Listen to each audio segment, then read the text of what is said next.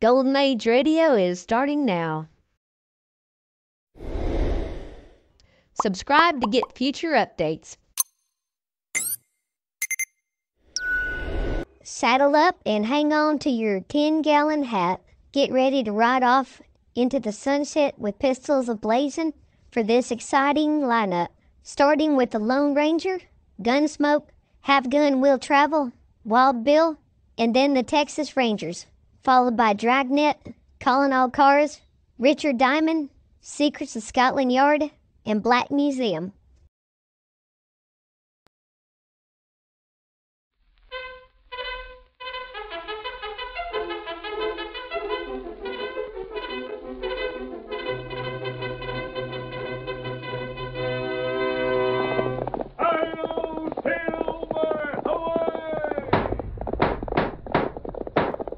A fiery horse with the speed of light, a cloud of dust, and a hearty hi-yo Silver, the Lone Ranger.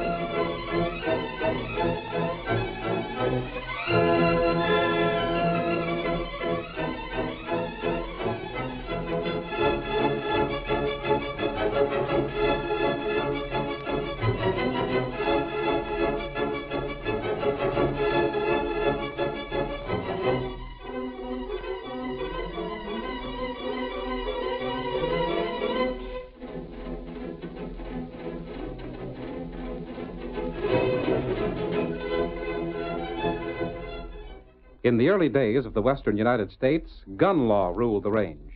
The local sheriffs did their best to preserve the peace, but men were quick to lose their tempers and even quicker on the draw. It was during this period of western history that the masked rider of the plains led the fight for justice. Fearless in the face of danger, tireless in the face of 1,000 obstacles, he gave no quarter to criminals and in time brought law and order to the frontier. Return with us now to those thrilling days of yesteryear. From out of the past come the thundering hoofbeats of the great horse Silver. The Lone Ranger rides again. Come on, Silver! There's going to be trouble at the Cooley Ranch. We've got to hurry. Hi-yo, Silver! Away!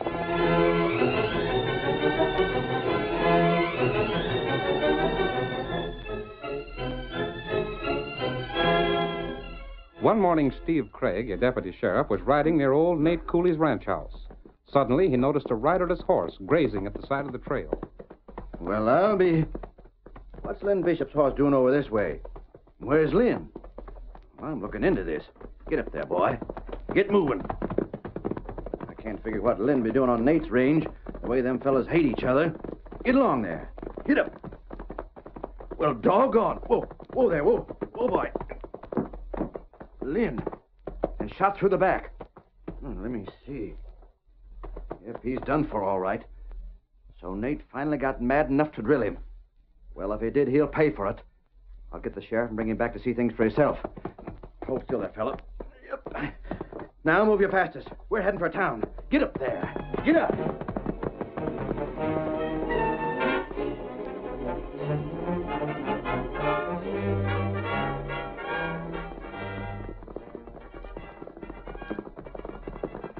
Oh, Silver. Oh, boy. Oh, Silver. Oh. Tonto, this is why the deputy was riding toward town so fast. Oh. Lynn Bishop murdered. This is going to mean trouble, Tonto. Plenty trouble. And Nate Cooley will be blamed for it. He would have been blamed no matter where the shooting took place. But with Lynn killed so close to Nate's ranch house, it'll look worse than ever. You look. Him not shot here. He wasn't? You see sign? There where deputy stopped. Yes. You can see where the deputy reined up. He must have been galloping. There's where he mounted again and rode off toward town. You see other sign? Wait. Here's the hoof prints of Lynn's horse. Look, there he is. Don't be frightened, old fellow. We didn't harm you, master. Yes, and there was still a third horse here, Tonto. Look, you can see where the third horse and Lynn's mount came this way side by side. That all you see? What else is there, Kimosabe? Third horse must have been the killer's mount, of course. You look at hoof print, horse leave now. Lynn's horse? I don't see anything about them. Then you look here, where him make print when him come this way. Wait, Tonto. Now I see what you mean. The prints left by Lynn's horse as he came toward here, supposedly with Lynn riding him, are no deeper than these the horse made after Lynn fell to the ground. That's right. But the prints left by the third horse are especially deep. Maybe him big horse. Maybe him carry double. That's it, Tonto. It must be. Lynn was shot somewhere else. Then the killer put him across his own saddle and brought him here. That's right. Tonto, we're going to find out where the shooting really took place. Here, Silver. Here, Scout. We'll back trail until we come to the point where the hoof prints of Lynn's horse show he was carrying a rider. Yep. And if we find that place, we may find evidence pointing to the murderer. Come on, Silver. Scout.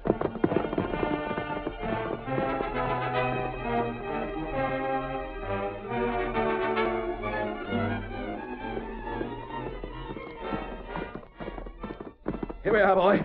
Oh, there. All right. Stay there, fella. I'll be needing you soon again. Sheriff. Hey, what's the idea of busting in here like a locoed steer? Something the matter, Steve? Oh, howdy, Ted. Didn't see you at first. You bet there's something the matter. And as long as you're Lynn's foreman, I reckon you'll be interested. Yeah? Your boss has been killed. Killed? Are you sure of that, Steve? Seen him myself.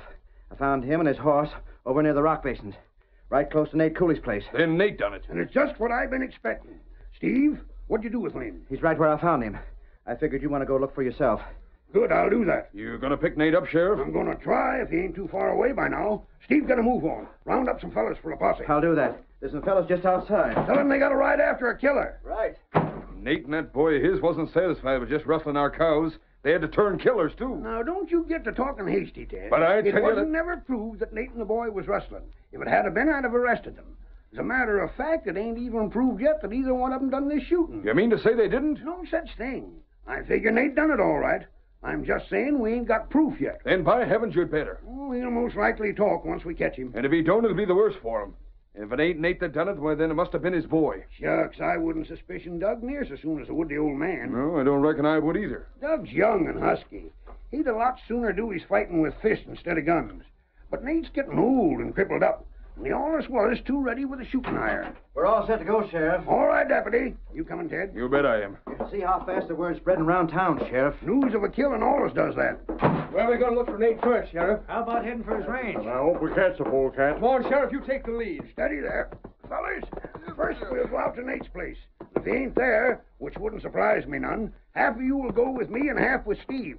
We'll spread out and search the country. All right. All right. Let's get going, Sheriff. All right. All ready, men? Yeah, everybody's ready. All right, Hey, then. Sheriff, wait. Well, I'll It's be... Doug. Nate's boy. Sheriff, I got something to tell you. You sure got your nerve, Doug. After what your pa done, it's a wonder you ain't run for cover, too. That's what I want to tell you about, Sheriff. You know where he's hiding out? He ain't hiding. And he's a bigger fool than I figured it for. He ain't hiding because he didn't do the shooting. Now, look here, Doug. Sheriff, don't listen to him. What else would you expect him to say? We can't take your word for it, Doug. But I know he didn't. Yeah? He couldn't have drilled in, Bishop, because it was me that done it. Your confession? You heard me, didn't you? Then get your hands up, you skunk. And pronto. I ain't going to make no trouble. Doug, if you killed Lynn, you'll pay for it. But why in blazes did you do it anyhow? Well, we met up near Buffalo Base. Just where I found him. Go on, Doug. When we started arguing about the rustling, he's been blaming and pawing me. Sort of lost my head, I reckon. He called us rustlers just once too often, so I drawed and let him have it. You dirty... Keep still, Ted. Then why didn't you lie it out, Doug, instead of giving yourself up? I should run away and leave Pa to be blamed, maybe even lynched. That's so. I done it, and I'll take my medicine. So go ahead and throw me in jail if that's what you're a mind to. You just bet I will. Man, a posse won't be needed after all. But thanks for offering to ride just the same. I see that Doug's locked up. And Steve. Yeah? You and Ted go back and bring Lynn into town. This is one killing that's been cleared up in a hurry anyhow. And Doug, just to make sure there won't be no illegal lynching, Yeah? I'll see that you're hung first thing tomorrow morning.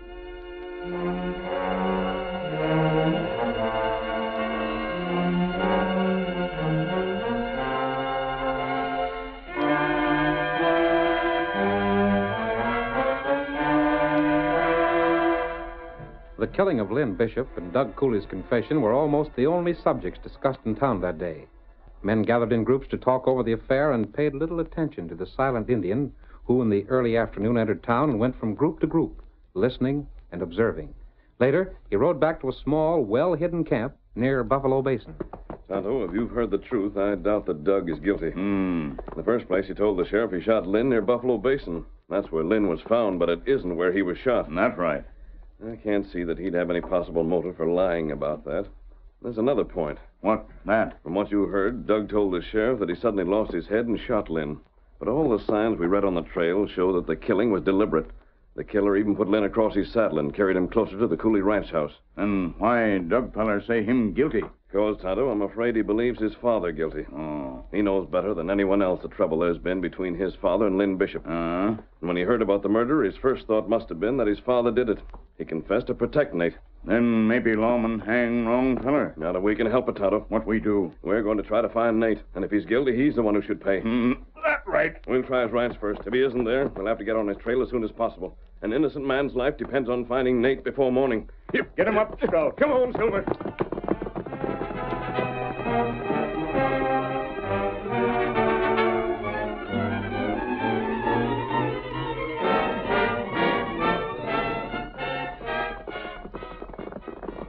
There's the house, Tonto. Their horse outside. I don't know who it could belong to unless it's Nate's. But we'll soon find out.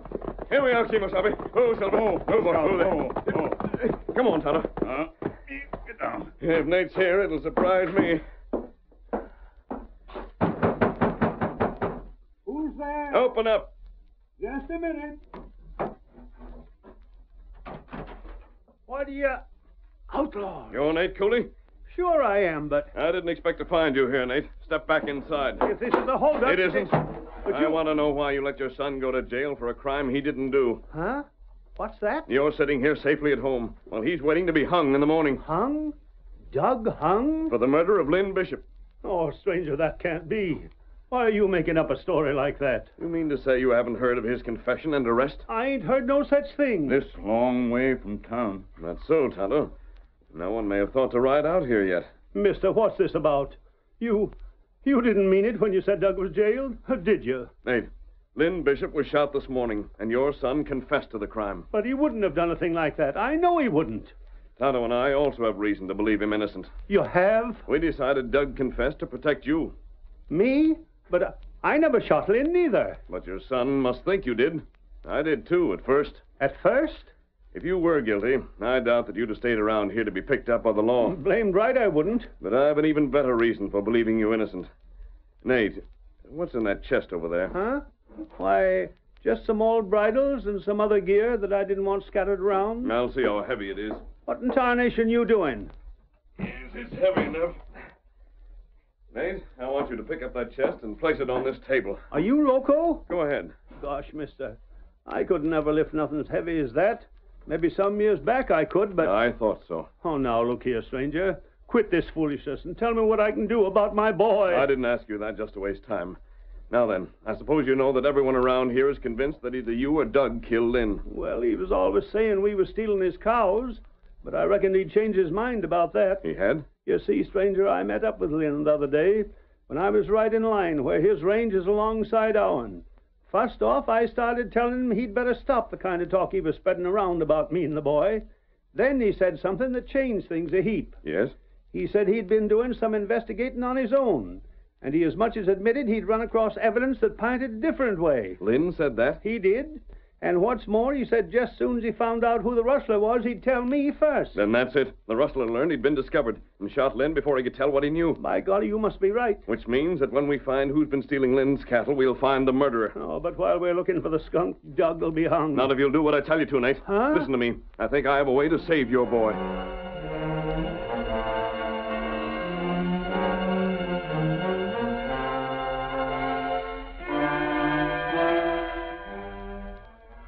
Steve, did you stop to tell Nate what's happened when you went after Lynn? Golly, I didn't, Sheriff. Then maybe you better ride out there now. That won't be necessary, Sheriff. What's that, Ted? Because here comes Nate now. I've just seen him get off his horse out in front. That must be him. Come on in, Nate. Look here, Sheriff. What do you mean by jailing my boy? We jailed him for a killing, that's what. You crazy idiot. Huh? Doug never drilled Lynn. And why not? Because I done it. And I'm here to see that you let Doug go free.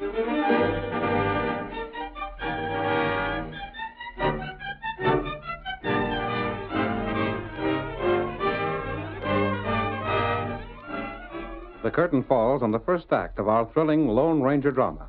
Before the next exciting scenes, please permit us to pause for just a few moments.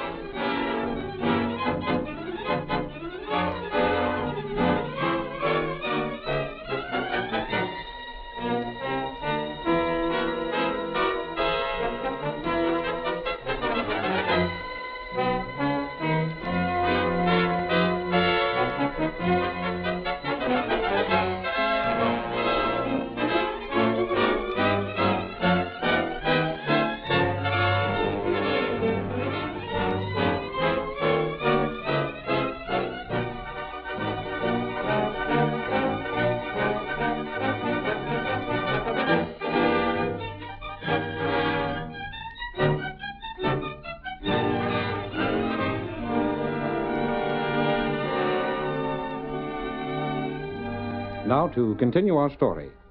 Nate Cooley has just entered the sheriff's office with the statement that he himself committed the crime for which his son was to be hung.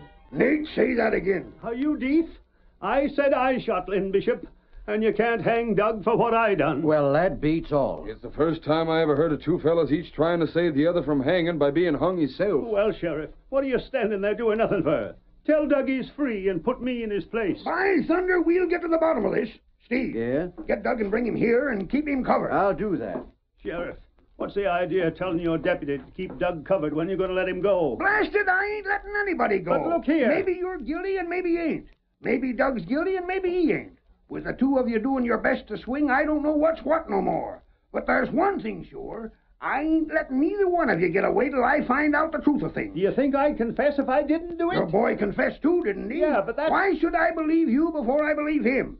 Steve, hurry up with that fella. We're coming. Boss, what are you doing here? What I want to know is what you're doing here. What's the idea of telling the sheriff a lie? But I wasn't It was lying. me that shot Lynn, and I just told the sheriff so. Boy, you don't know what you're talking about. Now listen to me. I drilled Lynn. You couldn't. I did. It was me, I tell you. Oh, is that the way I brung you up? To make out in front of other folks that your pa ain't telling the truth? Well, Shut up. Shut up, the both of you.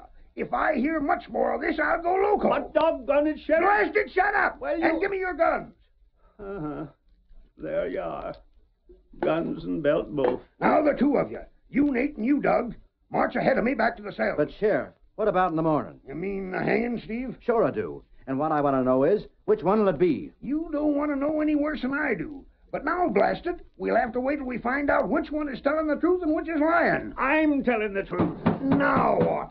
Come in. I want to talk to you, Sheriff. Then come in here. I want to see you alone. All right, all right. Steve, you see that them fellas are locked up. I'll handle them, Sheriff. I'll see what this hombre wants. Now, what's your business, mister? You're covered, Sheriff. Close that door. Mask. Close it. Don't pull them triggers. You're coming with me. Look here, you... Hurry up. I haven't any time to lose. Steady, Silver. Up with you, Sheriff. You can't get away with this. Yep, but I am. Hi-yo, Silver. Away!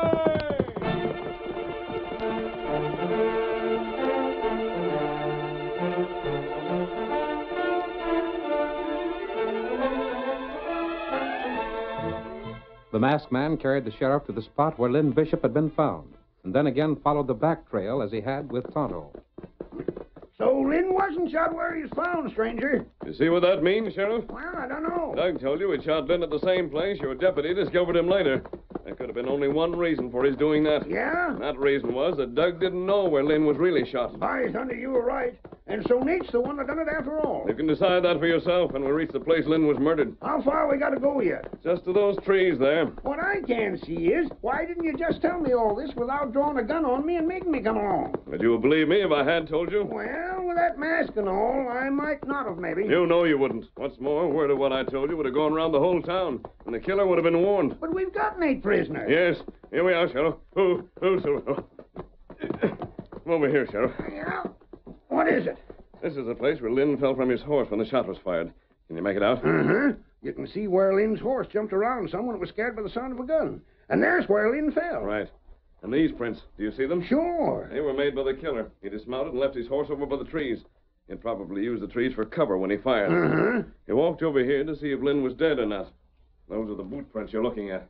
Now, here's the prints he made going back to his horse. Golly, they're the same prints, all right, but twice as deep. Because he was carrying Lynn. He picked Lynn up, carried him almost 30 yards to where he left his horse, threw Lynn across the saddle, and rode away, taking Lynn's horse along. You can sure read signs, stranger. And here's something to think about, Sheriff. What's that? Lynn Bishop was a big man. He weighed close to 200 pounds. He was a husky fella, all right. But the killer was strong enough to pick Lynn up, walk at least 30 yards, and then lift him to the saddle. You mean? I mean that Nate is not only a small man, but crippled with age besides. Can you imagine him doing this? He couldn't have. Never in a million years. Do you still believe Nate guilty? Stranger, if anything else happens, I'm resigning office. Doug says he done it. Then Nate claims the same. You show me where Doug didn't drill Bishop, and then you turn right around and prove where Nate didn't either. Mister, what in blazes can I believe? Hear me out, Sheriff, and I think you'll understand.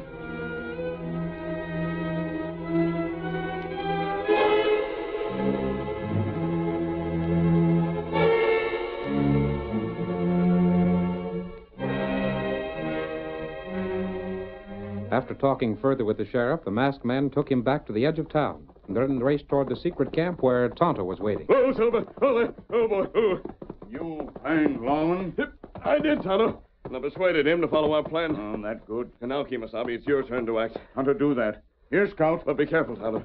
Don't take unnecessary risks. Me be heap careful. And remember, no matter how long it takes, I'll be keeping close watch. Now, Tonto, on your way. Get him up, Scout.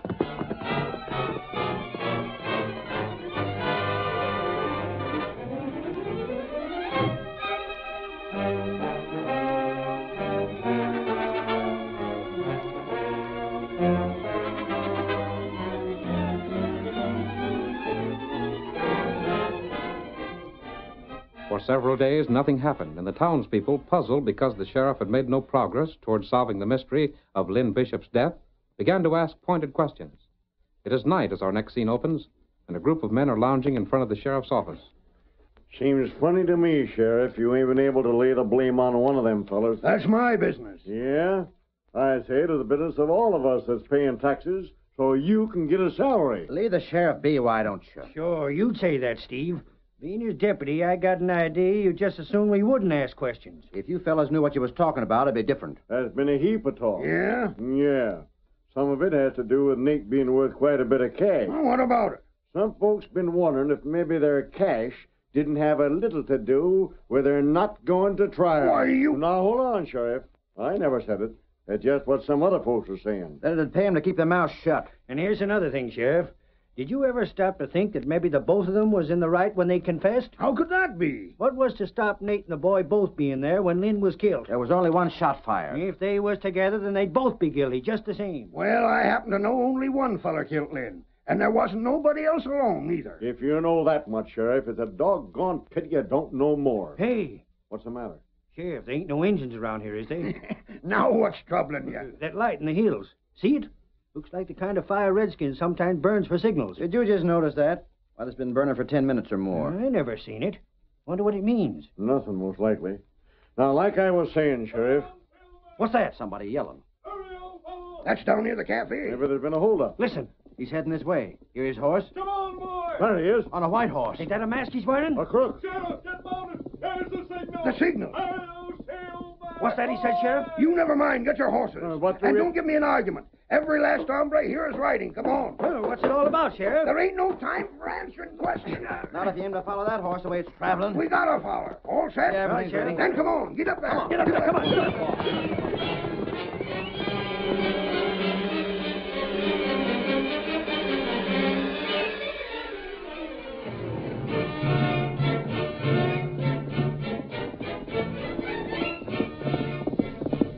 Come on, Silver! We have to meet Tonto! Come on, old fellow!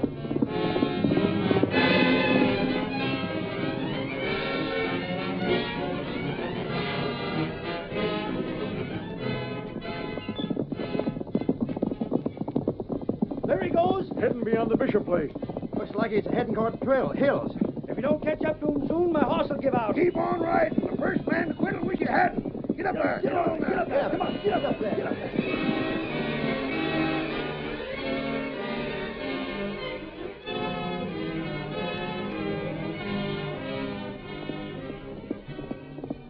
tunnel waiting for us, Silver. Come on, boy.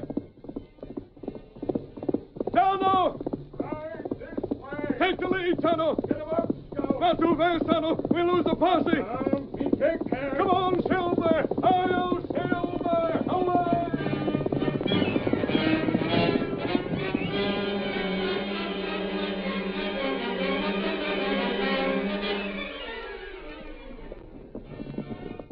Sheriff, where in blazes is the masked fella taking us? And who's the hombre behind him? Save your breath for riding. Get along. Get along. Hey, look ahead. See something? Cattle have been headed toward the pass.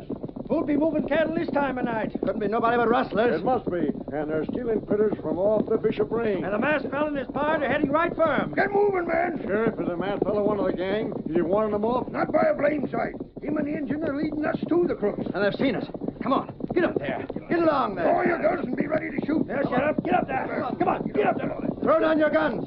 The first one of you crooks to fire a shot will be blasted out of his saddle. They ain't going to put up no fight. The masked man and his party have got him covered already. You got them all, friend? Everyone, Sheriff. Sheriff, make the masked man let us go. We can move our own cattle, can't we? Well, I'll be doggone. It's Ted Dawson and Lynn's foreman. Listen, Sheriff. You listen, Ted. You're under arrest. You and all the crooks with you. But blasted, these cows are from our outfit. You can't What do were it. you taking the cows to the pass for? Well, And by what right, I'd like to know? well, we're taking them to market. At night? Well, It don't matter whether you're taking them to sell or not. It's rustling just the same. Ted, you know as well as I do that not a critter can be legally sold from off this place till Lynn's estate is settled. I didn't know. And don't give me that kind of a story, because I told you myself. Sheriff, I'll bet it was Ted and his gang was stealing Lynn's critters all the time, while Nate and Doug were getting the blame. It was. That's why I'm arresting the whole pack for rustling and murder. I proved to the sheriff, and he can show you that proof, that neither Nate nor his son could have killed Lynn. What's more, Nate can testify that Lynn most likely found out who you fellers was, and there wasn't no other reason for his killing than to keep him from talking. You ain't going to charge us all with murder, are you, Sheriff? You just bet I am. But you can't. It was Shut up, blast you. It was you done it, Ted. You can't make us hang for it. I'll fix your blabbing mouth. Oh, you smash my hair. Your hand's all right. I just shot your gun away to keep you from another killing. You... But how'd the masked fella get on to these crooks, Sheriff? By knowing how to read sign and using his head instead of jumping to conclusions. The killer's trail showed that Nate couldn't have killed Lynn, and it wasn't likely Doug did either. What's more, the trail showed the killer rode out from Lynn Bishop's ranch. Yeah. So when the masked fella found out that Lynn was likely killed by the rustler, and when he seen the killer coming from Lynn's own ranch, he had his red-skinned pard watch Ted and the rest of them till he seen they was going to steal more critters. Then it was a redskin at the signal. Uh-huh. The masked fella seen it and running us along. Golly, the stranger sure used his head to figure this out. That's right. He put two and two together and got a whole gang of rustlers. Hi-yo, Silver! Away!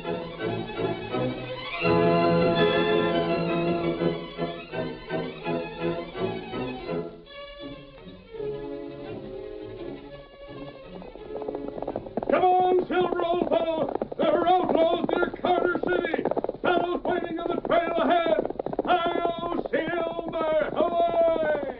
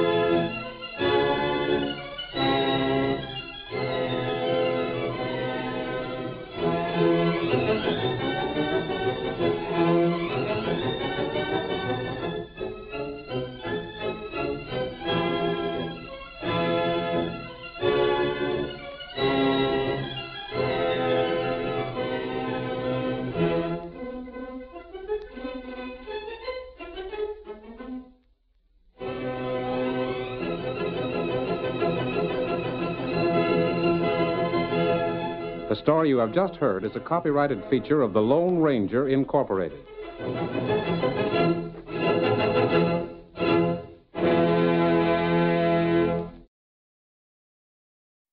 Enjoying the timeless classics on Golden Age Radio? If you're loving the nostalgia and captivating stories, consider supporting our channel with a tip. Your generosity helps us continue bringing you the best of vintage radio entertainment. Simply click on the link in the description.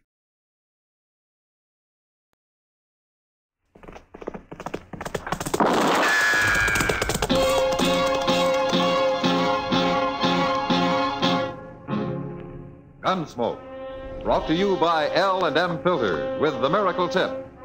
King size, regular, both at the same low price. Around Dodge City and in the territory on West, there's just one way to handle the killers and the spoilers, and that's with a U.S. Marshal and the smell of Gunsmoke.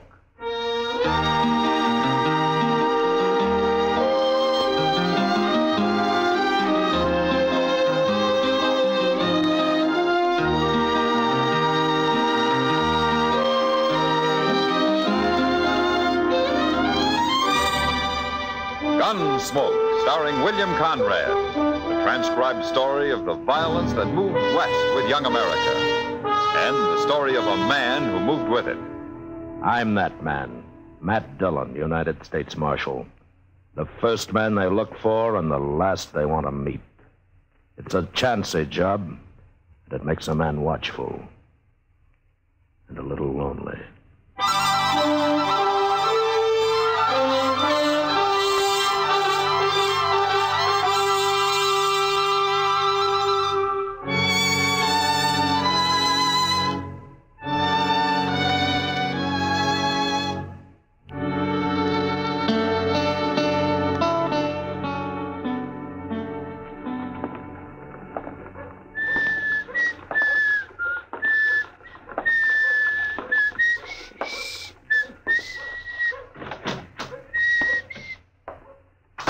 Stage from Hayes got here, Mr. Dillon. Oh, that's good, Chester.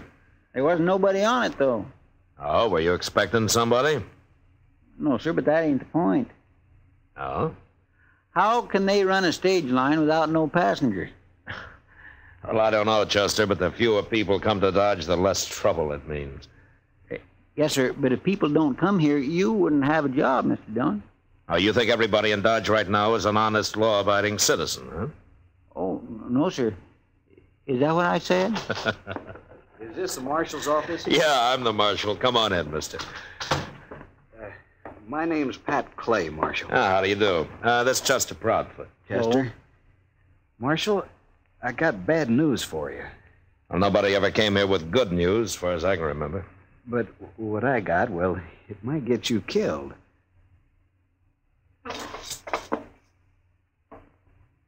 Oh, is that so? Now, don't get me wrong. Not by me. No. No, sir, I don't shoot people.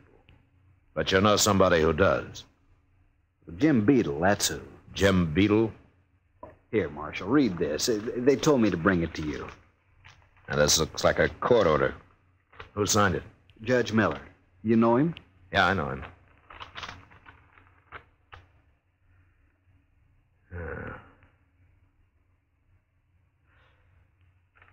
So Jim Beadle's squatting on some of your land you own up at Stone Point, is that it? Him and his wife, Marshal.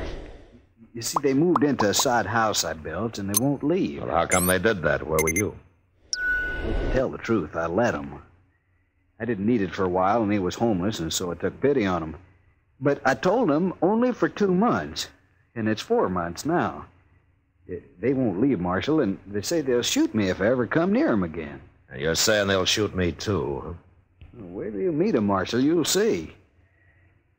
All right, Clay. I'll ride out there tomorrow.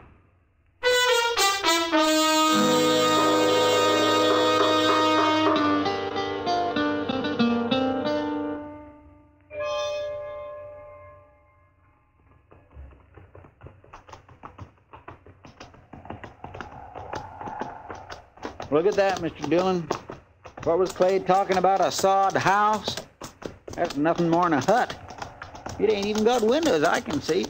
Yeah, it isn't much, is it? Hey, there's Beadle's wife now. Just come out. What's she carrying a rifle for? Well, I guess Clay wasn't lying, Chester. I think this is far enough. We'd better get on.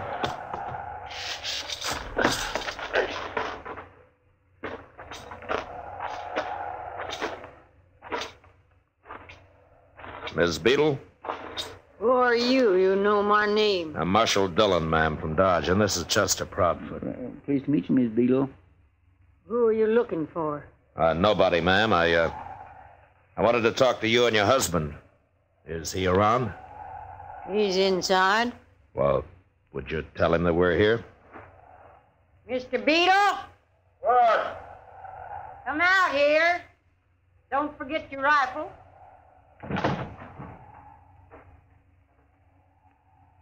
Where's that, Clara? Marshal from Dodge. What do you want, Marshal? Beadle, I've got a court order here that says that you've got to move out of that house and off this land.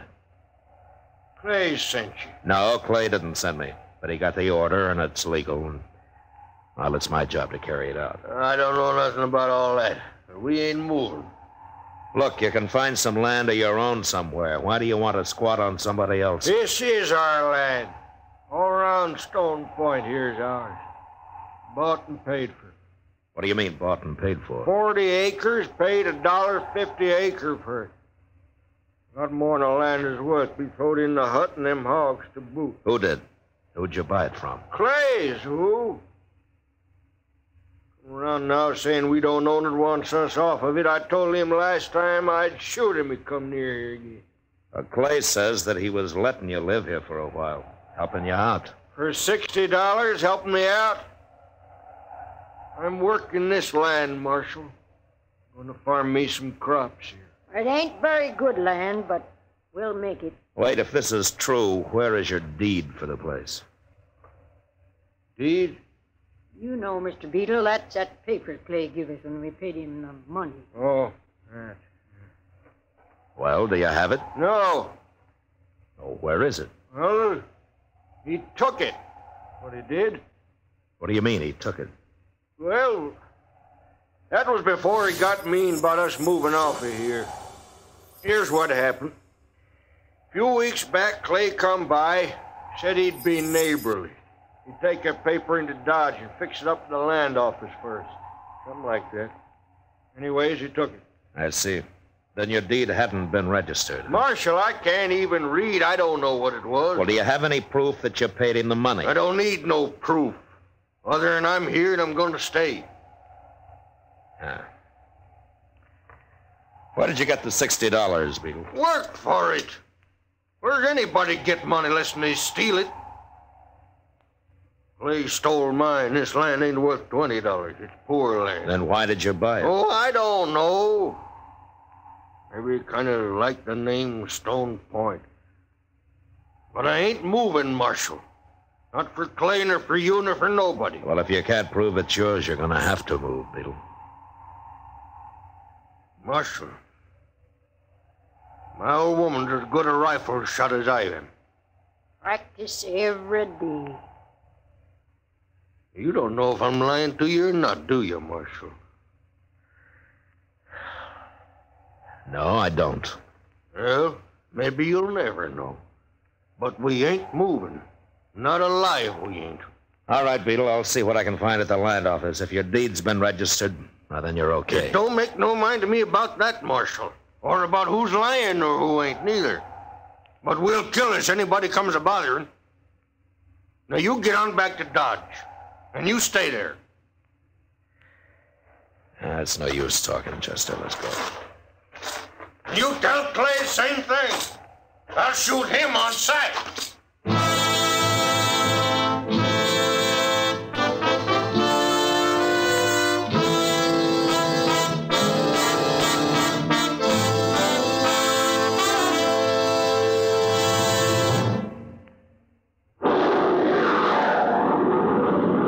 No cigarette ever soared to such heights in so short a time.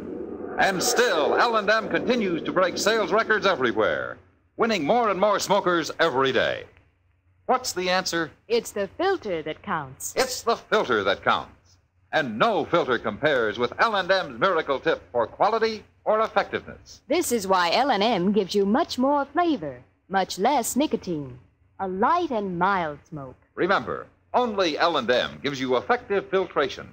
No other cigarette has anything like it.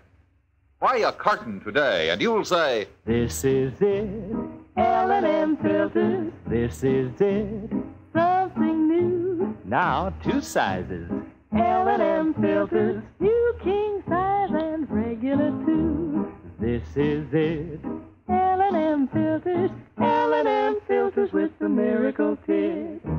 Join the trend to L&M. king size or regular. Both at the same low price.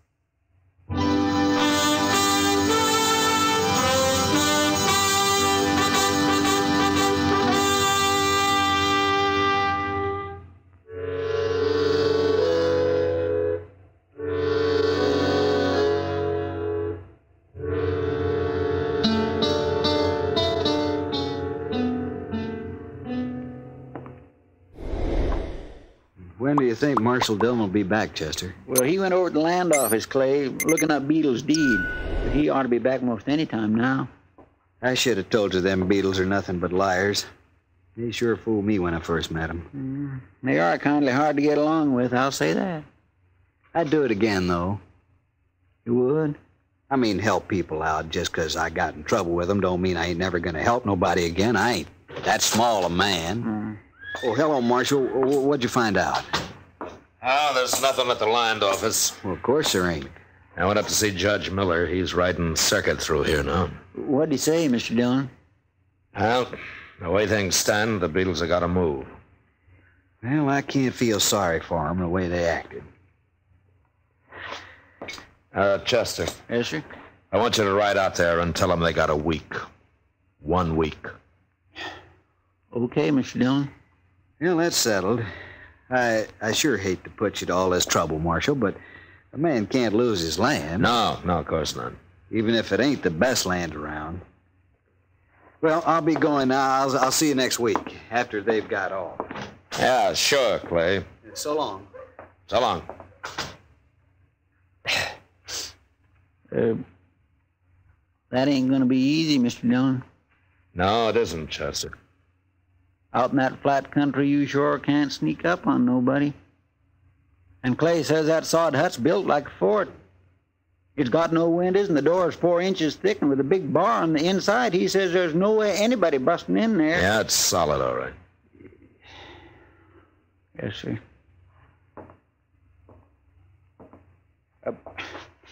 Mr. Dillon, maybe Clay's lying. Maybe they did buy it from him. Oh, that's a hard way to make $60, Chester. Sell some land and then get hold of the deed and tear it up and then go to court and so on. Yes, sir, it sure don't make sense. Especially since they all admit the land's not much good. Well, somebody's lying. Yeah, but there's no way of proving who. Anyway, the law's on Clay's side, Chester. And I'll go with you. We'll tell him 1 week. And I hope nobody gets killed in this.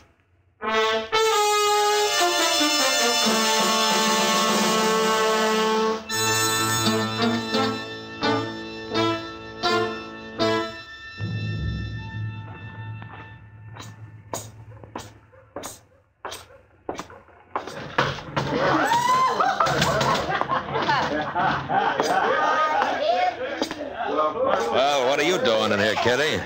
Hello, Matt. Sit down. I was supposed to meet Chester here. I thought I was in the wrong place when I saw you. I got tired of the Texas Trail, Matt. Got the Alligator and might change my luck. Are you going to work here from now on? From now on's a long time, Matt. Yes, Chester just came in. Huh? Oh, yeah. Well, I'll give him time for a beer. I was talking to him this afternoon. He says you're taking on the Beatles tomorrow. Yeah. They've had their week. From what I hear of 'em, I sure don't envy you that job. I'm not looking forward to it, Kitty. I met Jim Beetle once. He's a tough old turkey. Well, I wish I knew whether he's a liar or not. Hard to tell with a man like that. He's a darn thin-brained. Well, he's still smart enough to be a liar. So's Clay. Yeah? Well, he's no killer, though. But I'll bet it wouldn't keep old Beetle awake night shooting somebody. No, I don't think it would. But why all this trouble over some land that neither of them think is any good? Maybe they're both crazy. I'm beginning to think they are, Kitty. Hey, what's the matter, Kitty? You want some water? Huh? I'll be all right. Well, what started that? I don't know, Matt. Suddenly I got a whiff of something. Like breathing the fumes off a match. You know? Yeah, I know. Kitty, that's the best cough you ever had. Well, I'm glad you liked it. No, I mean for me it was. Oh, that makes sense. Chester's finished his beer. We got some work to do. Good luck with the Beatles tomorrow, Matt. I think we'll have it, Kitty. Thanks to you. So long.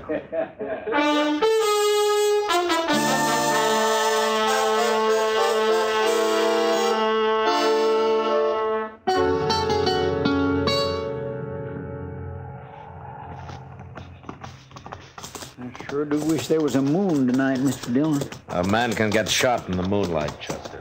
Well, the Beatles ain't gonna shoot us if we can't even find them. Well, it's right ahead of us. We better go afoot from here. Yes, sir.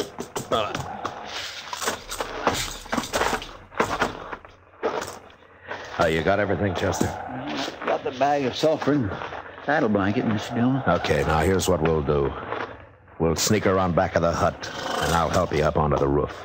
Well, that ridgepole might not prove stout enough for me and all that sod on it, too. What if it busts through, Mr. Dillon? Well, if it does, we're in trouble. You mean I'm in trouble? You're lighter than I am, Chester. Okay, sir. Now, there are only two openings in that hut, the door and the stovepipe. So far, they is. Look, if it's medals you want, Chester, you better go back to the Army. Well, forevermore, can a man complain just a little? Yeah, sure, but later, huh? We're wasting time. Now, when you get up on the roof, you crawl over to the stovepipe and pour that bag of sulfur down it. The coals in their stove will do the rest. Then I'll cover the pipe with this saddle blanket and just make it worse for him, huh? That's right. I'll be waiting near the door for him. But you jump down and be ready to help me in case they come out fighting. This is going to make them awful mad, Mr. Dillon. You know what burning sulfur does to you. Well, I know what it does to Kitty. Well, you all set? Much as I'll ever be.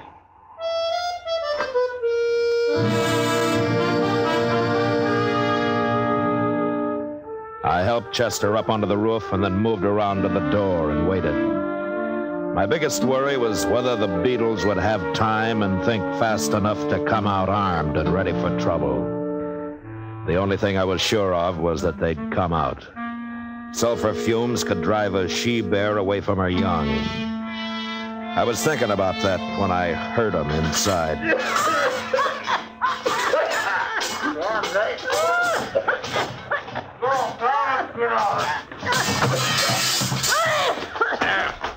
Okay, Chester, they left their rifles. Come on down. Oh, get it in! Well, jump! I can't see it. Beetle, you and your wife stay right there. It's a marshal, clear. Mr. Dillon! What the hell was on the roof? Yeah. Montclair is getting a horse. You don't have to run. Nobody's going to hurt you. Mr. Dillon! Come on, hurry. My gun! You wouldn't shoot us on. Come on out of there, Chester. I'm coming. You hurt? Well, I had my leg caught, but I got loose. I knew that doggone thing wouldn't hold. You're limping. How bad are you hurt? Oh, I just bruised it. It ain't nothing. Where's the Beatles? That's them. You mean they got away? Oh, we weren't trying to arrest them, Chester. All I wanted was to get them outside unarmed so I could make them pack up and move out. Well, they've moved out. What with that roof all busted in. Oh, ain't it a mess? We'll carry out what stuff of theirs we can and load it on that wagon. They can pick it up and dodge. Tonight? No, we'll camp here tonight. Do it in the morning. I don't know about them Beatles, Mr. Dillon. They ain't gonna quit this easy. Maybe not. But at least we got them out in the open. I'm thinking it was more comfortable when they wasn't out in the open, Mr. Dillon.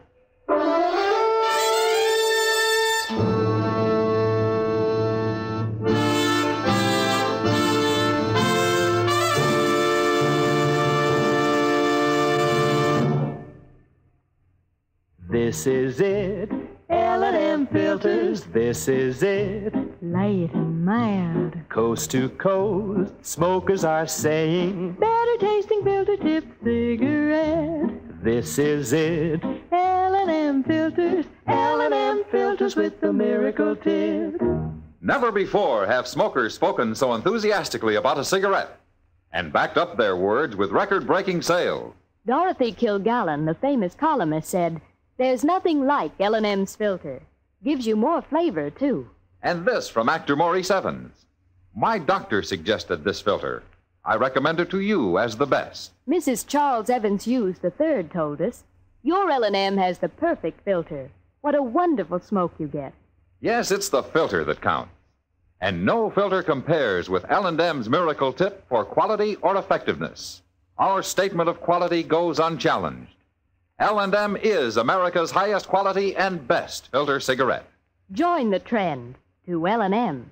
L&M, king size or regular. And both at the same low price.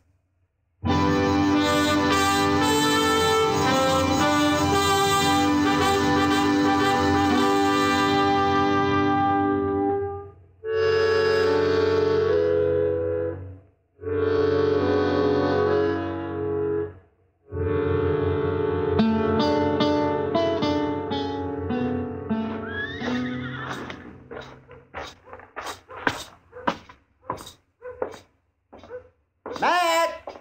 Oh, Matt! Oh, evening, Doc. Sit down and help me watch Front Street, Matt. Okay, Doc, I'll join you for a while. That's it. Yeah. Well, you got nothing better to do than sit out on the hotel porch here and stare at your fellow man? Fellow man? Oh, not my fellow man. All I have in common with most of these thieves and scallywags is fingers and toes and bones and skin and things like that. I thought doctors were supposed to like people. Oh, yeah, well, who told you that? Some hard rock miner? Yes, what does a miner know about doctors? You make it tough, Doc. I make what tough? Talk. I see. Well, I heard about how you talked the Beatles into getting off Clay's land out at Stone Point. Oh, you did real fine there. Well, we got them off anyway. They came into Dodge for their belongings this afternoon. Yes, I saw them, too. Oh, those poor... Oh, what are they going to do now? Find some land of their own, maybe. You don't believe their story? I'm an agent of the law, Doc. It doesn't matter whether I believe it or not. The law demands proof, and they didn't have any. Oh, I understand, Matt. What? That's right down the street, Matt. Yeah. You better come too, Doc. Yes. It's a little early in the evening for shooting, isn't it? Who told you that, Doc? Some hard rock miner? Well, I guess you're right, Matt. Yeah. Well, anyway, maybe it's just some cowboy trying to bring down the moon. Well, there isn't any moon. And besides, there's a crowd up there, too. What happened, Chester? Oh, I seen the whole thing. I wasn't 30 feet off. I was standing back there talking to Mr. Green about his broke window. Chester? Yes, it's Clay, Mr. Dillon. Oh. You better get up there, Doc. Looked like he was shot bad. Who shot him? Jim Beadle. He walked right up to him on the street there and pulled out a gun and shot him twice. Where's Beadle now? That first alley, he run up there. Doc, go take care of Clay. Yes, I'm going. You come with me, Chester. Yes, sir.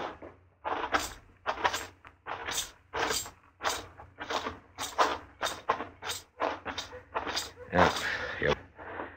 All right, you wait here, Chester. Unless he gets me. Okay, Mr. Dillon.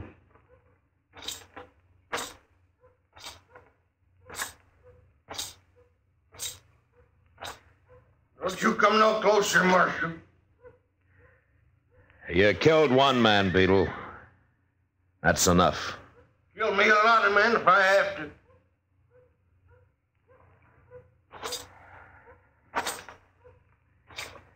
Beadle. Throw your gun out. I told you, don't you come no closer. I have to, Beadle.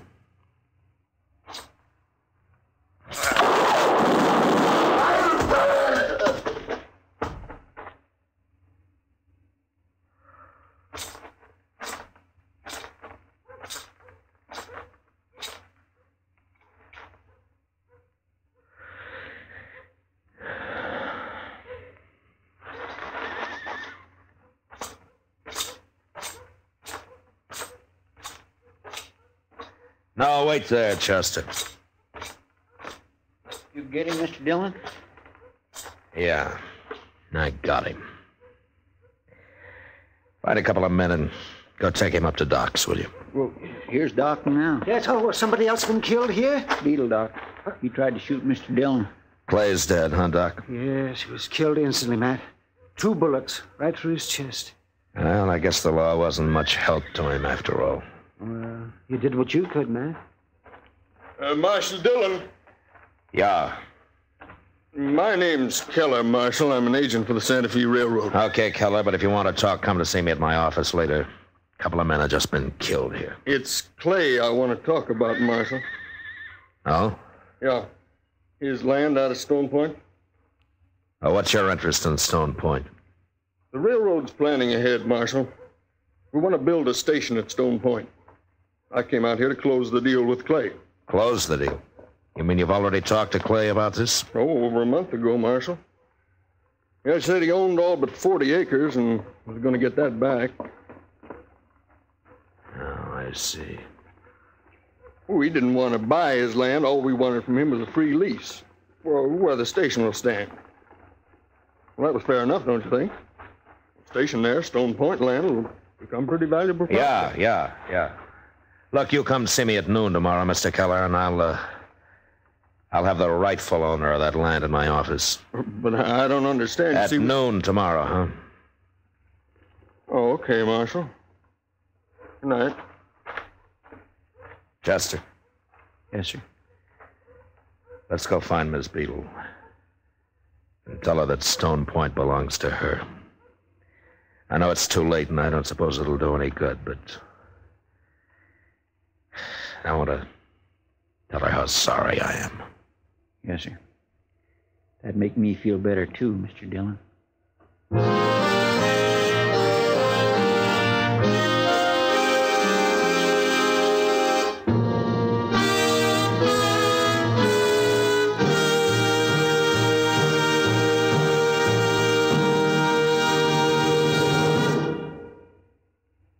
And now our star, William Conrad. If you're smoking a filter-tip cigarette, I'm certain you'll enjoy L&M filters, either king size or regular. L&Ms give you much more flavor, much less nicotine. They're just what the doctor ordered. Try 'em, king size or regular, both at the same low.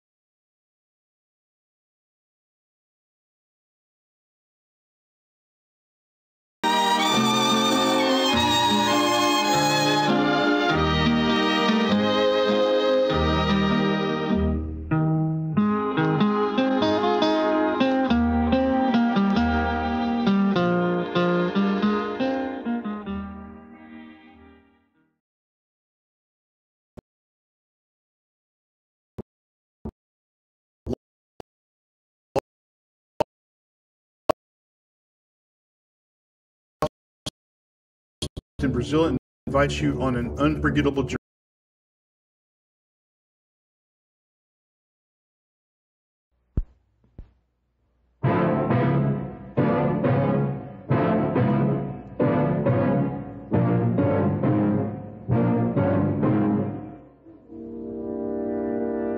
Look, I know more about this desert than you do. Does the money you might get from our client mean more to you than your life?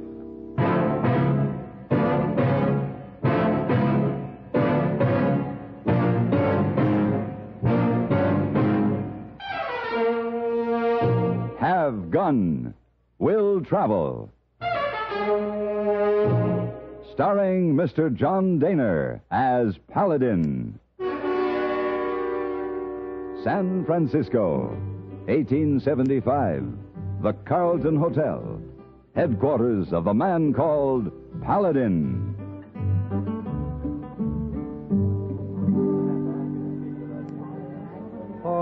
Mr. Paladin. Yes, hey, boy. You enjoy sit here? Relax, smoke a cigar, read newspaper? Oh, I certainly do, hey, boy. That's why I gave you specific orders that I was not to be disturbed today. I need a little rest and relaxation.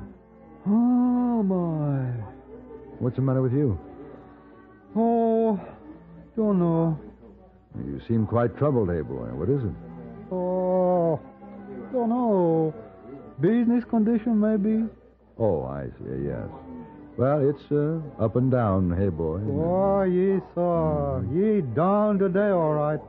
I take it the guests in the hotel haven't been exactly lavish with their tips, huh? Mr. Paladin, downright stingy. Oh, well, it'll pick up. Yes, sir. Hey, boy, have good reason to feel encouraged, but, he don't know. All right, hey, boy. What is it? Mr. Paladin, see that man stand over there by desk? Uh-huh. That man, his name, Mr. Higby. He said, hey, boy, do you know where I can find Mr. Paladin? And? Hey, boy, remember Mr. Paladin say, do not wish to be disturbed. So, hey, boy, say, no, sir. You were quite right, hey, boy. Yes, sir. Then a man reach in pocket, pull out big tip and say, be worth good deal to me if I could talk to Mr. Paladin. Then what did you do?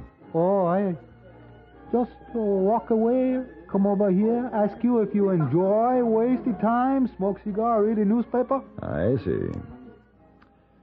All right, hey, boy. Bring him over. Oh, yes, sir. Like you say, business all up and down.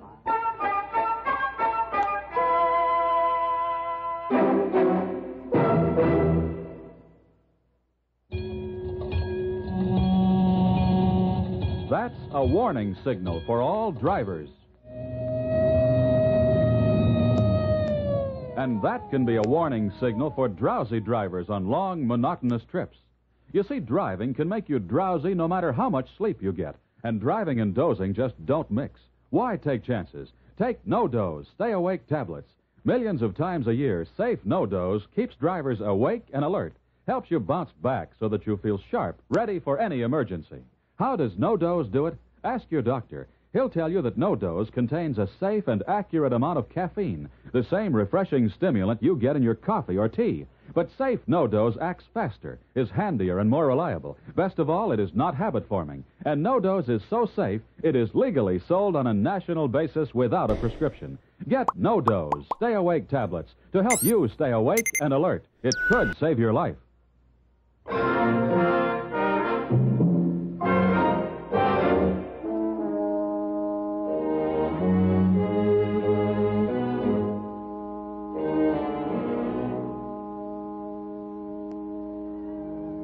And now, Mr. Higby, what can I do for you? Do you know the name Solomon Fisk Bibber? Of course. And when you hear that name, what do you think? You really want to know? Well, naturally, the first thing that comes to anyone's mind in connection with that name is wealth. Fabulous wealth. Well, the way I put it, Mr. Higby, is filthy rich, and I mean filthy. Sir? Well, I can never seem to forget that he got the start on that fortune of his by profiteering during the war. Oh, come now, that's neither here nor there. Well, it is to me. But anyway, what about Solomon Fisk Bibber? Well, I've been on a rather interesting assignment with that gentleman.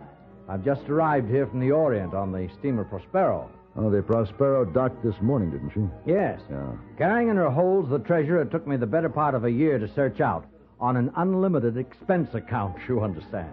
Yes, of course. Pavo Cristati. Pavo Cristati. Peafowls, to be exact.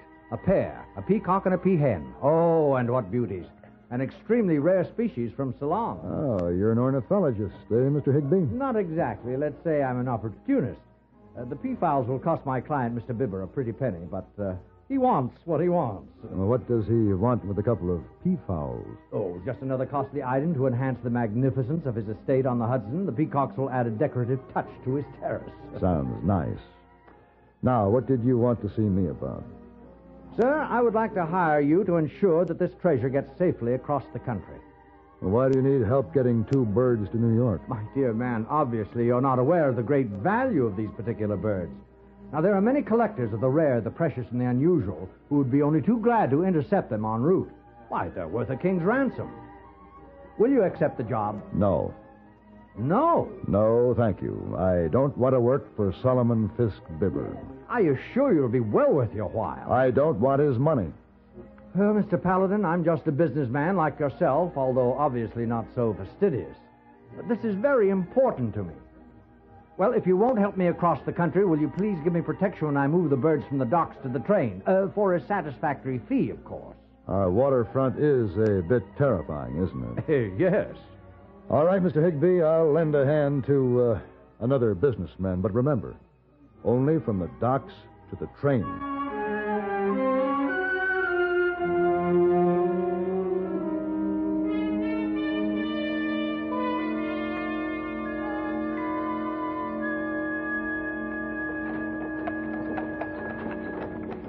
Meg's Wharf. That's what we want, isn't it? Yes. Good heavens, I've never seen such weather. Broad daylight, you can't see 3 feet ahead for the fog. I think this is far enough. Ooh.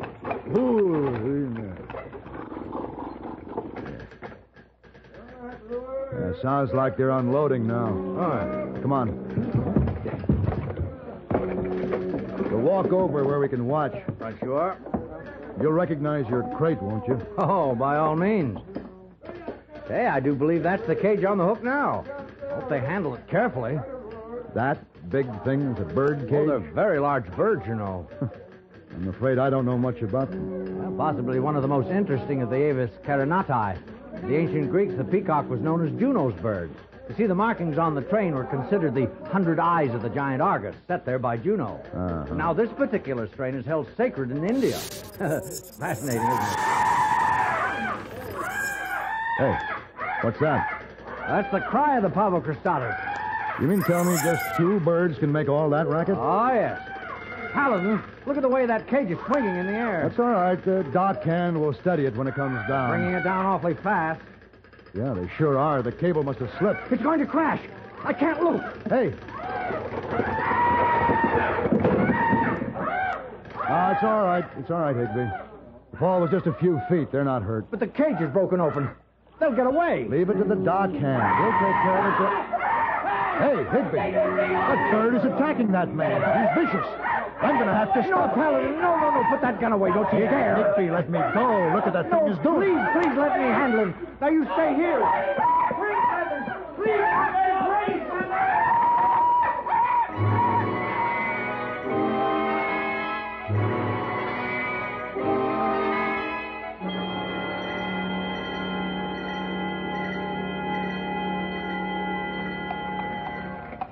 Oh, thank heavens they're safe. How fortunate. And he only lost 2 train feathers. Yeah.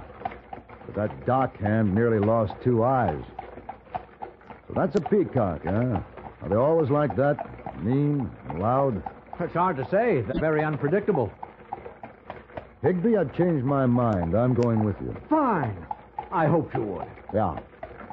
I'm going to make sure that Solomon Fisk Bibber gets his pavo cristati. He deserves them.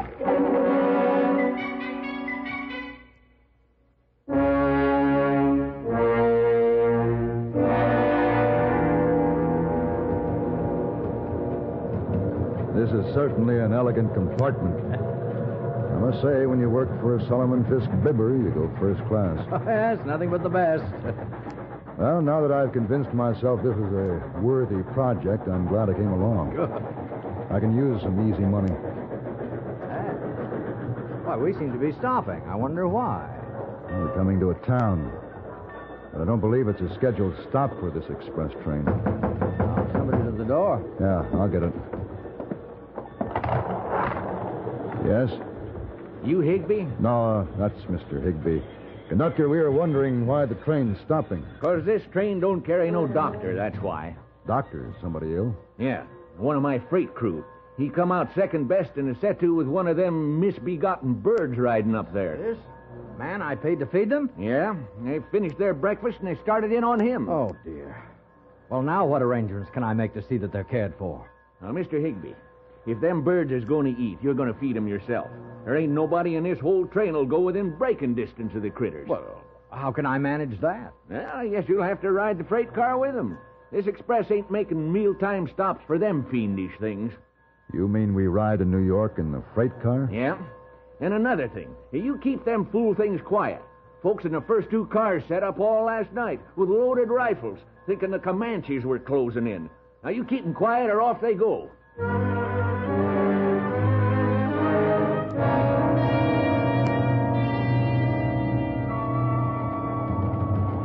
Nothing but the best. Well, these quarters are a bit cramped, aren't they? I'm not sure just how I'll manage. Manage what? The birds should be exercised. I know.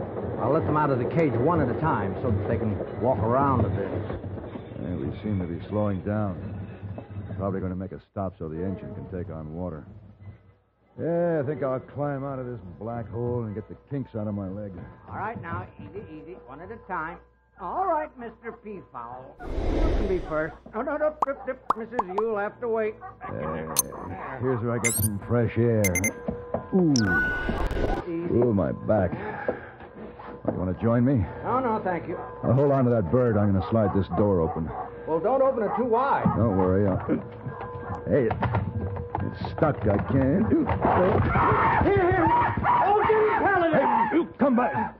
It's too fast for me. I couldn't hold it. The noise of the door scared him. Look at him go. Well, we'll have to go after him. Go after him? You crazy? I'd say it was good riddance. We've got to get that bird. Higby, be reasonable. We're in the middle of the desert. How do you figure we could ever find him? Anyway, you've still got the hen. My agreement with Bevel was for the pair, payment on delivery, and I intend to get paid.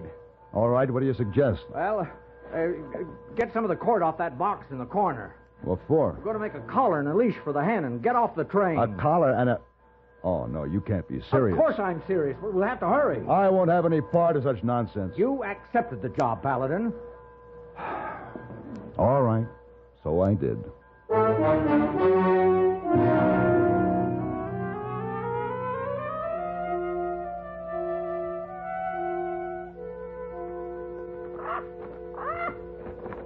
I've done some fool things in my time, but this beats all.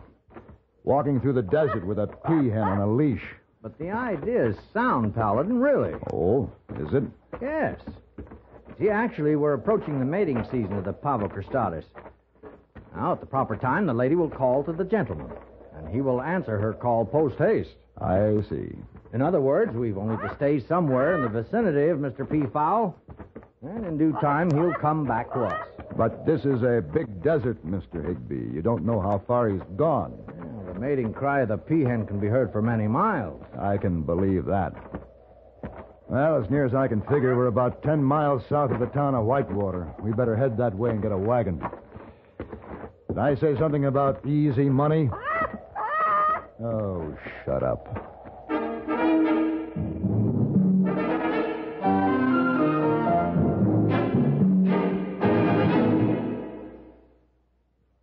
And now, here are Edgar Bergen and Charlie McCarthy. Bergen, why did you stop the car here? I want to talk to that farmer. Oh, mister. Oh, you call me? Why, it's Mortimer Snerd. Oh, where? Oh, that's me. Are there any General Motors dealers around here? No, but we got some Chevrolet, Pontiac, Oldsmobile, Buick, and Cadillac dealers, though. And some Chevy and GMC truck dealers, too. Well, Mortimer, those are all General Motors dealers. Oh, what do you want to see them all for? Well, I only want to see one for Guardian maintenance. Do they make that car, too? No, that's a service that's available only at General Motors dealers' service departments. Oh, I see. Yes. And right now, they're featuring complete lubrications, quality appearance services, brake adjustments, and front-end inspections. It's quality work performed by GM-trained servicemen at a fair price. Well, that makes good sense even to me.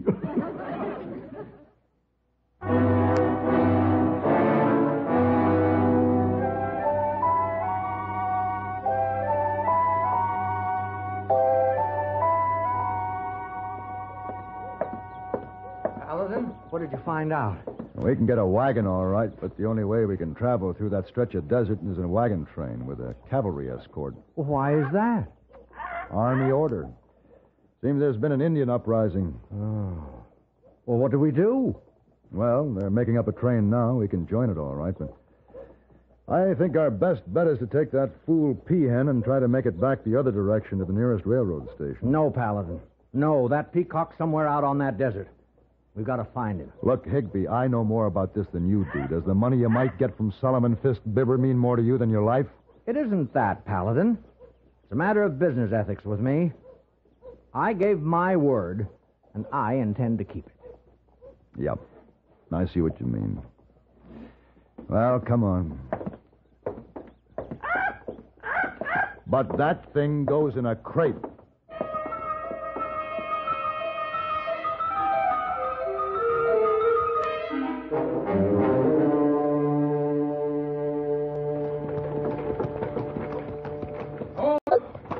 Hold up there. The lieutenant, he wants us to stop. Who knows?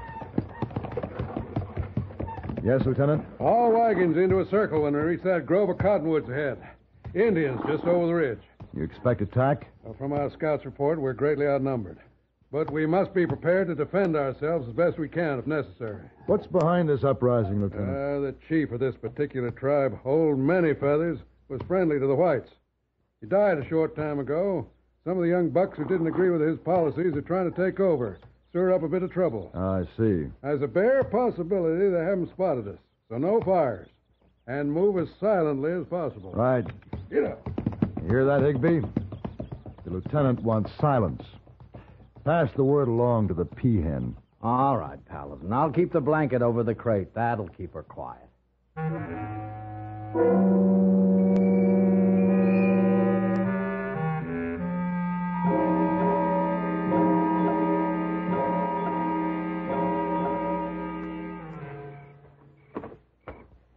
Higby.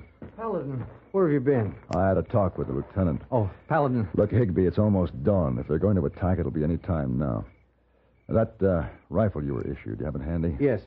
Good. Paladin. What? Look up there on the top of that tallest cottonwood tree. Oh, no. How'd she get up there? Oh, she flew out of the crate when I opened it to feed her. Went right for that spot, and she's been roosting there ever since. What is that? What's that noise? It's a bird, Lieutenant. A what? A bird in the top of that tree. I never heard a bird that sounded like that. Yeah, I don't suppose the Indians have either, and they'll probably be over to investigate. I guess our party better be alerted for an attack, Lieutenant. I'm afraid so. And if they come, don't waste ammunition. Let them get in range before you fire. I'll pass the word along. Right. Paladin, listen. Yes, I hear it. Oh, that's the Peacock. You mean he's come back? Yes, he's answering the mating call, just as I said he would. That's fine. That's fine. That's all we need. You hear that? Indians? Indians. Oh, no.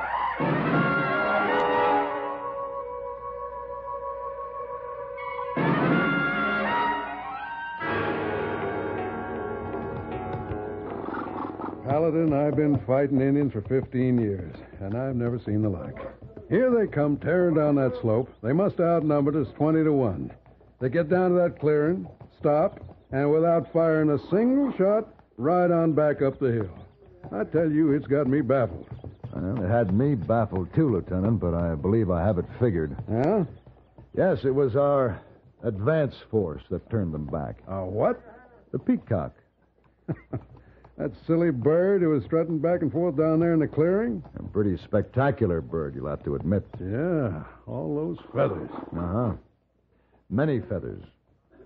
The Peacock was strutting back and forth down there with an I dare you attitude. Actually, he was following his instincts to protect his mate who was up there in the tree, but I'm convinced that those superstitious Indians who had never seen a peacock before felt it was the spirit of their old chief, Many Feathers, daring them to fire on his friends, the white men.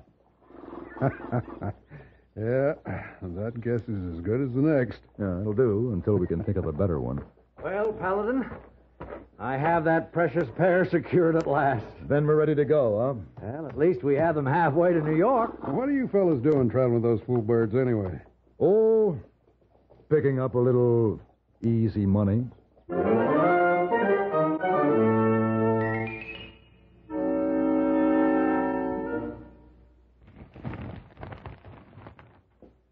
Oh, Mr. Paladin, don't you want to go downstairs in lobby to read newspaper? No, Miss Wong. I just want to rest, relax, and I think I stand a better chance up here in my room. Oh. When you finish cleaning and leave, I'm going to lock the door. Hey, boy, tell me you go all the way to New York. Take birds. P-birds. That's right. You know, Mr. Paladin, in China was great honor for emperor to give peacock feather. Yes, so I understand. The peacock feather was considered some sort of an award, wasn't it? Yeah. Yeah. This was a successful trip, Mr. Paladin? Oh, very. Oh.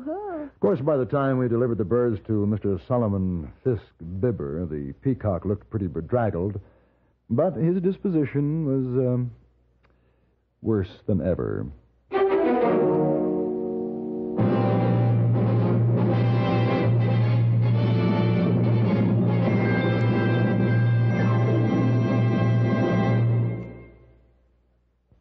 Pepsi-Cola refreshes without filling. Why? Because it's truly light. Charlie, you're forgetting something. Wait, Kay, there's more. Yes, ice-cold Pepsi is the delicious refreshment that goes great at a picnic or a party. But, Charlie... And Pepsi goes fast.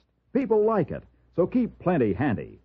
There. Oh, you did fine, except for one thing. Well, I mentioned lightness and how Pepsi refreshes and how fast it goes. You left out Pepsi sociability.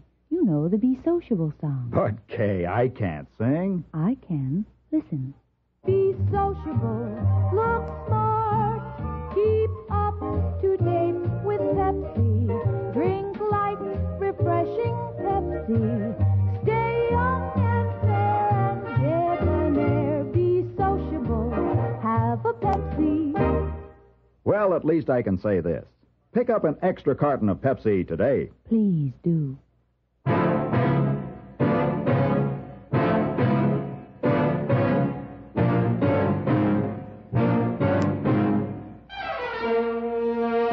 Have Gun, Will Travel.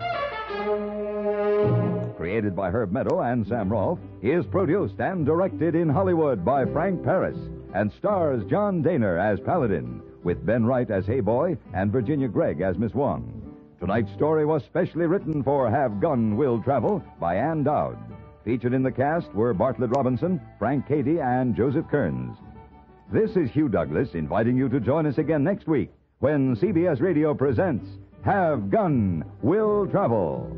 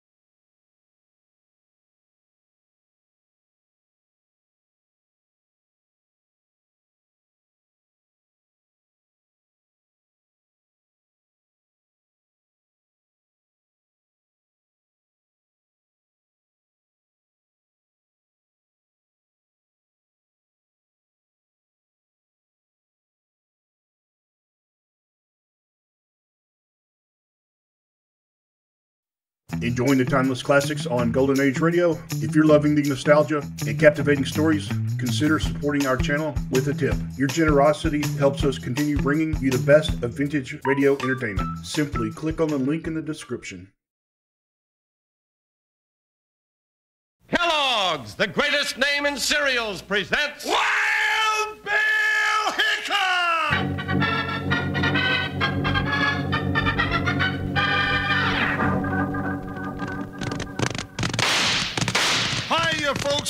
to your hats and gallop along with Guy Madison as Wild Bill Hickok and his pal Jingles, which is me, Andy Devine. We've got another rootin' tootin' Wild Bill Hickok adventure story for you from the world's only talking cereal, Snap, Crackle, and Pop. Kellogg's Rice Krispies! Today, Kellogg's Rice Krispies brings you Wild Bill Hickok, transcribed in Hollywood and starring Guy Madison as Wild Bill and Andy Devine as his pal Jingles. In just 30 seconds, you'll hear the exciting story, Shotgun Swindler. Have some fun at breakfast, boys and girls. Have Kellogg's Rice Krispies. They're fun to eat and fun to listen to because they're the talking cereal. When you add cream or milk, they go snap, crackle, pop to tell you how fresh and crisp they are. Next time Mom makes out that grocery list, tell her to remember golden, delicious Kellogg's Rice Krispies. And be sure to stay tuned in so you can find out later in the program how to get an amazing new Aerodoodle rocket launching beanie. Boy, they're sensational.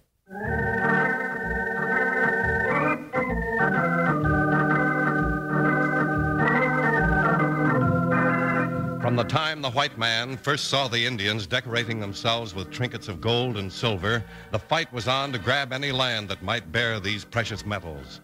The greed in some men was a great opportunity for the roving swindler to work his confidence game. One of the cleverest of these to be uncovered by United States Marshal Wild Bill Hickok and his deputy Jingles was the Shotgun Swindler.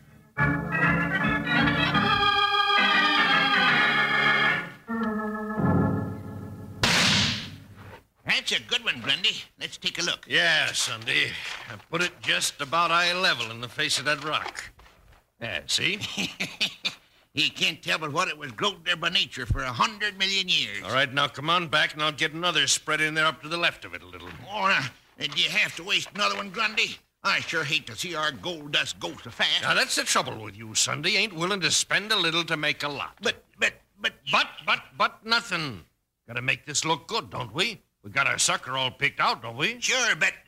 Well, that banker Clancy Wright ain't no dummy. I ain't said he was. Well, all right, then. Got to make this look like that there vein of gold runs clean to Wyoming and down to China for depth. Oh, well, give it one more. But that's all. It ought to be enough to get him hooked. I always get a big wallop out of watching a sucker's eyes bug out. Yeah. And when their eyes bug out, it means you got 'em hooked. Go on, shoot it. And let's go get our sucker. I will if you can shut your yapping bazoo for a shake of a lamb's tail. All right, I ain't talking. Shoot. All right. Up there. Allows how that's just perfect. Hurry, let's get to town. I can't wait to see his eyes bug out.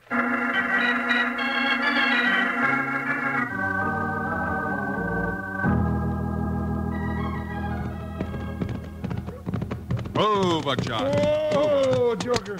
Well, Bill, we finally got here. Yeah, Jingles, it's been a long ride to here, and we're only halfway to Wyoming as it is. Well, this is good enough for me. Beetle Bend is a fine little digging. Let's look around. Maybe you're getting tired of being on the trail, partner. Oh, I sure am. Doggone it. We don't ever settle down long enough to dent a chair. Yep, being a lawman is kind of rugged, all right. Maybe I can help you find a job here, Jingles. Job? What for, Bill? Well, you're tired of the trail. Of course, I'll miss you. Don't know where I'll find another good deputy right quick. No, now, Bill, I ain't quitting. You know I wouldn't do that. Doggone it, don't talk like that, Bill Hickok. You can make me feel lower than sandals on a salamander. Well, let's get cleaned up and get something to eat, huh? Well, look who just blew into Beetle Bend. Hey, Bill, it's banker Clancy Wright. Howdy, Mr. Wright. Howdy, Jingles. Bill Hickok, you are a sight for sore eyes. Are your eyes sore, too? You know, I've been having a lot of trouble that way with the sun on the desert and all. He means he's glad to see us, Jingles. Oh. How are things in Beetle Bend, Clancy? Great, Bill, just great. Well, that's fine. I'm sure glad to find a spot with no trouble. Trouble? Why, we don't know what the word is around here, Bill. Hey, Bill, look at those two crusty old Jaspers hopping down the street. Ain't they a funny-looking pair? Yeah, they're strangers. Never saw them before. Ain't meaning to butt in, gents, but a feller told us one of you here's Mr. Clancy Wright, the banker. And we got business with whichever one it is. I'm Wright. I'm Grundy. I'm Sunday. I'm Jingles. Howdy. Now, don't get smart with me, sonny. I ain't smart. Doggone it, I am Jingles. Looks it, don't he? Now, just... Jingles, better quit while you're ahead, partner. Well, what can I do for you, gents? We got business with you, Mr. Wright. Yeah, private business. Go right ahead, Clancy. We'll see you later. All right, Hickok. Jingles, suppose I meet you at the Busted Cup Cafe for supper. My treat. Why, sure, Clancy. That'd be just fine. Won't it, Bill? Don't see why not, Oh, partner. good. Come on, gentlemen. We'll go over to my office. Yeah, very glad to see you. Bill, that Clancy Wright sure is a stuffed shirt, ain't he? No, Jingles. He's a banker. They've got to be dignified, that's all. They handle the people's money. Well, I wish I had some money to handle. Bill, Yeah, partner? could you loan me, say, $1.06? Now, what do you want all that for? Well, I want to go to the barber shop to get a bath. That's only 15 cents. Well, a shave and a haircut, 6 bits. Yeah, that's 90 cents. And, I want to buy a couple of licorice whips. Licorice whip. Jingles, I thought you'd grown up. Well, anyway, they're only a penny apiece. All right, doggone it. I'll settle for $1. Here you are, partner. $1. Thank you. I'll pay you back Saturday. This is Saturday. Hey, wait a minute. Here comes Clancy back, and he sure looks excited. Bill! Guess what's happened? Those two old gents were prospectors, and they've made a big gold strike just 10 miles from Beetle Bend.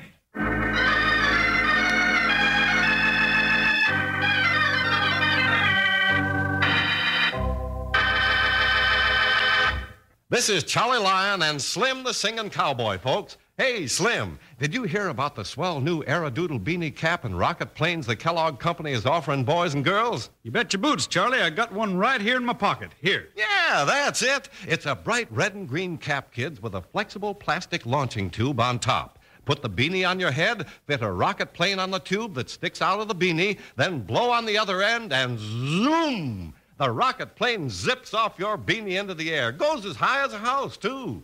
Now, all you have to do to get one is send in 25 cents and a box top from a regular or large-sized package of Kellogg's Rice Krispies. Kellogg's Rice Krispies, Kellogg's Rice Krispies. Let's march right up to the table now. Rice Krispies taste the best. And how? Snap, crackle, pop. Kellogg's Rice Krispies, Kellogg's Rice Krispies. Yes, kids, send the top off a regular or large-sized box of those swell-tasting Kellogg's Rice Krispies and send it to Kellogg's, Box 8500A, Chicago 77, Illinois, along with 25 cents. You'll get a complete Aerodoodle rocket outfit, but you better send for yours right away. Now let's get back to Wild Bill Hickok.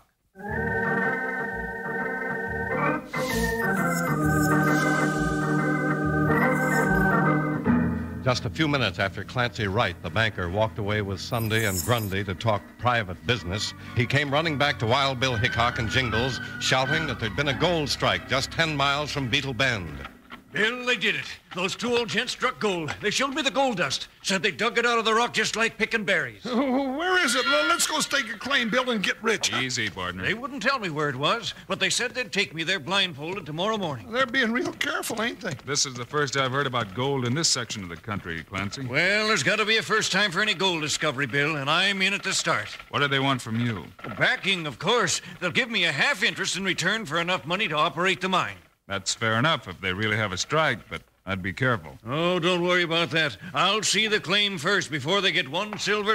Here, now, just a minute, Clancy Wright. You ain't talking about our business to these two, is you? That was private business. You ain't told them. Well, yes, I told Bill and Jingles. Your secret's safe with us, gents. No secret's safe with nobody. Nobody, you hear? Now, we ain't gonna show you nothing. Eh, Sandy? No, sir. Not area thing, Grundy. You can forget about it, that's all. No, wait. You can't back out now. I can give you the money you need to develop your claim. But you talk too much. With your mouth. Wild Bill and Jingles won't tell anybody. You've got to take me out there in the morning. Well, what say, Sunday? Well, reckon we'll have to take a chance, Grundy. All right. Sun up tomorrow, you be ready. But them two start packers ain't going along. You'll come along, you hear? All right, I'll be waiting at the bank. All right. Sun up tomorrow. And there ain't gonna be nobody trailing us. We'll see to that. Won't be, Grundy. We sure will, Sunday. We'll make real sure.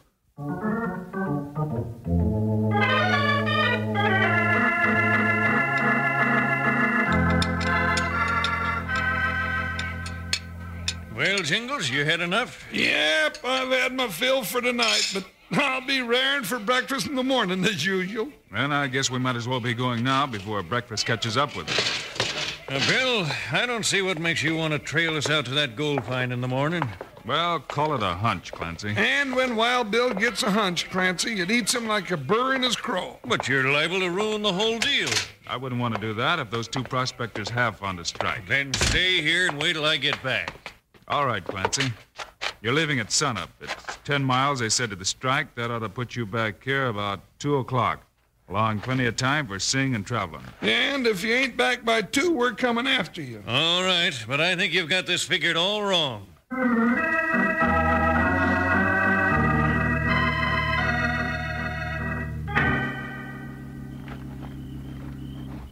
But, Grundy, I ain't much for liking to kill him. Ain't nothing else we can do, Sunday. But...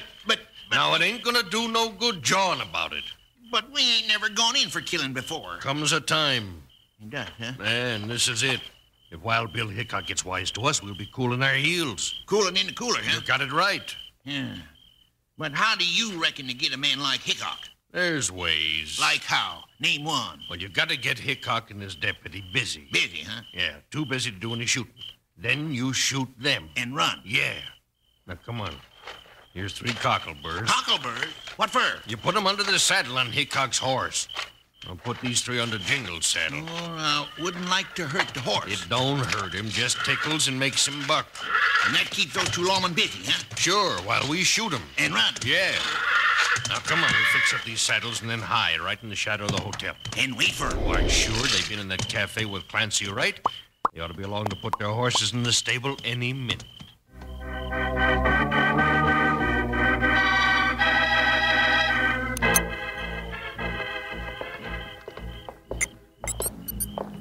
Well, good night, Hickok, Jingles. Now, don't worry. I'll be back by 2 o'clock tomorrow afternoon. If you're not, we're coming after you.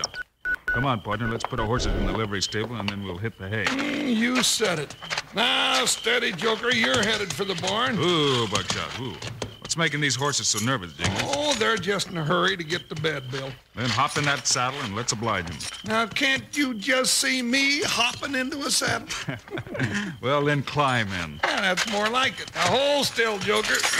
Hey, Jingles. Yeah, something spooked these cayuses. Hold it, Joker. Doggone you. Quit that sun fishing. Somebody's after us. Yeah, I'm too busy to shoot back.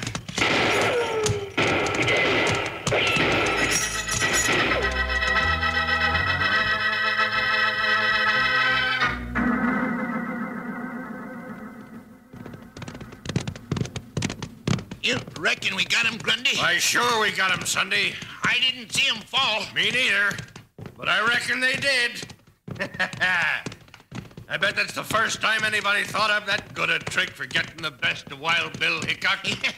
That was a right good trick, all right. Now all we got to do is hide out tonight and go back in the morning to get that banker at sunup. Yeah, acted real innocent about the killing they'll be talking about, huh? Why, sure. It'll all be a big surprise to us, Sunday, because we don't know a thing about it.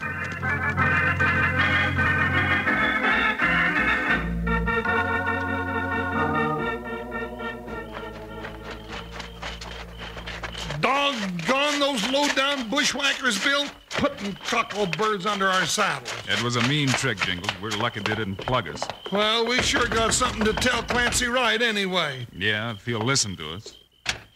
Hey, Bill, what are you and Jingles doing here? Come in, come in.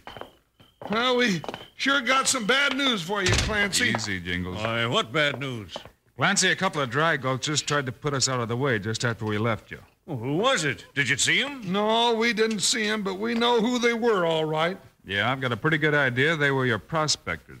Oh, but why would Sunday and Grundy want to kill you? That's what I'm curious about. It could mean that their gold strike is a phony. But they showed me the gold dust they got from the claim. But you didn't see him dig it. Jingles is right, Clancy. And gold dust is not too hard to come by. I don't know what your game is, Hickok, but you're not stopping me from going to see that claim tomorrow. I don't want to stop you, Clancy. Just don't take any money with you when you go. Now, what do you mean by that, Hickok? If you're taking money from the bank to soak in this gold mine, it's a people's money. And if they lose it on some phony scheme, a lot of folks are going to get hurt. That's my business, Hickok. You got shot at because you stuck your nose in and scared Sunday and Grundy. They're afraid somebody else will find out about their claim. Maybe, and maybe they're playing you for a gilt-edged sucker. Nobody's playing me for a sucker. And if you try trailing me in the morning to break up this deal, you're liable to have 3 guns trained on your chest instead of 2.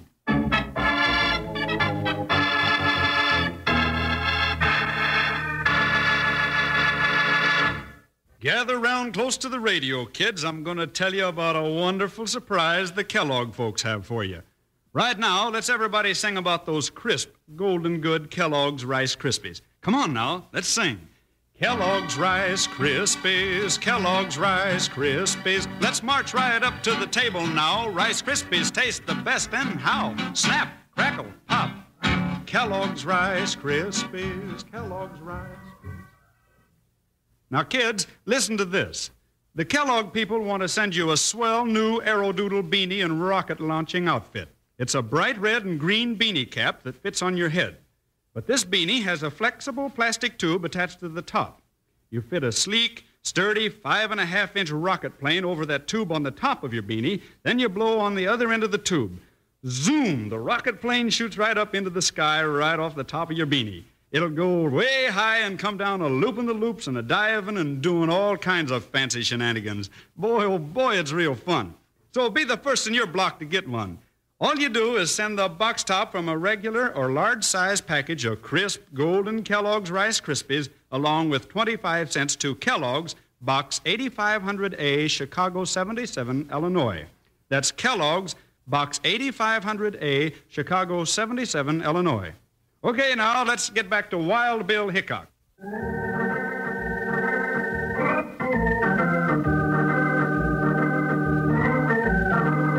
After Clancy Wright warned Wild Bill Hickok to keep off his trail the next morning, Bill and Jingles stopped by Clancy's barn, then headed back to town and to a short night's sleep.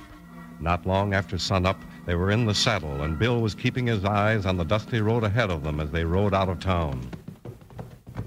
You still see his tracks, Bill? Yeah, Jingles. Same horse we saw in Clancy's barn last night. I checked his hoof so I could trail him this morning. Well, I don't like it. First I get shot at, then I get half a night's sleep, and then this morning I gotta climb in the saddle before the sun's out of bed and with no breakfast, all because you got a hunch. This might be important, Jingles. Well, if Clancy's gonna be such a grade-A fool, why don't we let him? I'm thinking about the folks that put their money in his bank, partner. Oh, yeah. Well, let's prod up these ponies and catch the lame-brained, soft-headed maverick. Nope. I want to give him time to get to the so-called gold strike. Then we can catch those 2 phony prospectors with the goods. Well, if it turns out to be a good mine, we sure are going to look silly.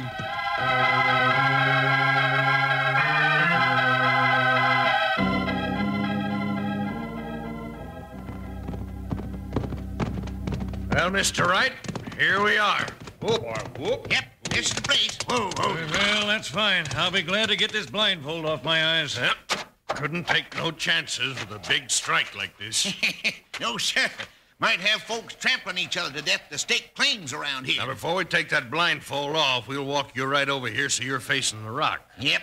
Might as well get the big surprise all at once. There, now, that's far enough. Stand right here and look straight ahead of you. And hang on to your hat. Here it comes. Off comes the blindfold. There you are, Mr. Wright. Now look at the face of that rock. Ever see such an outcrop of gold in your life? You see, Grundy? What did I tell you? His eyes are bugging out. Well, you're right, Sunday. They sure are. You did it.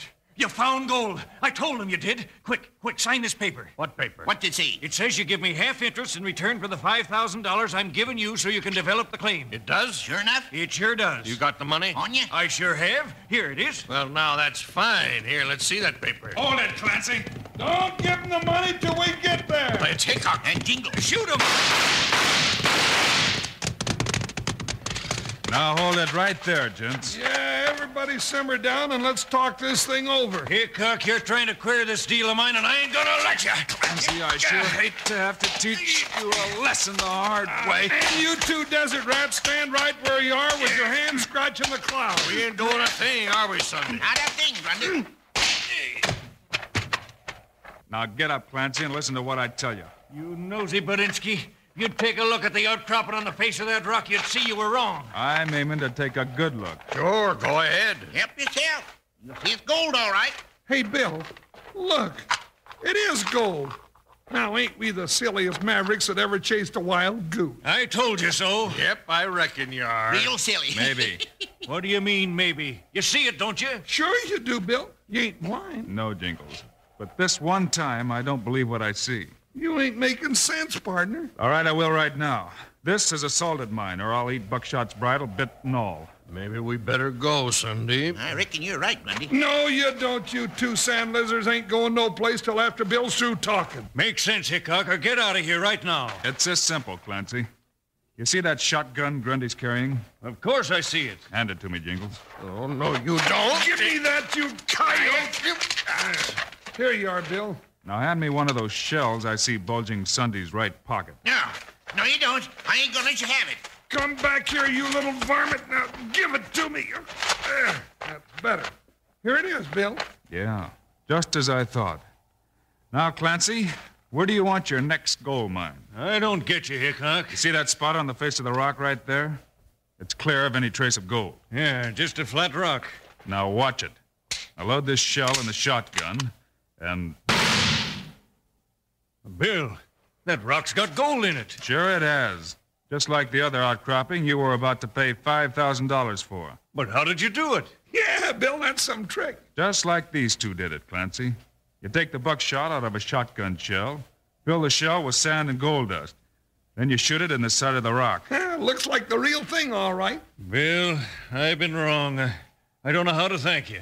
You can thank me by taking that money back and putting it in your bank where it belongs. And don't fall for any more schemes like this. And while you're doing that, I'll take these two horny toads to jail. Huh, Bill? That's right, partner. But be careful they don't sell you your own saddle on the way. You know they're pretty slick. Well, now, that's right nice of Mr. Hickok to say that, weren't it, Sunday? Yep, sure was, Grundy. Last time he sent us to jail, the marshal weren't half that nice. Oh. Well, come on, you two shotgun swindlers. Climb in those saddles and head back for the sheriff's office. And don't think you can fool old Jingles with none of your smoothie tricks, 'cause I know a thing or two myself. If I could just think of them.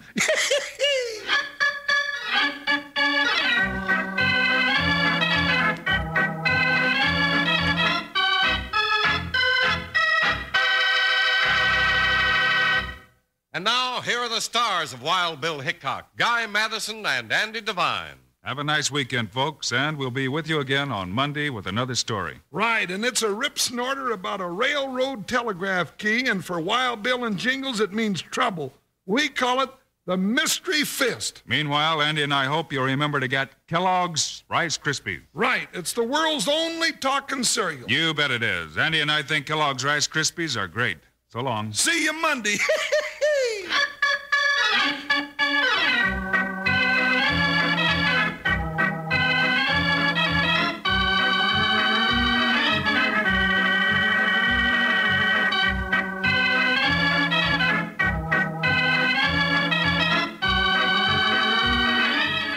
Yes, sir, Kellogg's, the greatest name in cereals, has brought you another exciting story of Wild Bill Hickok, starring Guy Madison and Andy Devine in person. Today's cast included Bob Bruce, Jess Kirkpatrick, Larry Dobkin, and Dusty Walker. Our director is Paul Pierce, story by Larry Hayes, music by Dick Orant. This is a David Heyer production, transcribed in Hollywood. Don't forget to listen Monday, same time, same station, when Wild Bill Hickok tells the story of the mysterious fist. Now, this is Charlie Lyon speaking for Kellogg's Rice Krispies, the world's only talking cereal. Kellogg's Corn Flakes, America's favorite ready-to-eat cereal. And Kellogg's Sugar Corn Pops, the cereal with the sweetening already on it.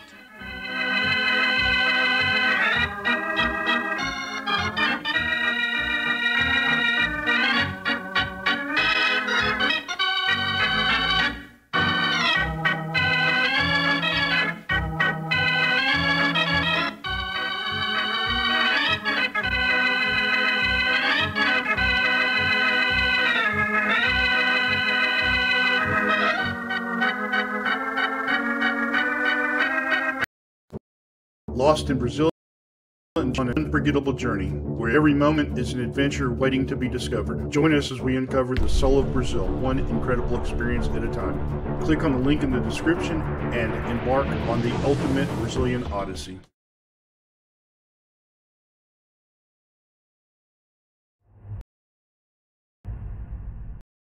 The National Broadcasting Company presents Joel McCrea in Tales of the Texas Rangers. Tonight, transcribed from Hollywood, another authentic reenactment of a case from the files of the Texas Rangers.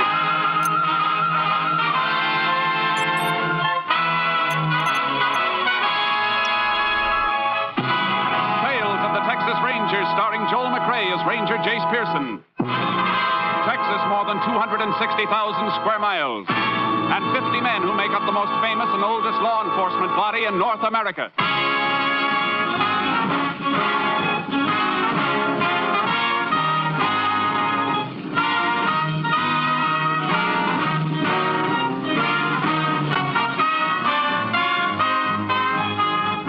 Now, from the files of the Texas Rangers come these stories based on fact. Only names, dates, and places are fictitious for obvious reasons. The events themselves are a matter of record.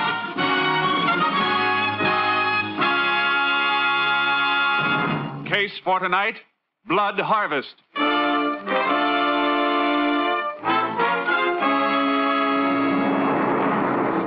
It is a moonless midnight, September 16th, 1947.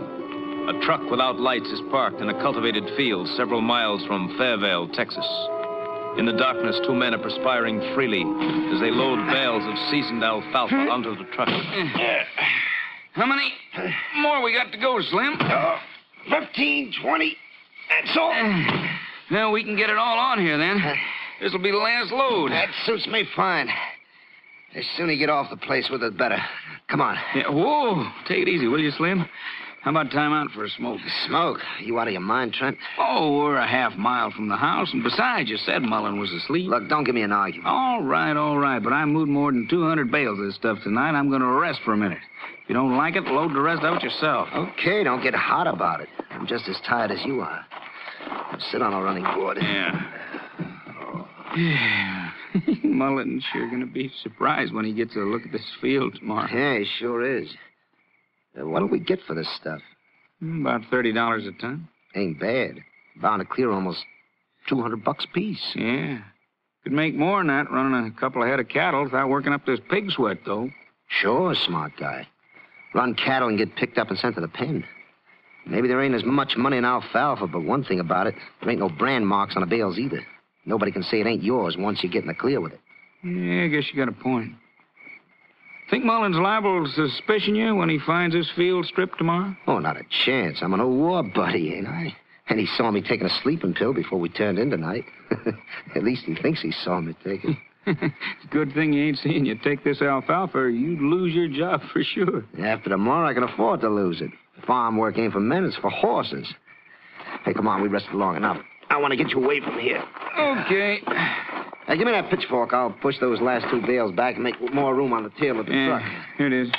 I gotta act real surprised tomorrow when... What's the matter, Slim? Shh. There's something moving. I don't hear nothing. There it is again.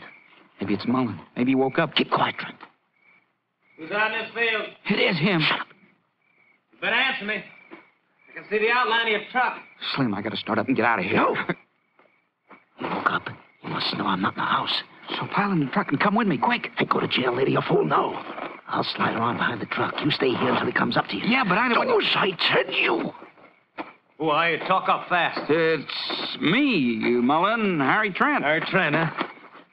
You lost, Trent? What are you doing in my field in the middle of the night with a truck full of my alfalfa? Well... Save it, Trent. Where's Slim? Where'd he run to? I didn't run any place, Mullen. You know... Don't move. There's a pitchfork you feel against your ribs. Just march back to the house. What are you gonna do to him, Slim? I'm gonna lend him my bottle of sleeping pills and see to it that he takes an overdose of them. It's nice, clean, and quiet. That idea'd be great, Slim, if I'd hold still for it. But I ain't about to hold still. Look out, Slim. Punch him, Trent. Let go of that fork, Mullen. Now, Mullen, here's something you don't have to hold still for. But you'll hold still this time. You killed him. You killed him! You shut up! Stop that and shut up! We gotta run, Slim. You can't do nothing. Get that load out of here and sell it like we planned. Then keep your mouth shut. If you don't, I'll shut it for you.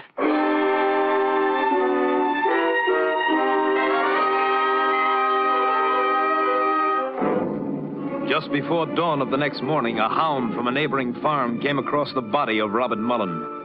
Its baying attracted its master, who called the sheriff. The sheriff requested aid from the Texas Rangers. Ranger Jace Pearson was assigned. There's a body, Ranger. Black hound dog over there came across it this morning, set up a holler. Owner heard her, knowed she'd found something, and come running. I see. Which one owns the dog? Fella in the Mackinac, Sam Richardson. His farm adjoins this one along the east fence. Who are the other two men? Harry Trent, farm on the north, is his, and Slim Fireman. Slim worked this place with Mullen. They was buddies in the war or something. You want to talk to him? Yeah, in a minute. Anybody touch that pitchfork? Nope, not even me yet. I figured it must be the murder weapon, blood all over the prongs. Hard to read prints off that handle, though. Yeah. Marks on the body show Mullen was jabbed twice. Once would have been plenty. I sent for the JP, but I don't think we need an inquest to tag this as murder. No. But he'll have to order a medical examination to establish the time of death. Mullen felt kind of funny. His left leg bent in under him. Well, there's a reason for that. Pull up the pants leg and you'll see. Yeah. That explains it all right. Artificial leg. He in some kind of an accident? If you can call Okinawa an accident. He hit the beach there with the 1st Marines. Lost a leg and an eye. Left eye's glass. He could have picked an easier life than farming. Did he have any family? Sister, Ellie, lives over at Holtzville. Guess I'll have to bring her the news. You could call the local minister at Holtzville. He can tell her better than you can. And we can drive over and see her later and find out if she knows anything. That's a good idea. I'll talk to these other fellas now. Okay. They don't seem to know much, though. They may know when Mullen was last seen alive. Isn't often a man gets pitchforked to death out in his own fields. Yeah. Fellas, this here's Ranger Jace Pearson. Ranger, this is Sam Richardson. Howdy. Hello. Harry Trent. Hello. Slim Fireman. Glad to know you. Richardson, the sheriff tells me your dog found the body. That's right. Oh, must have been about 4 a.m. I was just getting out of bed when I heard her, so I come a-running. You always run out and investigate when you hear one of your hounds baying? Nope, but that black hound of mine's a good one. And I ain't never heard a dog sound off like she did. I see. When did you see Mullen last alive? Yesterday morning. Passed each other along the fence and said howdy. How about you, Mr. Trent? I hadn't seen him for a couple of days. Reckon Slim here saw him last then. How about it? Well, sure, I reckon I did. Last night we ate, and then I turned in early. Then this happened during the night? Must have, as far as I know. Why would Mullen come out to this field at night? I don't know. I didn't even know he'd left the house until Richardson here come pounding on the door and woke me up this morning after he found the body. You live right on the place, Slim? Uh-huh. How come you didn't hear Richardson's dog? Well, I was sleeping kind of heavy. I took a sleeping pill last night. Must have knocked me out good. Had a rough day yesterday. What do you mean rough? Well, all the extra chores, loading the alfalfa from this field onto the truck. I was wondering how come there were so few bales from such a big cutting. Well, Mullen had a buyer for most of it, I reckon. Anyhow, he carted it off. Yeah, I see the tire tracks. Any idea who he sold it to? He didn't say. Think somebody paid him for the stuff, then came back to rob him of the money, Jace? Could be, Sheriff. Except that Mullen made the robbing mighty convenient by coming out into this field at night. When we learn why he came out here, we'll be learning a lot.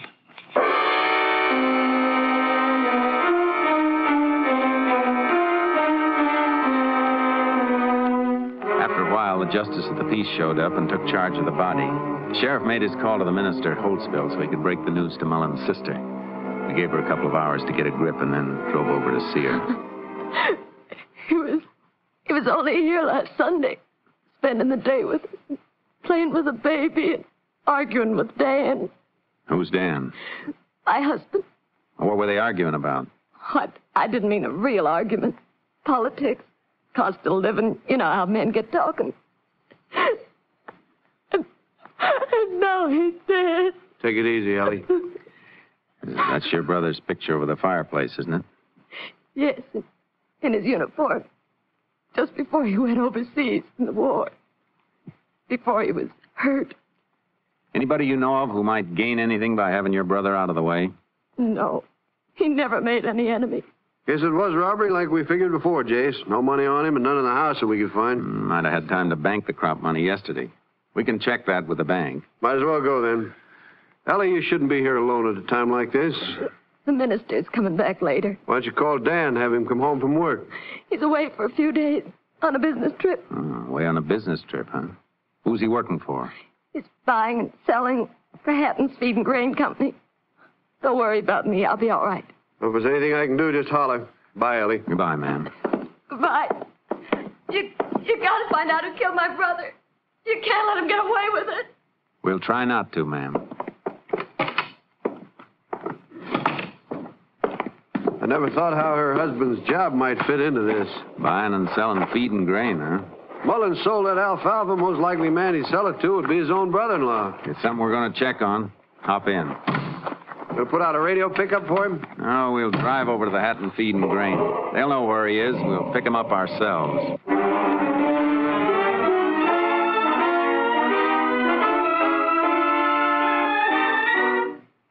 Hatton's Feed and Grain Company told us the area that Mullen's brother-in-law Dan was working. We caught up to him next morning making a selling stop at a dairy farm. That must be Dan's car there by the barn. Hatton Company emblem on it. Yeah, let's find him. There he is. Other end of the barn, leaning on a stall. Must be the owner he's talking to. Call him down here. We don't have to. He sees us coming this way now. Watch out for any sudden moves, just in case. Howdy, Sheriff. You looking for me? Ranger and I'd like a word with you. Reckon it's about Ellie's brother. You heard about it, huh? Yeah, on my car radio this morning. I called Ellie a little while ago. She told me you'd been to see her. A couple of stops I just got to make around here, and then I'm heading for home. When did you see Mullen last? 2 days ago when I started out on this trip. You stopped by his place? That's right. Social call or business? Business. Made a bid on his alfalfa. We're just about finished sweating, ready to be hauled for storage. How'd you pay him for it? By cash or company check? I didn't pay him for it, Ranger. He said it wasn't for sale. You better be sure of that, Dan. What do you mean?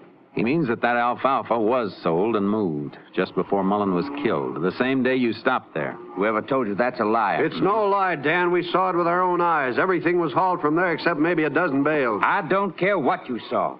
I know that alfalfa wasn't for sale, to me or anybody else. What makes you so sure of that? I'll tell you what makes me so sure. You can check it with the bank. Bob told me he'd made arrangements for a bank loan to buy 20 head of dairy cattle. That's why I'm sure. He was getting them in next month, and he needed that alfalfa for winter forage. He couldn't have sold it, not to anybody.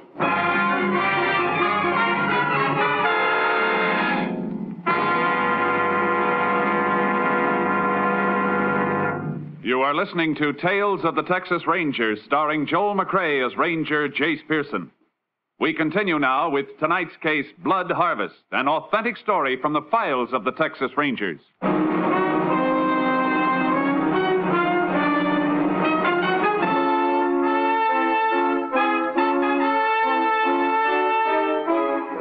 Mullen's bank verified the loan for buying the dairy herd. Unless he'd changed his mind suddenly, Mullen wouldn't have sold the feed he'd been needing for his own stock. The sheriff and I headed back for Mullen's farm. Don't see Slim around any place. He may be into the funeral home. Let's take a look at the barn. We've looked at the barn before, Jace. No way we could miss a couple hundred bales of alfalfa. No, but we might have missed something we weren't looking for the last time. Just look up. You see the loft is almost empty. He didn't need much forage with just one horse to feed. No, I'm not looking for forage. Here's what I'm interested in. Just a bunch of scrap lumber. And a keg of nails. Just about what he'd need to build stalls for that dairy herd. Now, Mullen was too far ahead with his plans to change his mind, if you ask me. Sure looks that way. Where'd Mullen keep his hay truck? That vehicle shed out back? Yeah. Come on. What do you want to see, Jace? The truck that Slim said he and Mullen loaded that alfalfa on. Looks like the shed is locked. Oh, no, it isn't. Just a wooden peg stuck through the lock ratchet. We can pull it. I'll help you roll it back. Yeah. There's the truck. This the only truck he's got? Yep. If this truck was used to haul alfalfa bales, they must have been tighter than any bales I've ever seen. Look at that truck bed. Clean as a whistle. Not a straw on the floor. No? Hey, Sheriff. This isn't the truck that was loaded out in that field. You can't be sure of that just because the bed is clean. No, but I can be sure by the tires. Look at them. Tread's worn down, almost smooth. The tire marks we saw out in the field were well marked. Plenty of tread. Hey, that's right, they were. Come on. Take Mullen's horse from the barn, throw a saddle on it. I'll get charcoal out of my trailer, and we'll take a little ride. Where to? Out to the fields first, where I can make a plaster cast of that tire tread. Truck was loaded heavy. Impression was deep enough to hold. Why can't we drive out? I want to cut across the neighboring farms, too, and see if we can find any matching treads in other fields. We can see the ground better as we move on horseback. It's as easy to drive around the farms and check the tires on the trucks like we did here. Yeah, but I don't want to be seen doing that. If we scare the man we're after, he might run before we get to him. Okay, I'll have this nag ready in a minute. If you're right, Jace, Slim Ferryman has been lying about moving the alfalfa. Easy, boy. We'll find out. If he was lying, it'll explain why Mullen was out to that field at night. Because it'll mean that the crop was being stolen at night. And he was killed when he saw who was stealing it.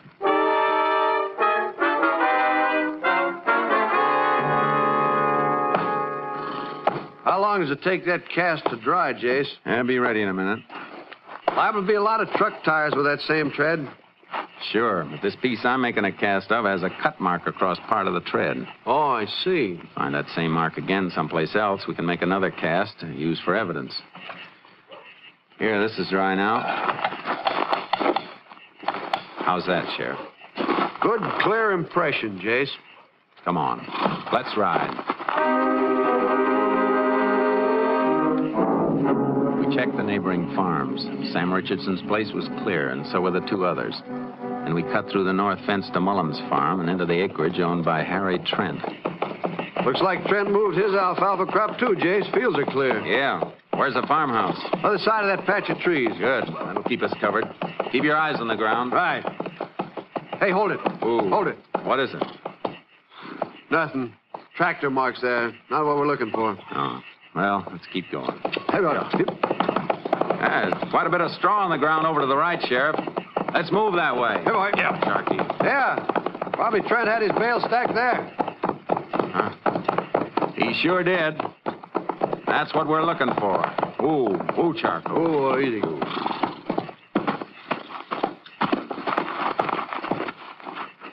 Kind of dim, Jace, but they're the same tread, all right. Yeah, it looks like the same cut mark in the tread.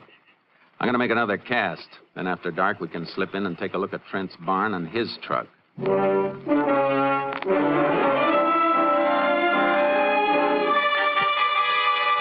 slipped back that night. Trent's truck tires were the ones we were looking for. Heavy duty. We went from the vehicle shed to the barn. Pretty dark night, Jace. Hardly see in here either. Yeah, I don't see enough to find what I want. There's a ladder to the left. Here it is. All right, I'm going to climb up. Give me your flashlight. Here you are. Anything up there? Just a few bales. I reckon Trent sold most of his alfalfa crop, too. Even if he had Mullen's crop here, no way we could prove it. That's where you're wrong, Sheriff. If Trent had it, we're gonna prove it. We cleared the farm without being spotted. Got to my car and drove back to town. Robert Mullen's wake had just ended at the funeral home as we pulled up at the sheriff's office. We didn't have to be so careful out at Trent's place, Jace. There he is going toward his car. Must have come in to pay his respect. He just came out of the door of that cafe. Oh, look who's in there at the counter. Slim Ferryman. Yeah, we could use some coffee. Come on. Good night. See you tonight.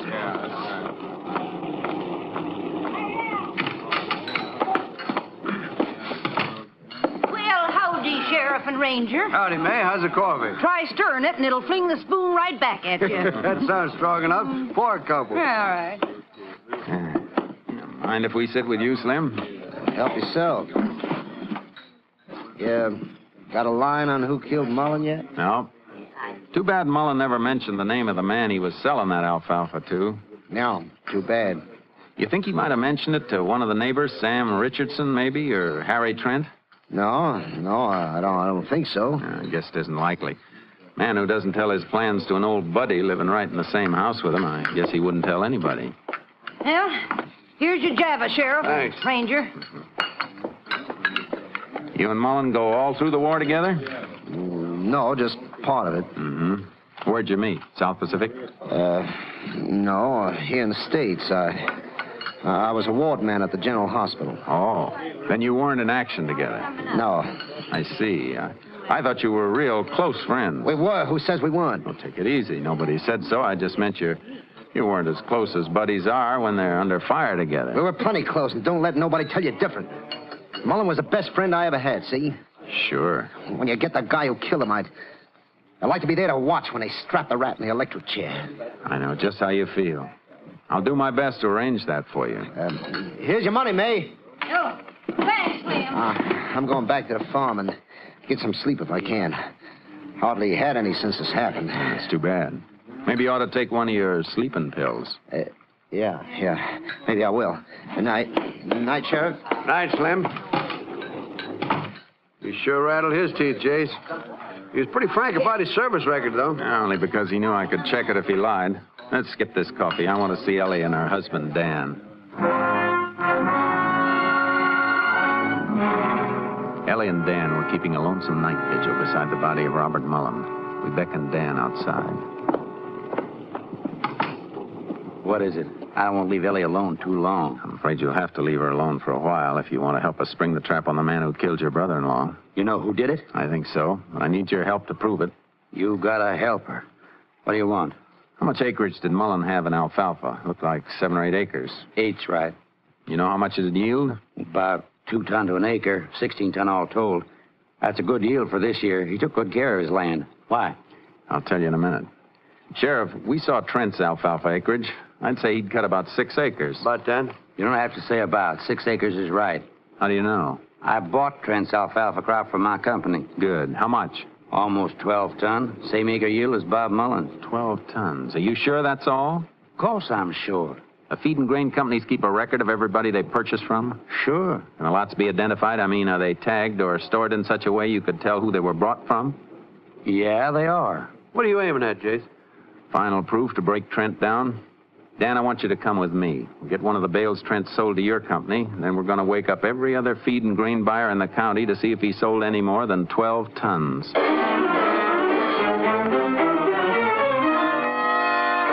got what we were after.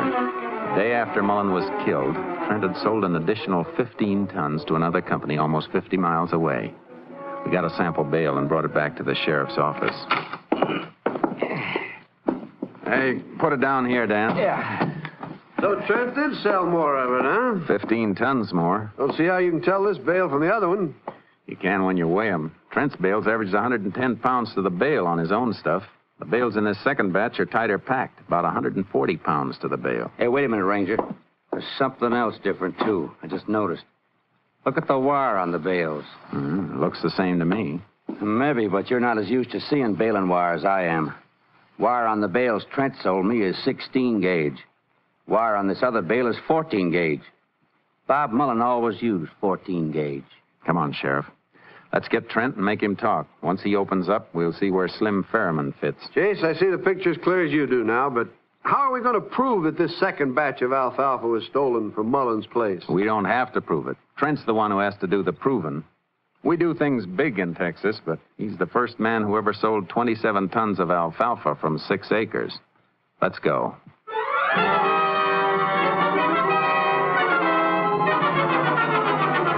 It was still dark when we turned in the road to Trent's farmhouse, and the light went on inside as we came to a stop. Trent came to the door.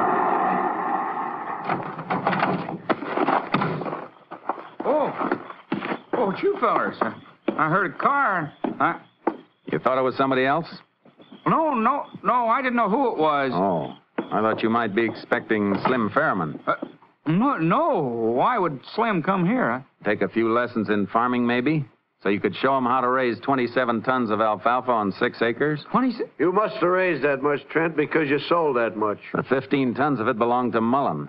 He baled heavier and used 14-gauge wire while you used 16-gauge. I bought Mullen's crop. Why would he sell it to you instead of his brother-in-law, Dan? I hauled it for him. He thought the price would be better someplace else. Not enough to haul it 50 miles. And besides, you made that sale yesterday, after Mullen was killed. I had to do it. I was in a trap. If I told you about it, Slim would have killed me. Did he kill Mullen? Were you an eyewitness? Yeah. I saw him do it. I never touched Mullen. Where's Slim now? I thought you were him when you drove up. He's coming here this morning. I got to check for Mullen's alfalfa, and Slim was going to pick it up and take it someplace for cashing. There's a car coming now, Jace. Handcuff Trent to the doorknob of that closet. Quick. Right. I didn't kill him. Come on, Sheriff. Slim won't stop. He'll see my car as he makes the turn for the house. He saw it. He's turning around. Get his tires. That stopped him. He's running for it, Jace. Move off to that side. The car is shielding him. Right.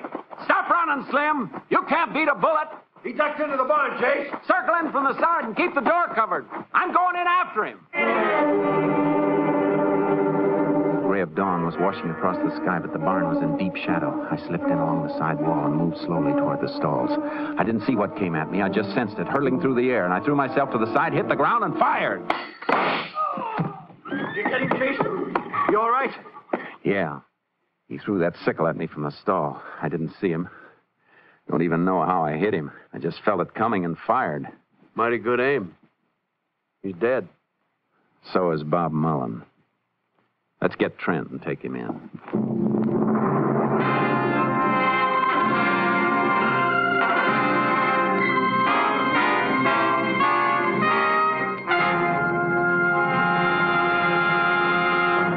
For his complicity in the robbery and murder of Robert Mullen, Harry Trent was sentenced to Huntsville Penitentiary for 50 years.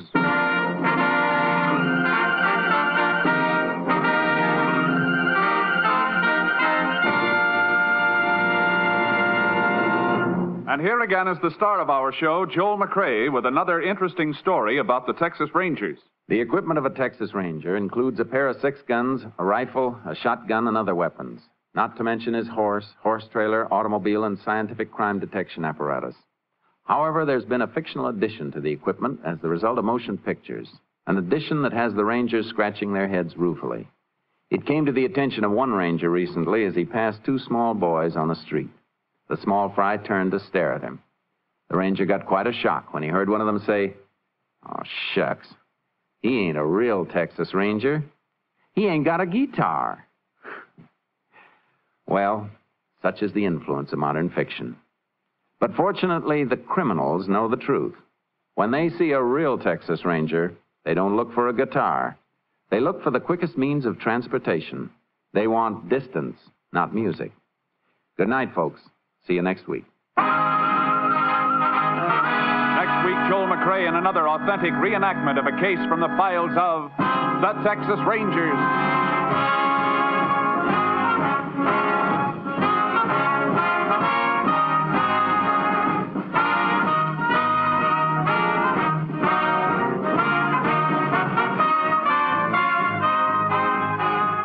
Joel McCrea is currently seen starring in the Universal International Technicolor production, Frenchie.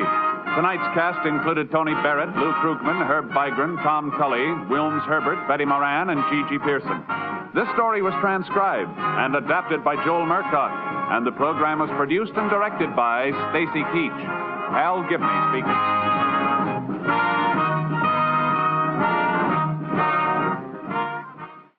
Three chimes mean good times on NBC. Here's news of 2 outstanding musical events. This Saturday, January 27th, Arturo Toscanini begins the first of a new series with the NBC Symphony.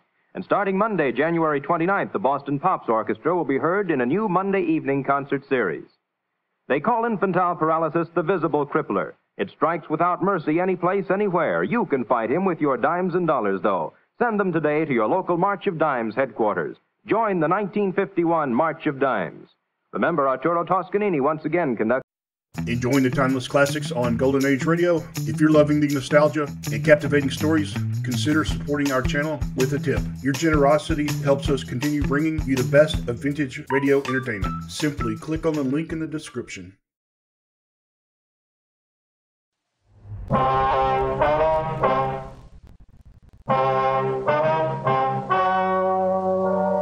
story you're about to hear is true.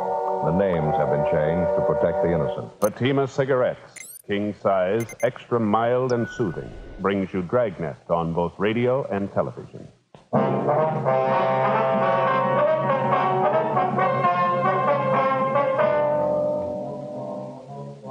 You're a detective sergeant. You're assigned to homicide detail. An unidentified man is abducted from a downtown street. The scene is checked where the man was reported taken. Bloodstains are found on the sidewalk. The abductors escaped in a gray sedan. No one saw the license number. Your job? Get him. Compare Fatima with any other king-size cigarette. Yes, compare Fatima with any other king-size cigarette. 1. Fatima's length filters the smoke 85 millimeters for your protection. 2. Fatima's length cools the smoke for your protection. 3. Fatima's length gives you those extra puffs, 21% longer than standard cigarette size. Fatima gives you more for your money. And in king-size Fatima, you get an extra mild and soothing smoke, plus the added protection of Fatima quality. Buy Fatima in the bright, sunny yellow pack.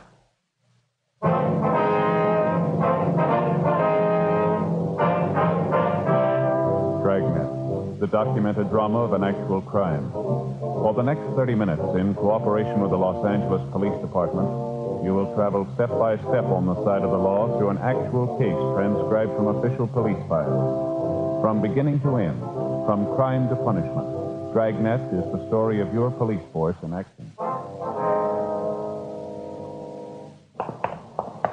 It was Monday, March 18th. It was overcast in Los Angeles. We were working the night watch out of homicide detail. My partner's Frank Smith. The boss is Captain Lorman. My name's Friday.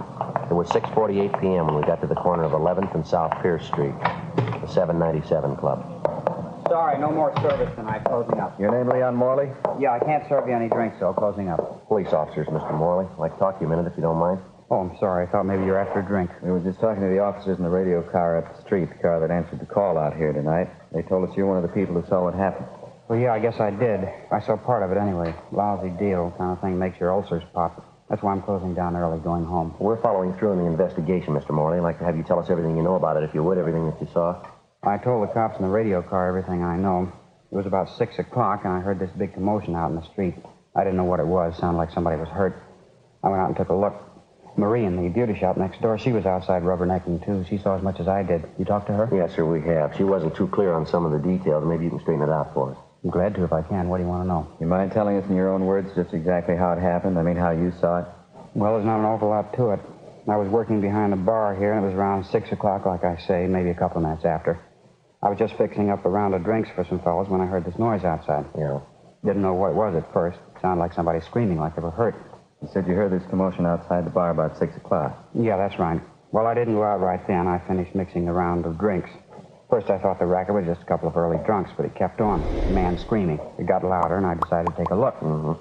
I went out and looked down the street a couple of doors, down toward the corner. Which corner is that, Mr. Morley? The nearest one, down to the left. Here, I'll show you. All right, fine. I didn't know what was happening.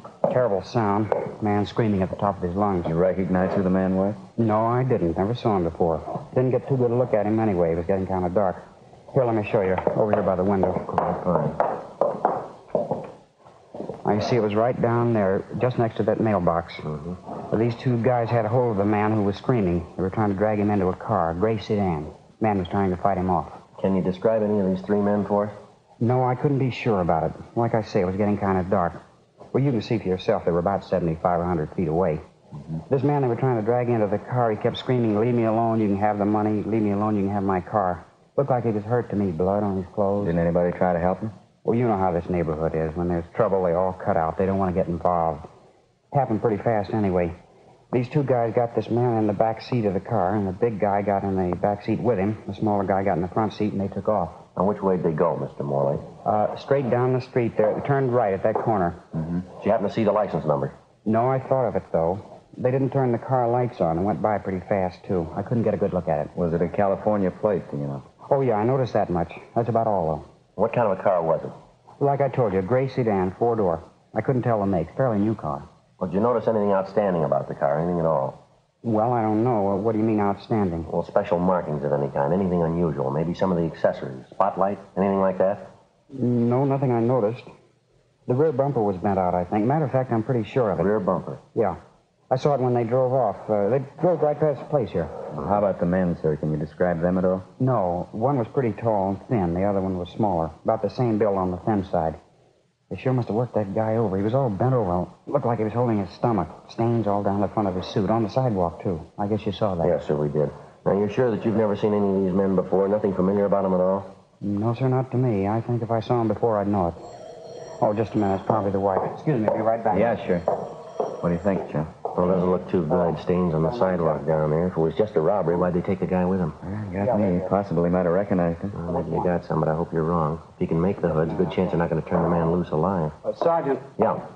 It's your office on the phone. I want to talk to either one of you. Oh, I'll get it, Joe. All right, thanks, Frank. Phone straight back, Sergeant. Enter the bar. Yep. Okay, thanks. Look, Sergeant, I got to have something to quiet my nerves. How about you? Want a drink? No, thanks.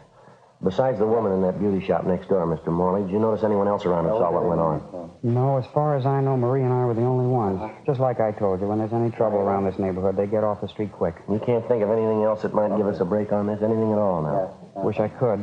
I think I told you just about everything. Sure feel lousy. Joe. Yeah. I was talking to Harry. Yeah. 1A1 found the car, a gray sedan. Where'd they find it? 3rd and Bixel. It was empty. Key's still in it. You sure it's the right car? Bloodstains in the back seat. 7:18 p.m. Frank and I left the 797 Club, got in the car, and drove down to 3rd and Bixel, where the abandoned gray sedan had been located. It matched the same general description of the abductor's car, a 4-door gray sedan, late model, with a damaged rear bumper. Dean Bergman from Leighton Trent dusted the car and succeeded in raising a half a dozen fingerprints, which he took back to the office for possible identification. The crime lab crew went over the car for additional physical evidence. The stains found on the back seat were identified as having been made by human blood. The white slip attached to the steering post showed the car was registered to a Kenneth L. Gorman at a Canal Street address. Before Frank and I left the scene, we got a report that approximately 20 minutes prior to the time the gray sedan had been located, another car had been stolen. It was a maroon, late model Club Coupe, license 7-Tom 7972. It had been taken in the same neighborhood, less than 2 blocks from where the gray sedan was abandoned. A broadcast and an APB was gotten out on it immediately. 8:05 p.m. After checking by the office, Frank and I drove down to check on the home address of the registered owner of the gray sedan, Kenneth L. Gorman. It was a white wood-frame cottage at the upper end of Canal Street. The woman who answered the door identified herself as Mrs. Elsie Gorman, a small middle-aged woman, blue eyes, partially graying hair. No, I'm sorry, officers. My husband isn't home right now. Where is he, Mrs. Gorman, do you know? Well, he went downtown to see a friend of his, business appointment. Is there anything I can help you with? Are you expecting your husband home pretty soon, ma'am? Yes, I am. Matter of fact, he should have been home long before this. I don't know what's keeping him. Told me he was going downtown to collect some money a friend of his owed him. Said he'd be right back. I don't know what could be keeping him. When do you leave the house, ma'am? About 2:30, 3 o'clock this afternoon. It's almost 8:30 now. It could be he stopped to have a beer with his friend. He usually phones, though, if he's going to be late. I don't understand these men sometimes. You and your husband own a car, Mrs. Gorman? Yes, we do. My husband has it right now. Why? What kind of a car is it, ma'am? A 49 Chevy sedan. Gray color, 4-door? Yes. License number 7T7972? Well, yes, I think that's it. Why? What's the matter? Something happened? Nothing to get worried about, Mrs. Gorman. We located the car in the downtown area, parked on a side street. The keys were still in it. Thought we'd check on it. Where was it parked? Near 3rd and Bixel. Well, that can't be right. This man my husband was going to see has his store on Alameda. It's on Alameda between 9th and 10th. No reason for Kenneth to drive the car way down on 3rd Street. Possible he might have had another business appointment down there, ma'am. Maybe something he didn't mention to you. Well, I don't know. I suppose it is possible. You'd think he'd call, though. He usually does when he's going to be out late like this. What about this man your husband was going to see, Miss Gorman? You happen to know who he is? Yes, Fred Bernard. He's in the sheet metal business. Has his shop on South Alameda. He owed my husband $300. My husband went down this afternoon to collect it. He a friend of your husband's, is he? Oh, yes, they're good friends. Fred and my husband have done business for years. There wasn't any ill feeling between them about this debt. No, of course not. It was just a bill for some materials. Why do you ask that? Just routine questions, ma'am. Can you think of anyone at all who might have a quarrel with your husband? Somebody who has a grudge against him, maybe? No. Why are you asking questions like that? Is something wrong? Something you're not telling me about? No, ma'am. It's just a routine check, Miss Gorman. Nothing to worry about. Want to make sure everything's all right, that's all. The way you talk, it isn't all right. It's far from right. And it's never gone this long without calling me. There must be something wrong. No use getting yourself all worked up, ma'am. You admit your husband might have had another appointment after he left Bernard. By the way, have you checked with Mr. Bernard yet, ma'am? No, to tell you the truth, I haven't. I don't usually like to call my husband when he's out on business. I don't like to bother him. This is different, though. I think I'll call Fred Bernard right now. It's a good idea. Do you mind if we wait, ma'am? No, not at all. It'll only take me a minute. Excuse me. Yes, ma'am. What do you think? Well, I don't know. Doesn't look too good, does it? Car's abandoned, stains on the back seat. Man's late in getting home. It's all there. Could be anything, couldn't it? Doesn't look good. Sergeant? Yes, ma'am. I just talked to Fred Bernard. He said my husband's been there and left. What time did he leave, Bernard? About 3:15, 3:30. Fred Bernard paid my husband the $300 he owed him, and my husband left. Fred told me my husband asked him if he wouldn't have a glass of beer with him, but Fred said no, he was busy. So my husband said all right, he was going to have a beer at home. Told Fred he was going right home. That was at 3:15 this afternoon. Yes, ma'am. There must be something wrong, I know it. It just isn't like my husband. He wouldn't leave the car like that. If he was late, at least he'd call me. Oh, would you excuse me again? I've had the dinner on the stove and spoiled away to nothing. I want to turn it off. Yes, ma'am. Go right ahead. I hope it works out all right. Seems like a nice woman. Yes, she does. Sure doesn't figure, does it? He's had plenty of time to get home. No reason why he shouldn't be here by this time. Well, I can think of two. Yeah? An empty car and $300. We continued interviewing the wife of the missing man, Kenneth Gorman, and she told us that occasionally he did some drinking at neighborhood bars. She also told us that when her husband drank quite a bit in public places, he was over-friendly and he liked to brag and flash money. Mrs. Gorman got on the phone, contacted all their friends and relatives who happened to be home, but none of them had seen or heard from Mr. Gorman that day. Before Frank and I left, Mrs. Gorman gave us a complete description of her husband, the clothing he was wearing, and also a recent photograph of him. We called Fred Bernard, the friend of the missing man, the last known person to see him, and told him that we'd like to talk to him. He told us that he was working late, getting out a rush order, and that we could find him in his shop. 9:05 p.m. We located Bernard at his shop on South Alameda. Won't take long, will it? An awful rush tonight. Won't take long, sir. Did Mr. Gorman give you any idea where he was going when he left here this afternoon? No, just like I told his wife on the phone. I paid him the money I owed him. He asked me if I wanted a beer, took a rain check on, and he left. Went right out that door there. You seem worried about anything, Mr. Gorman? No, not that I could see. Seemed all right to me. Had he been drinking, do you know? No, couldn't say. If he was, I couldn't smell it on him. Is there anything unusual about him at all? Anything out of the ordinary? No, the same old Ken. Pretty good mood when I paid him. There's $300 cash. He's all dressed up. I guess you might call that unusual. How do you mean unusual? Well, Ken's like me. Working man, not much of a dresser. Usually find him in working clothes. I think it's the second time I ever saw him in a suit. A new one, too. Looked nice on him. He didn't give you any indication at all where he might be going, did he? No, he just collected his money and went out. I thought maybe he was going home. What did Miss Gorman tell you? Did you have any idea where he is? No, sir. She told us he came down here to collect some money. She expected him right home. We're not trying to be nosy, Mr. Bernard, but how do Gorman and his wife get along? They pretty happy together? Yes, I guess you might say that. Get along as well as you could expect them to. What do you mean by that? Nothing. Ken's he's a fellow who likes his nightlife. Wife's just the opposite, quiet type. Almost left him once. Guess they're getting along pretty good now, though. Why'd she almost leave him? Would you happen to know? Well, she found him out with a girlfriend. Matter of fact, she caught him at a terrible row. Didn't understand any of it. The girlfriend wasn't much at all. Real lush. You know the girl's name? Yeah, I met her twice. Name's Elaine something. She works at a cafe 3 blocks from here. Real lush. She sure took it. You know if Gorman's been seeing her lately? Well, he says he hasn't been. I don't know. I never can tell when he's drinking, though. Didn't his wife mention the girl at all? No, I guess she wouldn't. It's been a terrible thing for her when she found out. Terrible. How long ago was all this, Mr. Bernard? I mean, this affair Gorman had with this girl. Oh, 6 weeks, maybe 2 months ago, just about that. I tell you, it was the queerest thing I ever saw. Ken has a nice, quiet wife of his at home, and they get along fine together, never fought, never quarreled. And he picks up with his girl Elaine, sure different. How's that? A real mean girl. 2 of them fought all the time. 9:40 p.m. We left Fred Bernard at his shop, drove to the restaurant where Gorman's girlfriend reportedly was working as a waitress, and we checked with the manager. He told us a girl by the name of Elaine Summerall had been employed there, but that she'd been fired for drinking on the job. He also told us that he had reason to suspect that Elaine Summerall was not the girl's true name. We showed the cafe manager a picture of Mr. Gorman, and he identified it. He said Gorman had been in that afternoon inquiring about the Summerall girl. Gorman had asked for the girl's forwarding address, but the manager told us that he'd thrown it away. We left our card with him and asked him to contact us immediately in the event the girl returned. 10:18 p.m. We drove back to the city hall and checked in at the office. We ran the name and description of the Summerall girl through R&I, and they told us they had a Summerall girl in the files who answered the description. Elaine Summerall, alias Elaine O'Donnell, alias Elaine Shellman. There were wants out on her for forgery, 3 counts, and grand theft merchandise. We signed out of the office, went across the street to the Federal Cafe, and had a sandwich and a cup of coffee. It wouldn't look so rough if it wasn't for the stains they found in the backseat of that car. It's hard to get around it. Points to more than robbery, doesn't it? Yeah, Mo sure strikes me pretty funny, pulling the man off the street like that. Must be either hard up or crazy, huh? Federal Cafe. Just a minute. Friday? Yeah. Phone. Right, thank you. I'll be right back, Frank. Yeah, Friday talking. Yeah, Glenn. Where? How long ago? Yeah, I see, There wasn't, huh? Yeah, we'll roll on it right now. Tell them we're on our way in, will you? Yeah, right. Thanks, Glenn. Bye.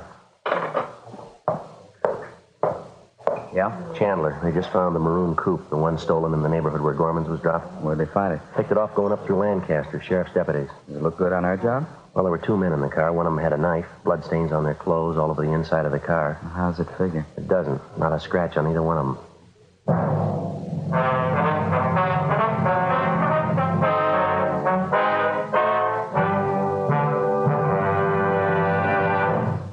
You are listening to Dragnet, authentic stories of your police force in action.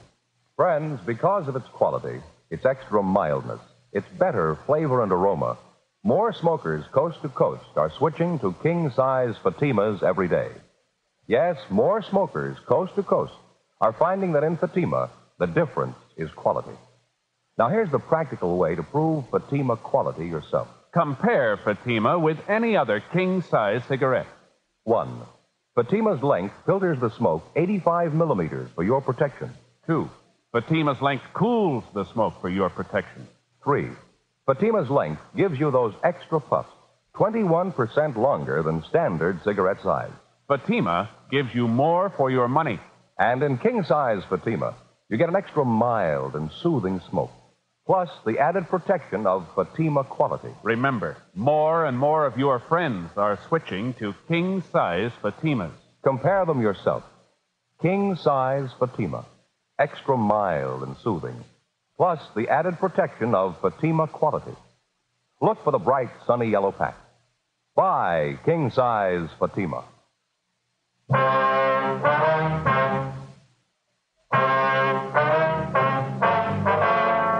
Monday, March 18th, 10:40 p.m. After we received the report that the stolen maroon coupe, along with the 2 suspects, had been recovered north of the city in the town of Lancaster, Frank and I stopped by the record bureau and checked to see if there was a make on either one of the suspects. The first one, Paul Mike, white male American, 32 years, 5'11", 150 pounds, brown hair, brown eyes. He had a long felony record, including burglary and robbery. He'd served sentences in both San Quentin and Folsom, and there was a warrant on him for violation of parole. The second suspect, Floyd Compton, white male American, 34 years, 5'8", 135 pounds, black hair, brown eyes. His record included arrests on suspicion of burglary, 4 grand theft merchandise, and 3 drunk arrests. He was a petty thief known to us as a shoplifter. He'd never served time in a penitentiary. 10:55 p.m. Frank and I, with identifying photographs of the 2 suspects, left the city and drove north. We checked in at the Lancaster Sheriff's Office substation. Captain Walker Hannon briefed us on the details of the arrest, and then he showed us back to the cell block where the 2 suspects were being held. He told us neither of the men had been questioned because the officers there weren't acquainted with the facts of the case. He also informed us both men had been separated from the time of their apprehension. Captain Hannon had Paul Mike taken from his cell, and he was brought to the captain's office where we started to question him. It went slow.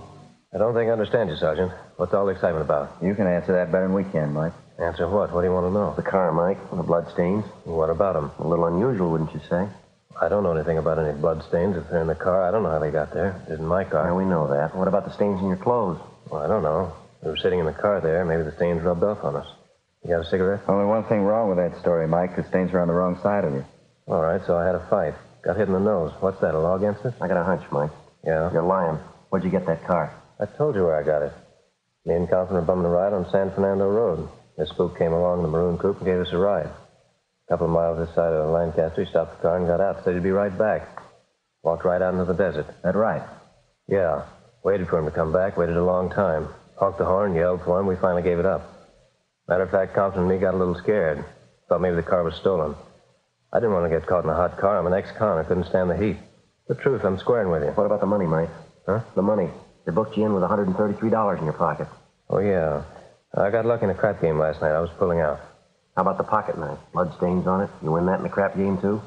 No, matter of fact, it was in the car. Found it right there on the seat. Big coincidence, Mike. Somebody leaves you a car, blood stains on the inside, stains on you and your partner, pocket knife, stains on that, too. You're on parole, leaving town without notice, driving a car you're not supposed to be driving, pocket full of money you got no way of accounting for. Face it, Mike. What do you mean? Face it, you're dead. Flag on your card now. Parole officer wants you. Now, how about the truth?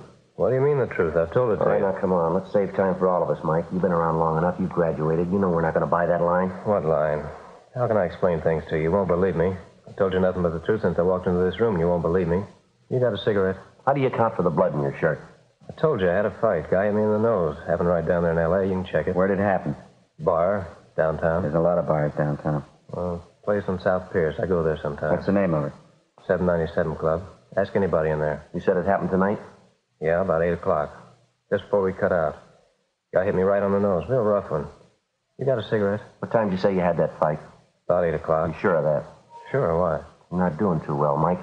Now what's the matter? We were at the 797 Club tonight. We talked to the owner. So what? We were there at 6:35. He locked the place up and went home at 6:45. He was sick. 797 Club? Yeah, that's right. Now, where were you at the time of the robbery? I want an attorney. I'm not saying anything else, trying to frame me. Take me back to my cell. Any way you want it, Mike. Let's go. What's the use? Tell them the truth and they don't believe you. How about that cigarette? Captain, would you have the jailer return this one and bring in something? How about that? He couldn't tell the truth if it helped him. Hope we do better with his partner. Well, we're going to have to. We know we're on the right track. The big question is, what have they done with Gorman? Big guess. 1,000 places they could have dumped him between here and L.A. Oh, I hate to make book on his chances. Everything points to a killing, doesn't it? Mike looks like the one who could handle it. Come on in, Tom. Over here. Sit down. Yeah. My name's Friday. This is Smith, my partner. Hi. Branched out of your class, haven't you, Compton? Running in the big time here? What do you mean? We haven't done anything. Robbery, kidnapping, grand theft auto. You're moving pretty fast. Didn't Mike tell you? This guy gave us a ride. He stopped the car and walked away. We didn't steal the car. Thought the guy was lost. We drove in here to get help. Let's take it from the top. Where'd you spend the day? Who were you with? Mike. He stayed overnight with me. Both slept till about 2 o'clock, got something to eat, and went to a show. Got out about 5. What'd you do then? Went to this bar downtown. Didn't Mike tell you? You were with him, weren't you? Sure, I was with him. He'll tell you that. He did. You didn't do anything wrong, did you? No. Then what are you worrying about? Let's forget Mike now. You level with us, will you? You're getting it straight. I didn't do anything. Mike says he can't stand another beef. Can't afford it. He's too up right now. I know that. Well, we believe him, Compton. Mike's done too much time. He couldn't make another trip easy. We think he's telling us the truth. Well, so am I. What are you getting at anyway? All right, now let's get on the bandwagon while you can. We don't need you, Compton. If you talk or not, it doesn't make any difference. Just a minute. Can I talk to Mike? All right, we'll give it a try. Frank, you want to ask him? Yeah, okay. Be right back. Now, let's pick up where we left off. The blood stains on your clothes, stains inside the car. Where'd they come from? Mike told you, didn't he? Yeah, you tell us. What for? Why can't I wait till Mike gets here? All right, what about the money? You want to explain about that? Nothing to explain. I saved it. What kind of work do you do? Odd jobs around town, any place I can find them. You say you got up at 2, you had something to eat, you went to a show, and you got out about 5 o'clock. Is that right? Yeah, that's right. When'd you go to the 797 Club? Right after the show, about 5 o'clock. How long did you stay there? About an hour, till about 6 o'clock. Anything unusual happen while you were in the bar? What do you mean? Anything unusual, anything out of the ordinary? Oh, Mike and me sat there, talked, had some drinks. Pretty dead place. Decided to take off for Reno. Mike's got a friend up there, good friend. Thought maybe he'd get the both of us jobs. Captain? Yeah? Where's Mike? I told him you wanted to talk to him. He said he didn't want to see you. I took him out to feed him. Told me to tell you he'd see you in court. What do you mean, see me in court? I think you got it, Captain. We told you we didn't need you. Come on, we're tired. You're going to lock you up. What'd he say? What'd he tell you? Now, look, fella, we're tired. You wanted to go the hard way. All right, you'll get the answers in court. Well, what did he say? What'd he tell you? Come on, let's go. You should have known better. Mike's not going to ride your beef for you. He was in it all the way. It's his idea and it's his beef, not mine. I argued with him. I know he shouldn't have gone along. Crazy. Yeah, come on. It's the truth. The whole thing's Mike's. It's his knife, too. Met the guy in some bar, and he was real high, talking about some dame he was looking for, a girlfriend. Guy bought us a couple of drinks, had a big roll of bills. Mike framed the whole thing. Yeah? Yeah, he wanted to roll the guy. He left, got in the guy's car, and drove with him way toward town. Mike was driving. I didn't know where he was heading for. All of a sudden, the guy says he wants another drink. Mike didn't want to stop, but he was making a racket. Finally pulled up by the 797 Club. We got out. Then the guy changes his mind. He wants to go home. Mike tried to talk to him, but he wouldn't listen. Mike pulled a knife and cut him. Then he slugged the guy, and the two of us pushed him in the car and took off. Where'd you go from there? We cruised around till we found another car, maroon coupe. Clouded that one, dumped the gray sedan, and took off up this way. Right. Look, it's the truth. I'll even tell you about the guy. What happened to him? You got flashlights in your car? The man's still alive? I don't know. He was when we left him. 1:45 a.m. The Lancaster Sheriff Substation contacted the local emergency ambulance, and they were instructed to follow our car. Along with the suspect, Floyd Compton, Frank and I got in the car and headed south, following his directions. After several tries at locating the spot where Mike and Compton supposedly left their victim, we finally found where they'd parked their car on the side of the road. We got out, and Compton led us back across a stretch of sand to a thick clump of sagebrush about 300 yards off the highway. The victim, Kenneth Gorman, was lying face down. His hands and feet were tied together. It was fairly evident that he'd lost a good deal of blood and that he was in a state of severe shock. He was placed on a stretcher and placed in the ambulance. All right, Compton, that's it. Let's go. Be real tough. Sure glad he ain't dead. Yeah, sure. Come on. Where are we going now? Back to the sheriff's office. Want to take your statement. Okay with me. There's one thing I want. One more thing. Yeah? That lousy Mike. I want to be there. I want to see him. How's that? Trying to load this thing on me. I want to see his face when you tell him. Can't wait to see it. Yeah, neither can we.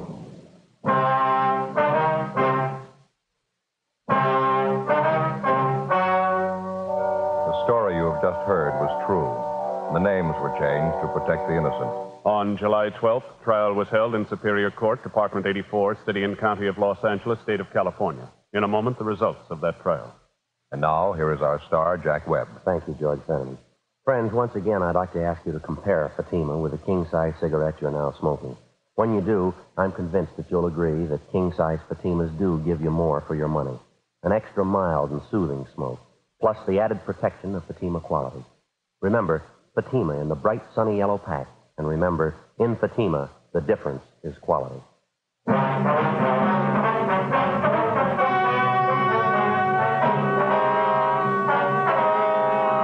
Paul Mike and his accomplice, Floyd Compton, were filed on for violation of Section 209 of the Penal Code, kidnapping for the purpose of robbery, and Section 211 of the Penal Code, robbery in the first degree. They were also filed on for one count of grand theft auto. They were tried and convicted and received sentences as prescribed by law. Kidnapping for the purpose of robbery, where bodily harm is inflicted, is punishable by the death sentence or life imprisonment without possibility of parole. Robbery is punishable by imprisonment from 5 years to life. Grand theft auto is punishable by a prison term of not less than 1 nor more than 10 years. The victim, Kenneth Gorman, finally recovered after more than 3 months in the hospital. Ladies and gentlemen, next week, Dragnet presents a trilogy. 3 documented case histories of vital importance to all of us. This trio of authentic stories is both tragic and terrifying. Please try to hear Dragnet next week when we present our trilogy.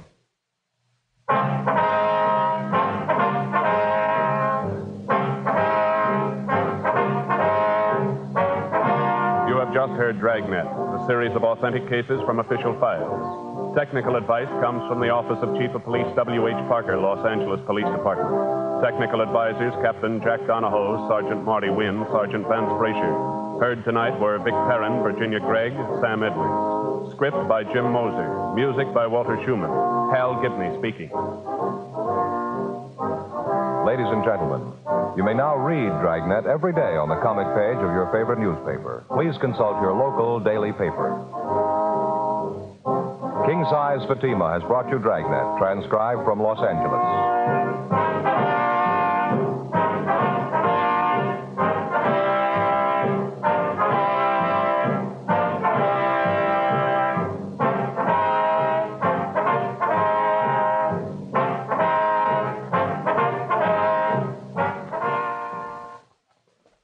Adventure is yours tonight with Counter Spy on NBC.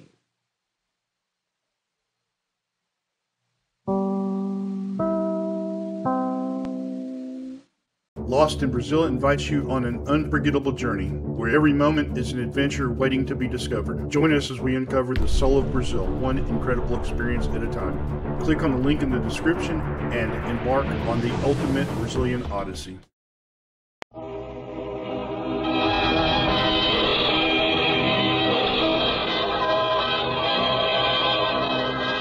Calling all cars, a copyrighted program created by the Rio Grande Oil Company.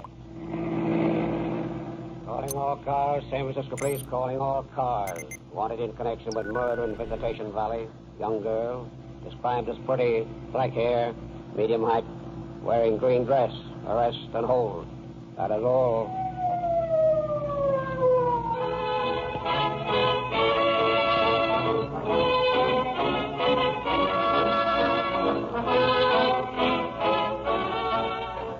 Every listener to this program knows that it is sponsored by Rio Grande Cracked Gasoline.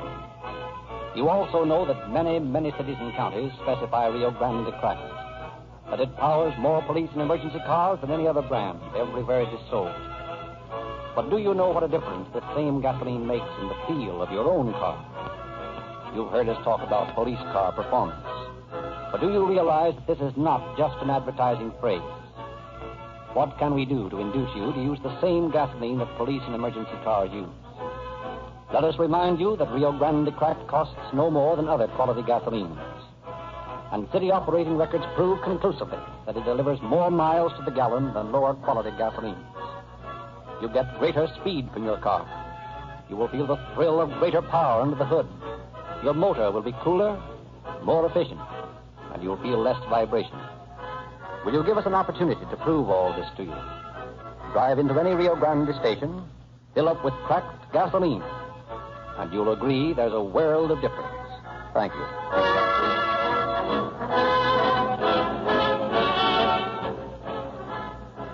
And now it is our pleasure to present the Sheriff of San Francisco County, who will speak to you from the studio of station KFRC in San Francisco. Sheriff Murphy.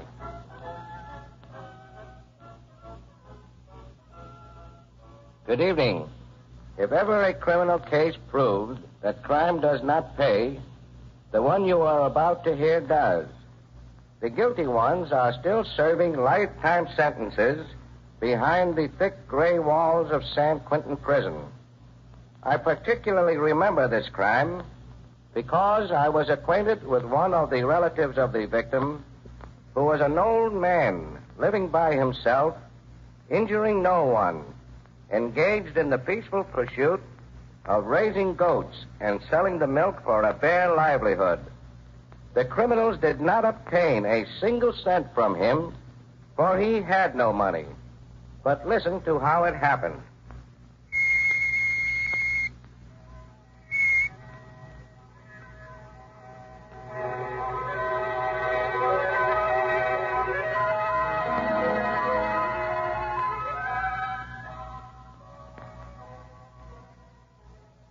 Just a few miles outside the bustling mass of people, the never-ending streams of noisy traffic, the towering buildings that make up the harbor city San Francisco, lies a small sloping valley. Although today it has become a thriving little community, at the time this case occurred, it was dotted here and there with tiny sun-baked shacks and inhabited mostly by sheep and goat herders. It was here in one of the tumble-down houses that Gaetano Marcelli lived, a recluse, his nearest neighbor some 300 yards away. Nearly 70 years old, Marcelli supports himself by selling milk from his small herd of goats to the inhabitants of the valley and to the occasional tourists who happen to stop in and refresh themselves before continuing their journey. One morning in September, Gaetano was tending to a sick goat when he hears a car approaching. Looking up, he sees it stop in front of his place, sees two men and a girl get out and walk toward him. Hello, old-timer. You got some nice fresh goat's milk? I no got none of it today, no. But maybe from yesterday I got some. I think it is still fresh. That'd be all right, Pop.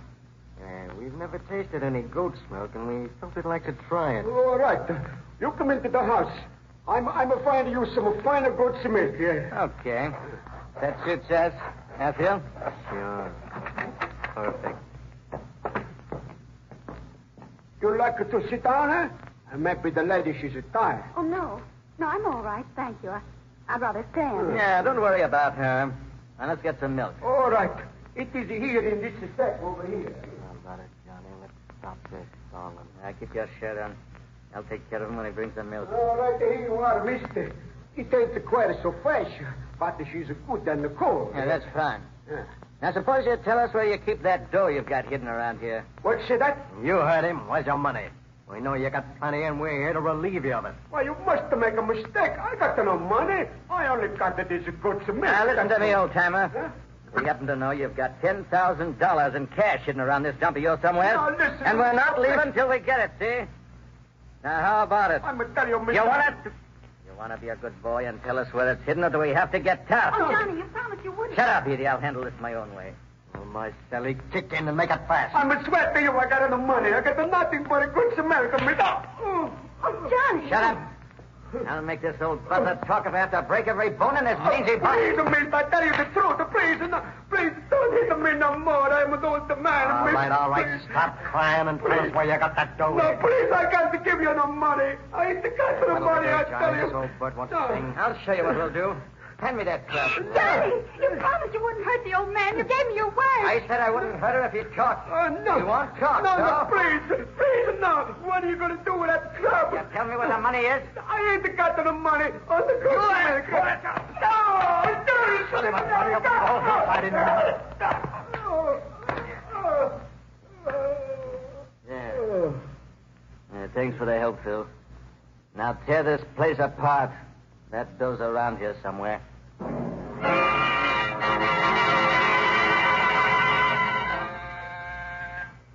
San Francisco Police Department. I want to report a murder. One moment, please. I'll connect you with homicide.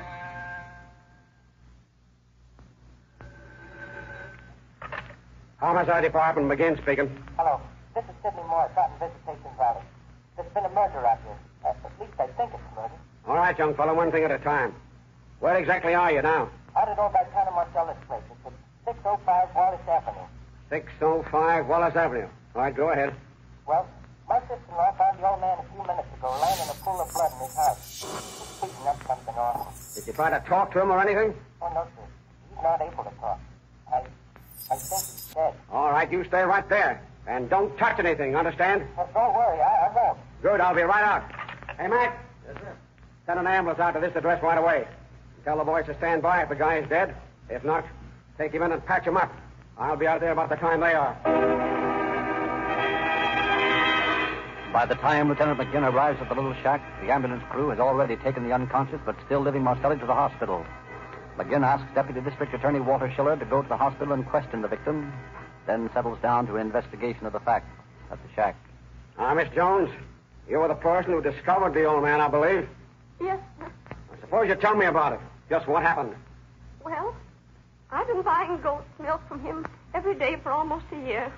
So today I came over to get some and found him that way, all beaten and crushed. Oh, Lieutenant, it's awful. Yes, of course, I know. I can appreciate how you must feel.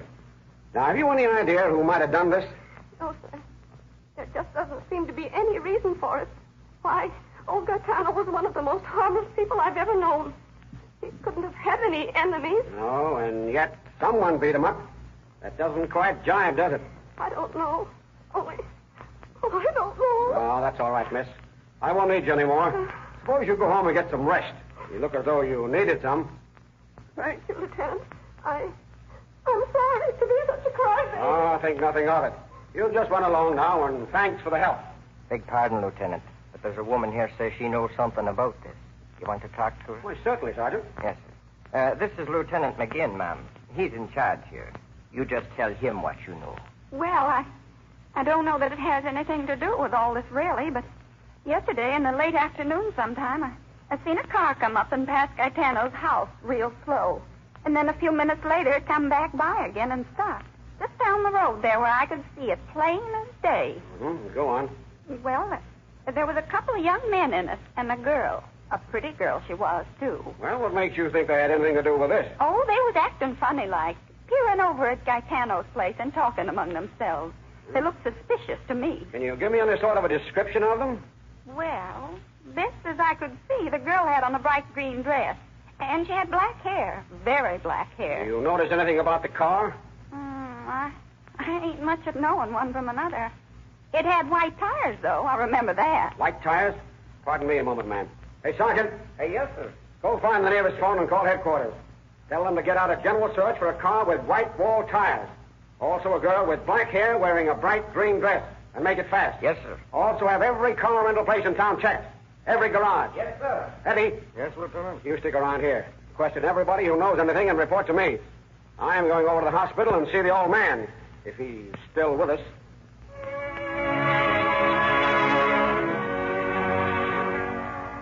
And at the hospital, Detective Lieutenant McGinn joins Deputy Schiller at the bedside of old Gaetano Marcelli. It is obvious that the old man has only a few hours of life left. Gaetano, can you hear me? Yeah. I hear that.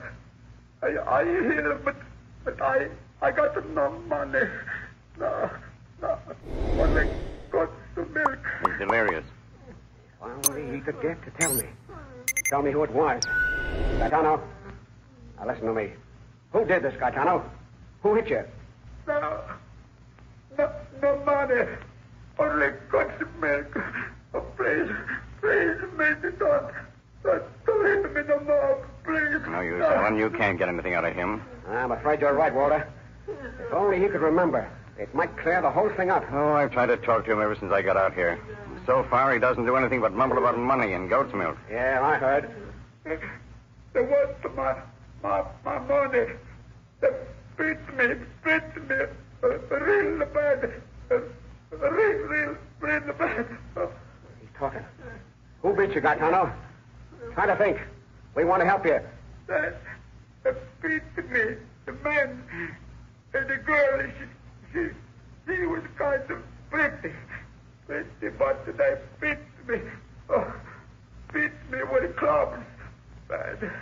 Beat me. Get that, Walter? Yeah. He says there was a girl. And the people I talked to out there gave me a description of a pretty girl and two men who were around the place today. Come on. Okay. I'm going out and look for a car with white tires driven by two men and a girl in a green dress. All that day, Lieutenant McGinn and Deputy Schiller make the rounds of garages. You drive rental agencies. Keep an alert eye out for the wanted car and occupants, but no trace of it can be found.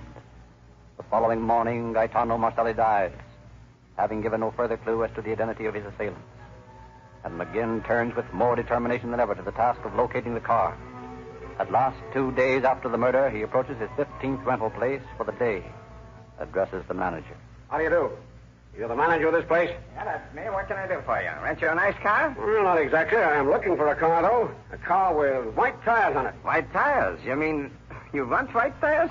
Sure, I have just the thing. You have one with white tires? Sure, why not? Ah, this is too good to be true. What's that? Oh, I was just thinking out loud. I'd like to introduce myself. Detective Lieutenant McGinn of the San Francisco Police. A policeman? So, what have I done? The policeman should be asking me questions. You don't have to worry. I don't know what you've done, and I don't care. What I really want is the names of the people who last rented that car with white tires, and the date it was rented out.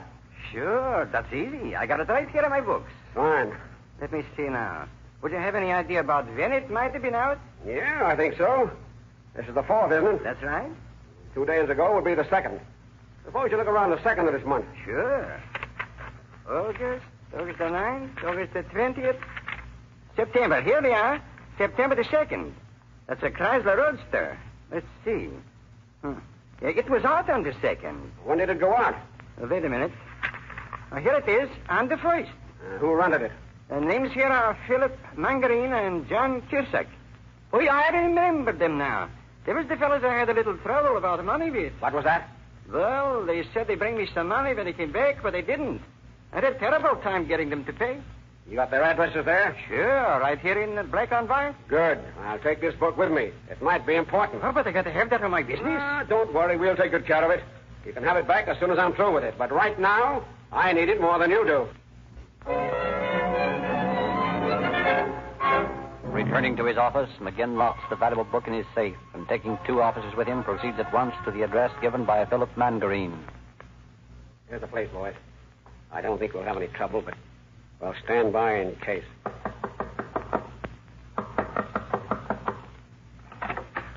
Mr. Mangarine? Yes? Put on your hat. You're taking a ride with us. What's this all about? Police officers, Mangarine. Now, come on, make it fast. What's the charge? Suspicion of murder. Take him in, boys. And a few minutes later, at another rooming house... All right, Cusack. No use talking. You're coming with us. And the less you say about it, the better. Yeah, but what's it all about? Funny how you fellas always say the same thing. But if you're interested, we're arresting you on suspicion of murder. Murder? Nasty word, isn't it, Cusack? All right, come on, get going.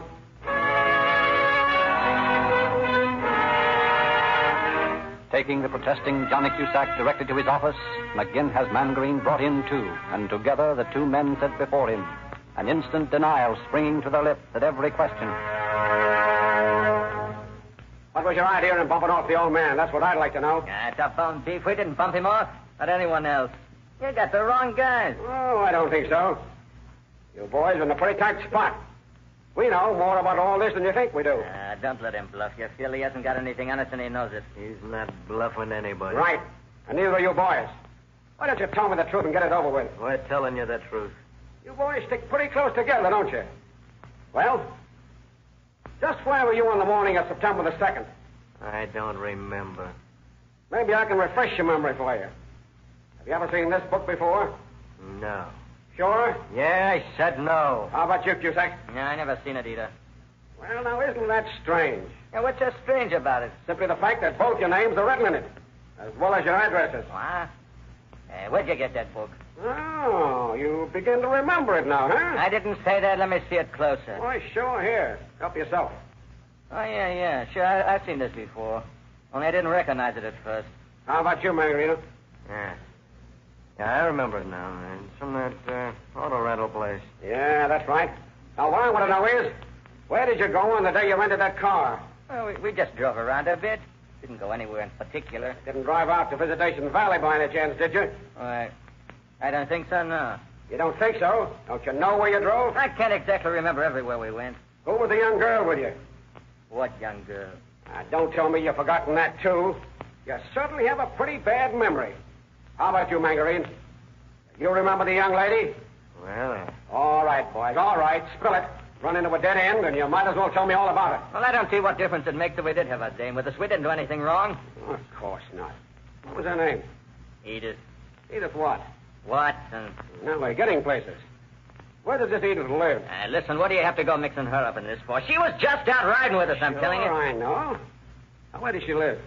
Over on Larkin Street, the Bryn Mawr apartment. Thanks. Well, I guess you boys can go back to yourselves until I talk to your girlfriend. And while you're there, think it over. Maybe that by the time I'm back, you'll have remembered a little more all about this. But upon arriving at the Bryn Mawr, McGinn is met by an elderly woman who says she is the girl's mother. I've come to have a little talk with your daughter, ma'am. Is she in? Why, no. Edith isn't living here anymore. That is, not at the present time. Well, could you tell me where I might find her? Well, I'm afraid I can't. You see, Edith told me she wanted to visit a friend of hers who lives in Los Angeles. And the other day, that is, 2 days ago, she packed up and left. I don't know exactly where she's staying down there. Didn't she give you any idea where you could reach her? Any forwarding address? Well, she mentioned the Whitehall apartment, but I couldn't say for sure whether that's where she is or not.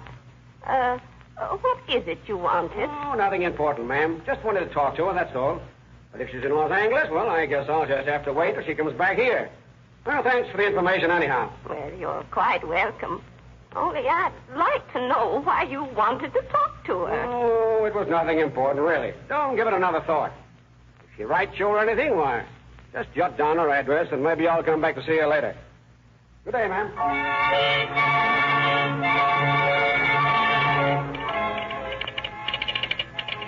The Homicide Squad, Los Angeles Police. Please send someone to Whitehall Apartments, your city, to pick up girl. Named Edith Watson. Black hair, wearing green dress.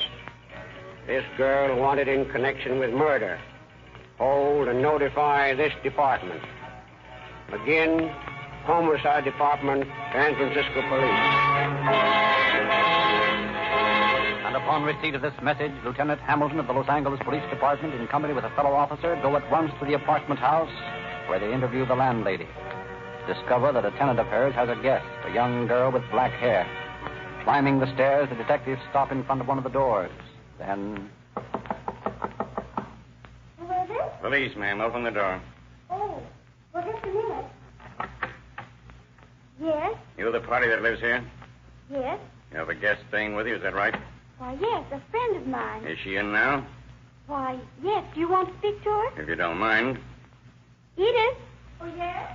There's some men here to see you. Oh, all right, I'm coming. Yes? What is it? They're policemen. Police? I'm afraid you'll have to come along with us, miss. We got orders to arrest you for the San Francisco police. Oh, but I haven't done anything. Yeah, that's all right, ma'am. We can talk about that later. Right now, we're in kind of a hurry. And, you'd better come along, too, miss. Just a matter of formality, of course. Well, I don't know what Edith is mixed up in, but of course I'll come. That's fine. All right. Let's go.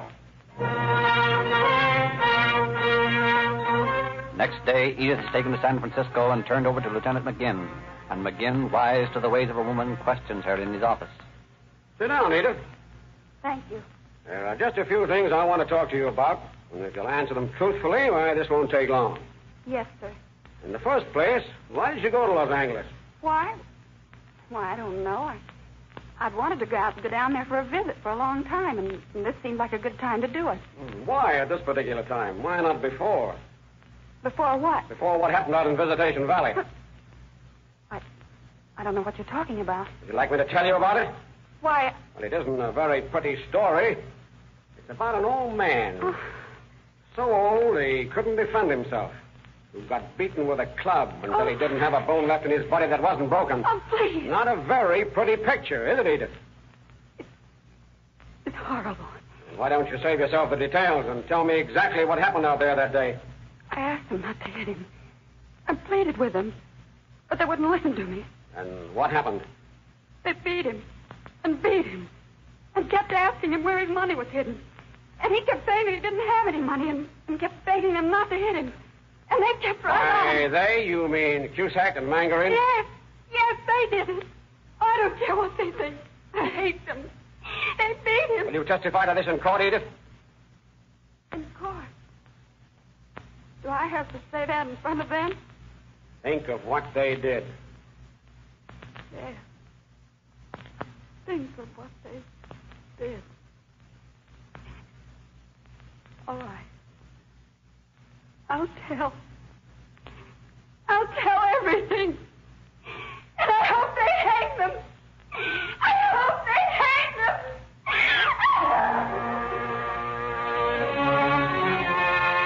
Armed with this confession and a promise that Edith will testify in court, McGinn closets himself with prosecuting attorney Peter Mullins. And the two of them spend hours preparing a foolproof case against Mangarin and Cusack. I don't see how we can slip up on this, Alan. It's perfect. Yeah, I know it's perfect. But I don't want to take any chances. I've had too many perfect cases suddenly blow up in my face when some slippery mouthpiece pulled a lot of strings. I know. I've had the same thing happen to me. The main idea is to let those two think they have us bluffed. That's why I don't want to tell them about the girl's confession. They might be able to think up some story between now and the time we go to trial. You mean you want her for a nation in the hole, eh? Exactly. We'll introduce as much evidence against them as we can from various witnesses and such, and then for the grand finale. I get it. You've got a conviction practically in your hands, Alan. Well, it all depends on you when we get into court. You're the one who does the talking there. I'm just a detective. Well, don't worry. With a case like this, I can't lose.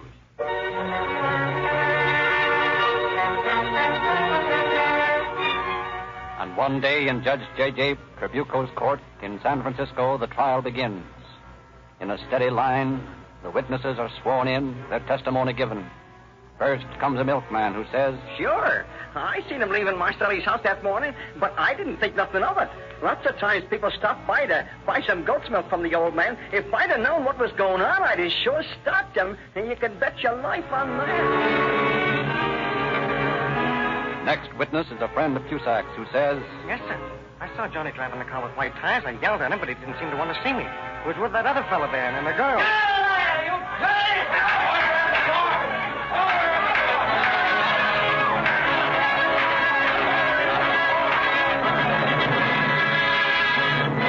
One after another, witnesses are produced, and each one tightens the noose around the prisoner's neck.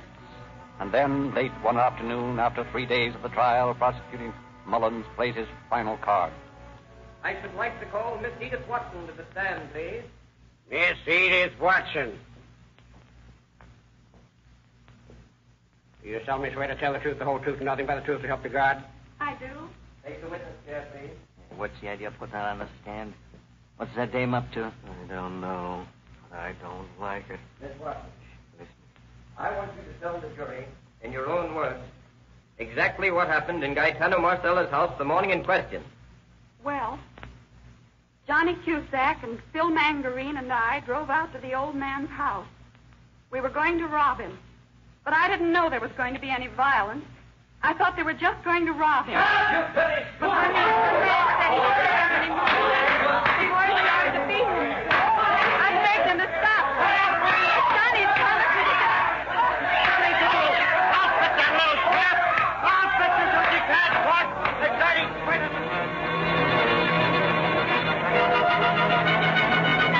But talk she does.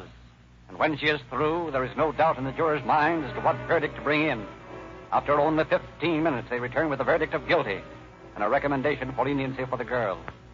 And as a result, the following day, Judge Tribuco pronounces sentence. Philip Mangarine, John Cusack, stand and face the court. Before I pass judgment on you, have you anything to say?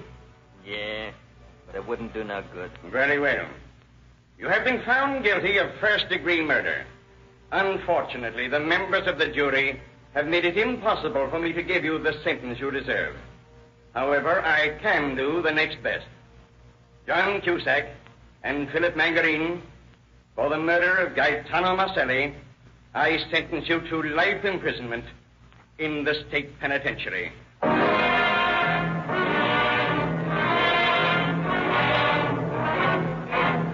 And a few days later, Edith Watson is given a sentence of 10 years, suspended, and put on probation. Judge Tribuco explaining his actions by saying, In turning state's evidence, this girl's testimony was instrumental in convicting the actual killers.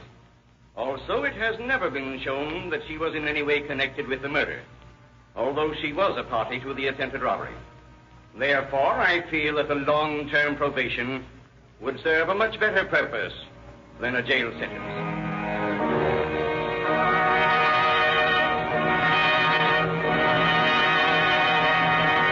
Calling All Cars invites every boy and girl to join the Junior Police Department. We offer you a complete detective outfit free. Get Dad or Mother or one of your neighbors to drive you into your neighborhood Rio Grande station. Ask for your free copy of the Calling All Cars news and learn all about Rio Grande's 14 free gifts. We owe a great deal to you millions of boys and girls who listen to this program. You have induced your parents to try Rio Grande Crack, and hundreds of letters testify to the unusual distinctive qualities of this gasoline. All we ask is that you give Rio Grande Crack a fair trial. We are confident that your car will develop greater speed and power and that you'll get a new thrill out of Rio Grande's police car performance. There's another big value at all Rio Grande stations, and that is Sinclair Motor Oil. When you get your next crankcase drained, give your Rio Grande dealer the job. He'll refill with Sinclair Motor Oil from refinery-sealed cans, and you'll quickly discover your motor runs smoother, cooler, and that you need seldom add another quart. That's because all the impurities are removed from Sinclair Motor Oil. Those elements that cause carbon, that gum up your valves, that burn away so easily in hot motors, are already extracted from Sinclair Motor Oil, leaving only a pure oil that gives you more miles for your money than ever before.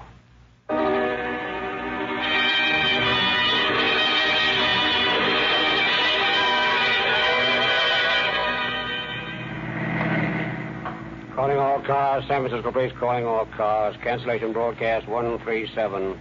Suspects in this case now in custody. That is all.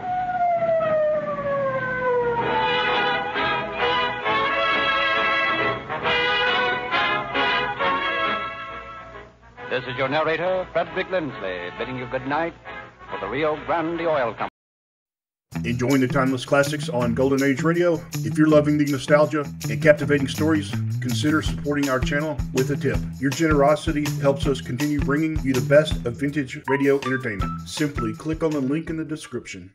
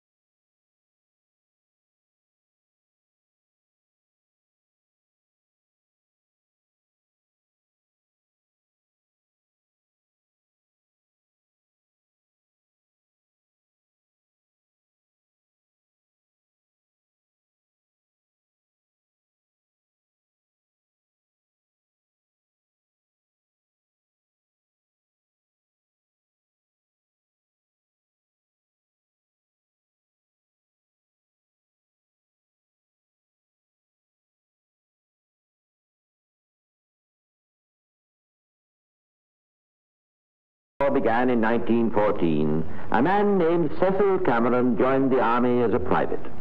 Subsequently, he won his commission and, fighting on 3 fronts, won the Distinguished Service Order, the Legion of Honor, a Belgian decoration, and was several times mentioned in dispatches.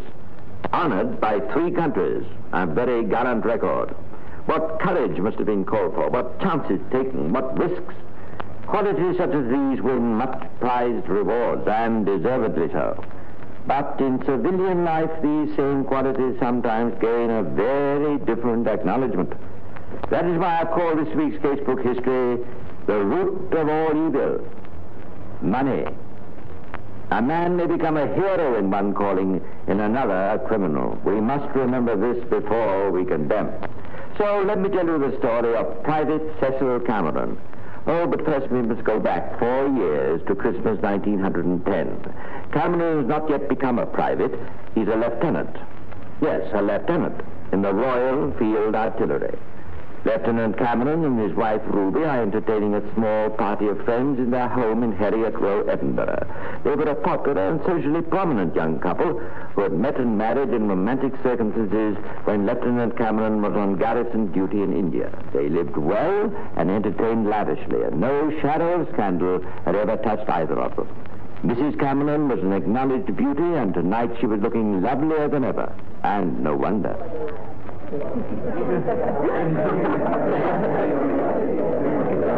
My dear Ruby, what adorable pearls. Oh, do you like them? Very exquisite. Never seen such a lovely string. They must have cost a fortune. Do tell me, are they a Christmas present? Yes. What it must be to have a generous husband. Oh. Don't be greedy. You've got a husband. Yes, but he doesn't buy me pearls. Cecil didn't buy me these. He didn't? Good Lord, no. What do you think I am, a millionaire? And where did you get them? Or is it a secret? Oh, there's no secret about it.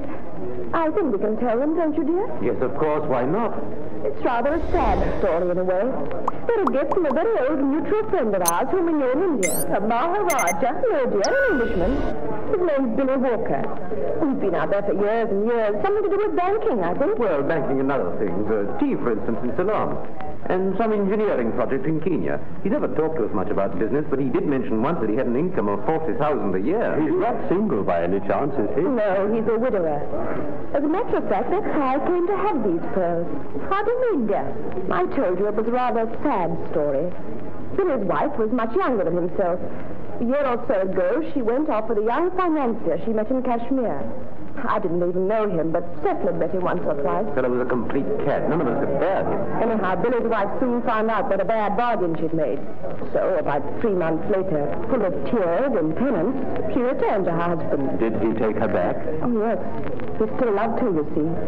He not only forgave her, but allowed her to keep the presents she'd been given. Among them was this necklace of pearls. Well, not to make too long a story of it, Billy's wife picked up a typhoid germ and died about 3 months ago, leaving everything to her husband. But he found her jewels too poignant a reminder of her, particularly this necklace.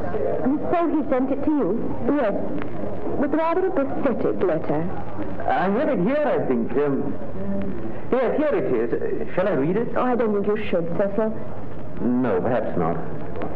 Dear old Billy, I only wish he were here now to be able to see Ruby wearing them. Where is he? Still in India? No, somewhere in Africa, apparently. He didn't even give us a forwarding address, so he can't even write and thank him. Doesn't it make you nervous, darling, having so much money around your neck? Well, it is rather a responsibility, I suppose. If I were you, Cecil, I'd have them insured straight away. Yes, I fully intend to. As soon as the insurance office is open after the holidays. Meanwhile, we shall just have to hope that nothing happens to them. Nothing did happen to the pearls, of course. And in due course, Lieutenant Cameron called on the manager of an Edinburgh insurance company, and the desired arrangements were made. We've had the pearls examined by an expert, Mr. Cameron. He assesses the value of the string at £6,500. Would that be something near your own estimate? I'm no judge of these things, but yes, I fancied the figure would be somewhere around about that. Then suppose we work on that basis, eh? Right. I'll have the policy prepared, and if you'll be kind enough to call at the same time tomorrow, we'll fix up all the details. Splendid. Shall I let you have my check now? Oh, my dear fellow, no. Any time to suit yourself. I'll give it you tomorrow, then, when I collect the policy. Good. And so it went through with a minimum of fuss and a maximum of courtesy, good fellowship, and mutual trust. For the best part of 6 weeks, nothing happened. Ruby Cameron wore her pearls at various functions, and they were greatly admired. And then, on the afternoon of February the 7th, 1911, as the Camerons were walking along Prince's Street on a shopping expedition...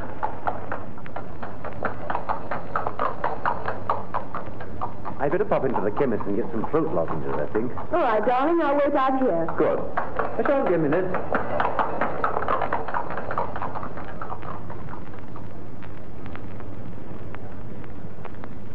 How do you do, Mr. Cameron? How do you do, Mrs. Stewart? Quite mild this time of year, isn't it? Not so mild that I haven't picked up a filthy sore throat. Could you recommend some good lozenges? Certainly, sir. I'm lying here. What on earth is that? It sounds like my wife's voice. Darling, what's the matter? What's happened? I've been robbed. Robbed? My pearls. But how? As I was waiting for you, two men came up to me. One of them jostled me and bumped me into the other one. And before I knew what had happened, the second one had grabbed my pearls and they both ran off. Did you see which way they went? Yes, to the left. I'll see if they're in sight still. You'd better ring up the police, Mr. Cameron. The telephone's in the dispensary. Yes, I will. This is terrible. Terrible. What are we going to tell Billy? No sign of them, I'm afraid. It's almost dark outside. Now, Mrs. Cameron, you mustn't take it like that, you know. Let's go into the dispensary and I'll mix you a sedative. Oh, you're very kind. Not at all. Here's Mr. Cameron. The police will be here in a couple of minutes. Oh, Cecil. Take it easy, old girl. It's not your fault. It was all so sudden. Just a matter of taking... Yes, of course. Here we are. Drink this. Oh, thank you very much. How's that? Better? Oh, yes, I think so. Oh, Cecil, what are we going to do? There's nothing we can do, my dear, except wait for the police. I shouldn't worry if I were you, Mrs. Cameron. For all that's said against them, we have a smart body of police here. I'll wager the thieves are behind the bars and your necklace restored within 24 hours. But the chemist's touching faith in the Edinburgh constabulary wasn't borne out by events. A general alarm was sent out. The city was combed from end to end for suspicious characters. Dozens of alleged clues were followed up, but all to no purpose. And as day followed day, without any sign of an arrest, indignant letters began to appear in the newspapers, and the atmosphere at Edinburgh Police Headquarters developed into one of perpetual crisis. Now listen to this, will you? As taxpayers, surely we are entitled to more than the bungling inefficiency which today apparently is the outstanding characteristic of our police force. Bungling inefficiency, is it, eh? And this. It seems that law-abiding citizens can no longer walk in public with any confidence in the knowledge of their safety. It's easy enough to talk. We've got to do something, Inspector. Hey, but what, sir? Surely you must have some kind of a lead on these fellows? Nothing at all, sir. Mrs. Cameron hasn't been able to give us any kind of a description of the men. I've had her check up through every photograph in our rogues gallery, and she doesn't recognize one of them. As far as we can learn, no attempt's been made to dispose of the necklace, and no one of us even saw the theft happen. I wonder whether it really did. You mean, sir, Mrs. Cameron may have been making it all up? Stranger things have happened. But why should she do such a thing? The pearls are insured, aren't they? Aye, sir, but... Oh, no, I don't believe it. Why, Mr. Cameron's father was a V.C. and commanded the Seaforth Highlanders, and his grandfather fought in the Crimea. They're highly respected people, sir. Yes, I know. I suppose you're right. All the same, I can't help feeling there's something very odd about this case. Something very odd indeed. That's why I asked head office to send you up from London.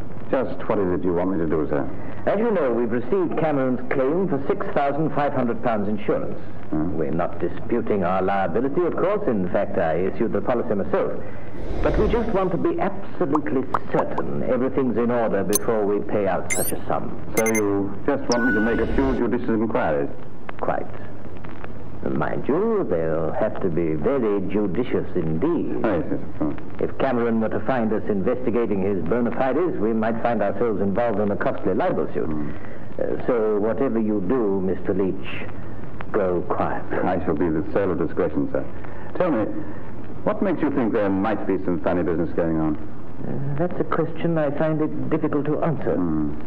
You've no evidence of any kind? None whatever. It's just, well, I suppose you might say intuition. Yes. There's no suggestion the necklace you insured wasn't a genuine one? Oh, none whatever. It was examined by an expert. Had it been in the Cameron's possession for very long? I didn't ever think to ask Mr. Cameron that. But I gathered from a mutual friend that it was a recent gift to Mrs. Cameron from a man in India. Oh. You don't happen to know his name, do you? Yes, I believe it's Walker. William or Billy Walker. He's reputed to be very wealthy. Walker. Yeah. Is there anything else you can tell me? I'm afraid not. It doesn't give me much to go on, does it? I realize that. Quite possibly there may be something else. The whole thing might be open and above all fraud, in which case, of course, we shall have to pay up and look as pleasant as we can. However, that's up to you to find out. You will do the best you can, won't you, Mr. Leach? Yes, of course. It may take some time, you understand. Oh, quite. Still, I think I can say that if there has been any attempt at fraud, I shall discover it sooner or later.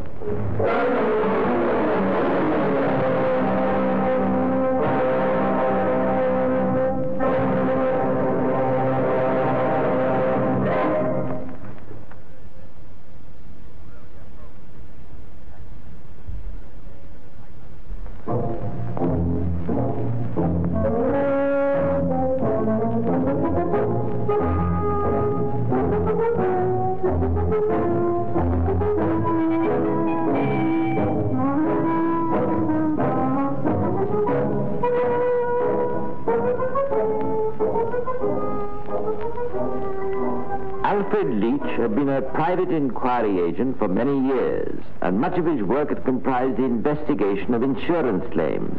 He was no Sherlock Holmes, perhaps, but he was patient and thorough, and he was nobody's fool. He realized he could never hope to get anywhere without the help of the police, so his first call was on the inspector in charge of the case. No eyewitnesses, you say? None that we've been able to find. No description of the thieves? Only the vaguest one from Mrs. Cameron herself. Just that they were tall and dark. No, that's not much help, is it? None at all. Tell me, was her top coat badly torn? A top coat? Yes, it was a cold winter's afternoon, was it not? Oh, it was that. Almost dark, in fact. That's how she must have seen the fellows' faces. Well, then we're to presume her coat would be buttoned at the throat. That's right. It would have been.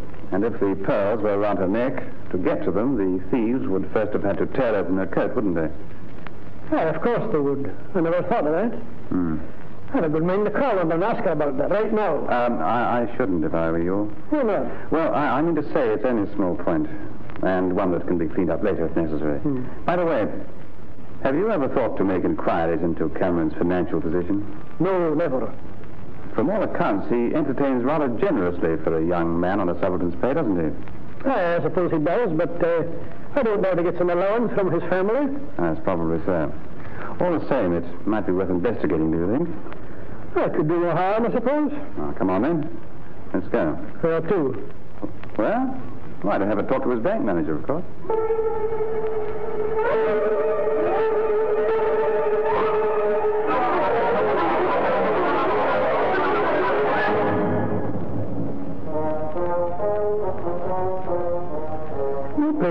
Awkward position, Inspector. How is that, sir? We have a strict rule here at the bank never to divulge the affairs of our clients. You seem to forget, sir, that this is an official police inquiry.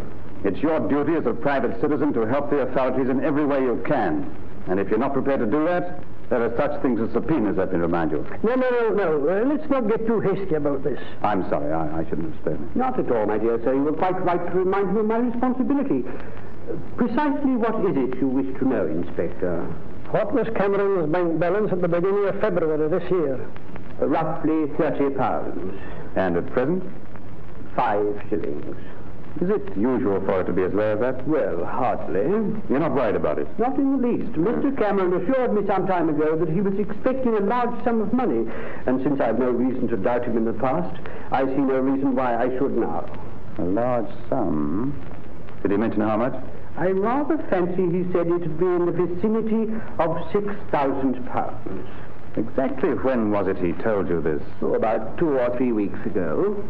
Would it have been before or after February the 7th? I'm not quite sure. Is there any way to find out? Yes, I keep a record of all interviews and appointments here in my diary. Excuse me a minute, I'll just make certain of the date. Here we are.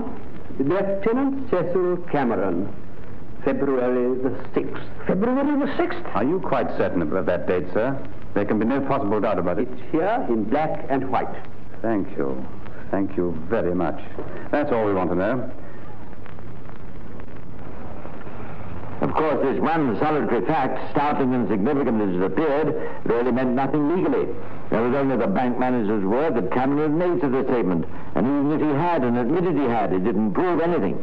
Still, it convinced Leach that he was on the right track, and he felt doubly sure when a week or so later he received a cablegram. What do you think of this, Inspector? What is it? It's a cable from a firm of private inquiry agents in India, replying to an inquiry I sent them. What's it say? Read it for yourself. Being able to trace William or Billy Walker. No person of that name known at hotels or clubs in any of principal Indian cities. No record, registrar's office of death of Mrs. Walker. Will continue inquiries and advise further. Well, I'll be blessed. You realize what this means, don't you? Means there's no such person as Billy Walker exists. Precisely. And that the story that Cameron's told their friends how they'd come into possession of the pearls was a lie from start to finish. Oh, not so far as to say that. But surely it's obvious. Not necessarily. It may be that the circumstances they outlined about this fellow's wife leaving him and then returning and willing him the pearls when she died were true enough. But for reasons of delicacy, they preferred not to reveal his correct name. Oh, come, Inspector. You must admit it's possible. Well, possible, yes, but highly improbable. Wasn't there supposed to have been a letter accompanying the gift? So I understand. You think you could get hold of that without arousing too much suspicion? Yeah, I dare say I could. But what do you hope to get out of that, then? What do you think it'll prove? One never knows, my dear chap. One never knows. I'll leave it to you to obtain possession of it in the next couple of days, and hold on to it till I return. Return? Why, are you going away? Yes. Where to? London. Private business or something to do with the case? Something very much to do with the case. If the Camerons didn't get the necklace from their mythical friend Billy Walker, I propose to find out where they did get it. And how long do you think that's going to take? With any sort of luck, a few days. But if need be, I shall stick to it for 6 months. Back in London, Leach began work at once on one of those dull and unspectacular jobs that are, nevertheless, such a vital part of so many police inquiries. First of all, he armed himself with a complete list of the better-known jewelers. Then, one by one, he did the round, and to each of them he made the same inquiry. Have you had any dealings in the last few months with Lieutenant Cecil Aylmer Cameron of Heriot Row, Edinburgh, or with his wife, Ruby Cameron, of the same address?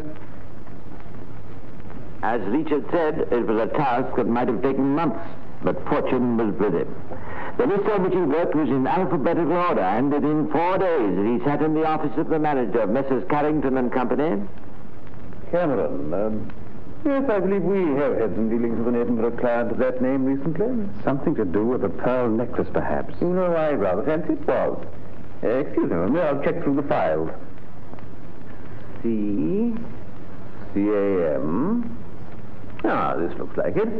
Mrs. C.A. Cameron. Yes, of course. I remember the whole thing quite well now. What is it you wish to know, Mr. Leach? Everything you can tell me. Well, according to the records here, on the 20th of December, through our Edinburgh branch, we supplied Mrs. Cameron with a double-strand pearl necklace on approval. The price? Price? Oh, yes, here we are. 6,300 guineas. Mm-hmm. What happened then? Did she buy it? No. I see the necklace was returned on the 4th of January this year, together with an order for an imitation, one of similar pattern. And is that all? No, it seems that the copy was ultimately returned as unsuitable. On what date? February the 7th. You're quite sure of that? Certainly. It came back with a covering letter from Mr. Cameron. Here it is. And here's the date, February the 7th. Well, that certainly seems conclusive enough. By the way, could I borrow that letter for a short time? I suppose so. It's a little irregular, but if it's likely to be of any use to you... I assure you, my dear sir, it's likely to be of the greatest possible use. So in that case, take it by all means.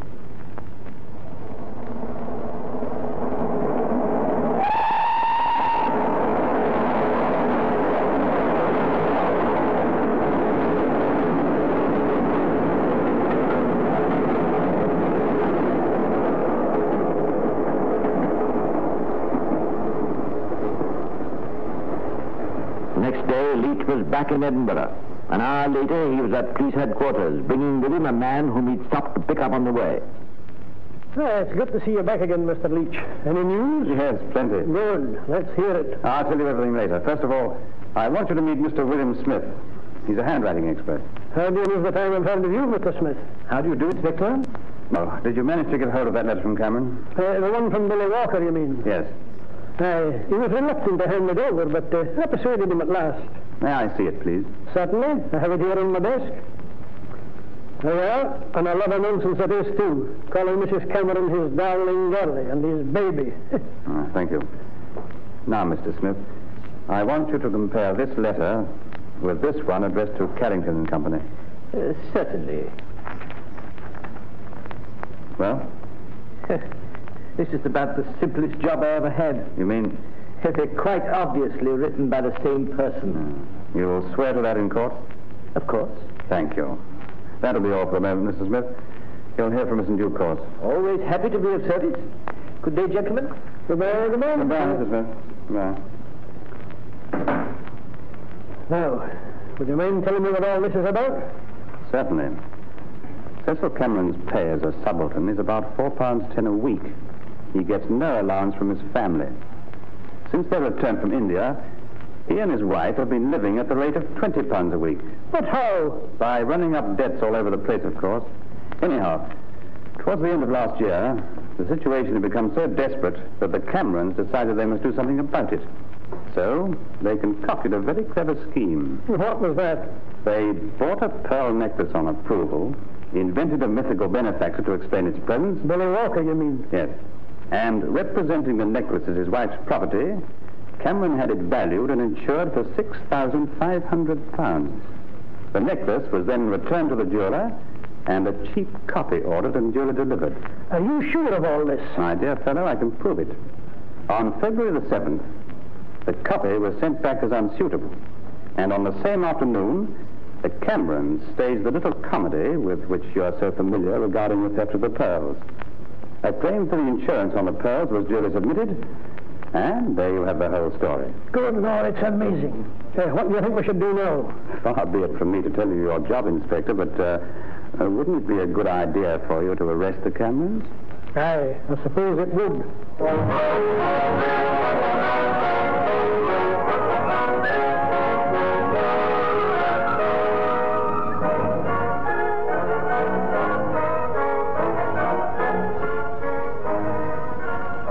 Naturally, the arrest caused a tremendous stir in Edinburgh social circles. In clubs and drawing rooms, nothing else was discussed for days. And special editions of the daily newspapers sold like hotcakes.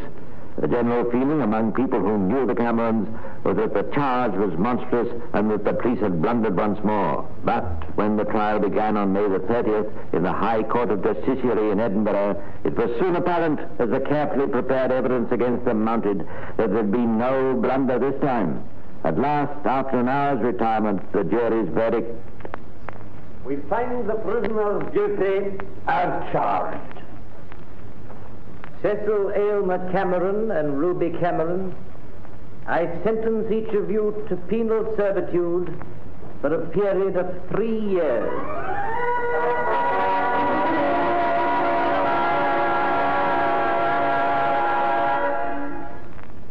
London Gazette, June the 27th, Royal Field Artillery. Lieutenant C.A. Cameron is removed from the Army, His Majesty having no further occasion for his services. Cameron was released after serving his sentence, and soon afterwards the First World War began. Now, as I said at the beginning of this broadcast, he enlisted as a private, won his commission, his second, and fighting on 3 fronts was honored and decorated by 3 countries. The next time I see a misfit in my own profession, I must try to remember that the very qualities which failed a man in one calling might have brought him success in another, and vice versa. There, but for the grace of God, go I.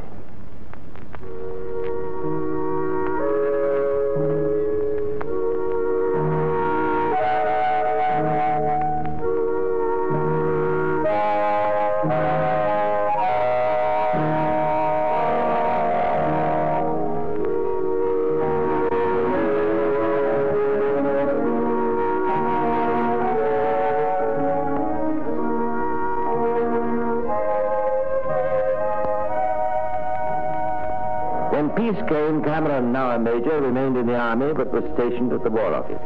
One day he was found in his room dying, a revolver in his hand.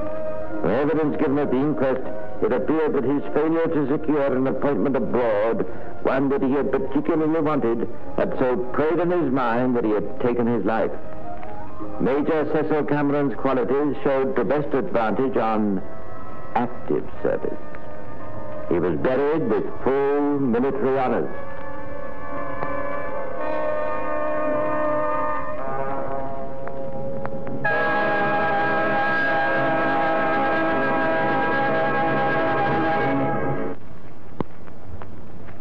Well, that's all for now, but I'll be back again soon to tell you some more of the secrets of Scotland Yard. Meanwhile, this is Tide Brooke saying goodbye.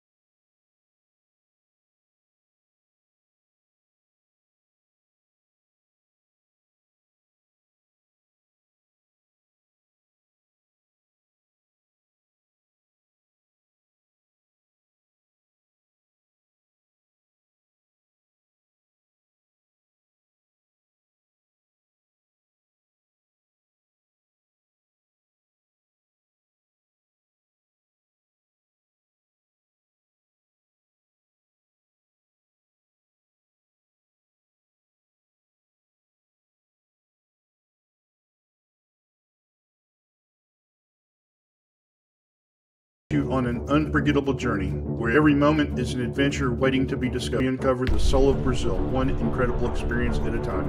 Click on the link in the description and embark on the ultimate Brazilian odyssey. This is Orson Welles speaking from London.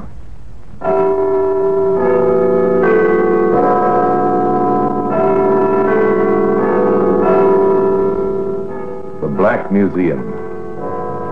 A museum of death. Yes, here in the grim stone structure on the Thames which houses Scotland Yard is a warehouse of homicide, where everyday objects, a cotton reel, a tobacco pouch, a bootlace, all are touched by murder.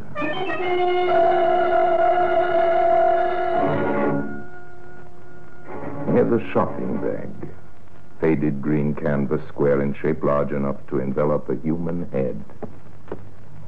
There you are, sir. Would Madame like to take it? No? Nothing inside now. These wisps of blonde hair were found inside by the experts in the police laboratory, but that was a long time ago. Who did the hair belong to? Well, there was no doubt about that. This is Vera Dawson's hair, Inspector. Victim number 5, eh? Yes. She's been in the habit of bleaching her hair for years. That's why it probably came out fairly easily. And the pathetic blonde hairs proved that the canvas shopping bag had been used to suffocate their owner, victim number 5. That is why the bag has earned its place today in the Black Museum.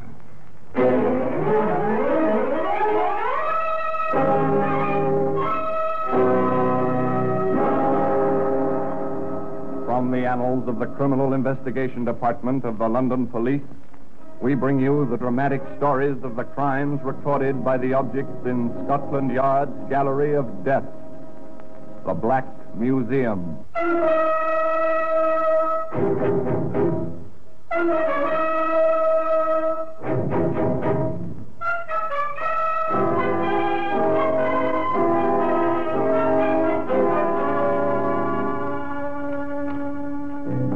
Here we are in the Black Museum. Beyond these stone walls, London throbs and is alive. But within these closely guarded precincts, all is silence and death. It's quiet, very quiet. Come with me under the frieze of death masks. The masks of criminals of bygone days, suspended grimly below the ceiling. They were collected at a time when the forensic theorists believed that a composite face made up of the dominant characteristics of hundreds of criminal features would resolve into a picture of the typical criminal. But in 1913, the experts decided that the masks presented nothing different from your face or mine, the average law-abiding citizen. Did you say something? Up there. You know that face. Yes, it's Heinrich Himmler, the German Gestapo chief. That mask was taken a few hours after he bit into a phial of potassium cyanide as he stood before his British captors at Lüneburg. And perhaps you may feel easier if you keep your eyes lowered as we pass along the rows of inanimate objects, each one marked with the names of the killer and the killed. Some of the exhibits are labeled with more than 2 names. Here we are. We've arrived at the shopping bag. 1 killer, Stanley Hayes. 5 victims, including his wife, who is his second on the list. Here's the bag, insignificant in itself, but terrifying when considered in relation to its history. And its history is bound up with the story of the man who used it. Stanley Hayes, one-time bank clerk, petty thief, junk merchant, murderer, hanged by his shopping bag. But let's go back to join him in his junk shop. It's located in Wildron Street, North London. The place belonged to his wife's first husband. The district is poor, the shop is dusty, crammed with litter. Mrs. Edith Hames, a semi-invalid, is confined to a bed in the living quarters upstairs. Hames himself just lighted the gas lamp in the shop. The feeble yellow rays are reflected back from the November fog which presses darkly against the windows. The light is dim, but to a young girl, Patricia Wilson, it is a beacon to which she turns for guidance. Oh, my word, what a night. I wonder if you can help me. Well, if I can. I'm a stranger here, and I'm looking for 71 Wildron Street. I can't see the numbers on the doors. My torch is given out. This is number 22. You'll find 71 to the left on the other side of the road. Oh, tell. Fog's getting thicker, isn't it? Yeah, I'm afraid it is. You'll have a job to find the house you're looking for. Oh, no. I promised to go and see my girlfriend there. I wish I hadn't. It was quite clear when I left home. Have you come far? Only from Vauxhall, and I'd... Well, perhaps I can fix it, George, for you. Oh, I'll be ever so glad. If you do happen to have a spare bulb, that'd do it. Here's a torch. Yes. There. Let go my arm. What's your name? Here, let me go. I'll hit you again if you don't take your hands off me. You would you? You come here. Help! Quiet, you little idiot. Oh, you're choking me. Edith, how did you get down here? Who is this girl? Take him away. He tried to kill me. Don't be absurd. She's only just come Stop in. waving that shopping bag and pull yourself together. Let me get out of here. No, wait. I'm his wife. I want to know what happened. Breathlessly, the frightened girl explained. Hames stood silent. His wife listened, horrified. The girl finished her story. What did you do, Sam? I've nothing to say except I'm sorry. So I should think. But you're not getting away with this. I'm going to report it to the police. But you're not safe. Oh, please. Now, please, for my sake, don't take it any further. I think it would kill me if the police came. If she's fainting, I'll go out. Take it easy, Edith. I've got you. I'm all right. Well, she's ill. You ought to be ashamed of yourself. Go and get a doctor. Oh, no, I don't want anybody. Please tell me you won't make trouble. Well, for your sake, then, I won't tell anyone. Thank you. Hope it didn't hurt you too much. No, I'm feeling better now. More shock than anything else. And you won't say anything? Not a word.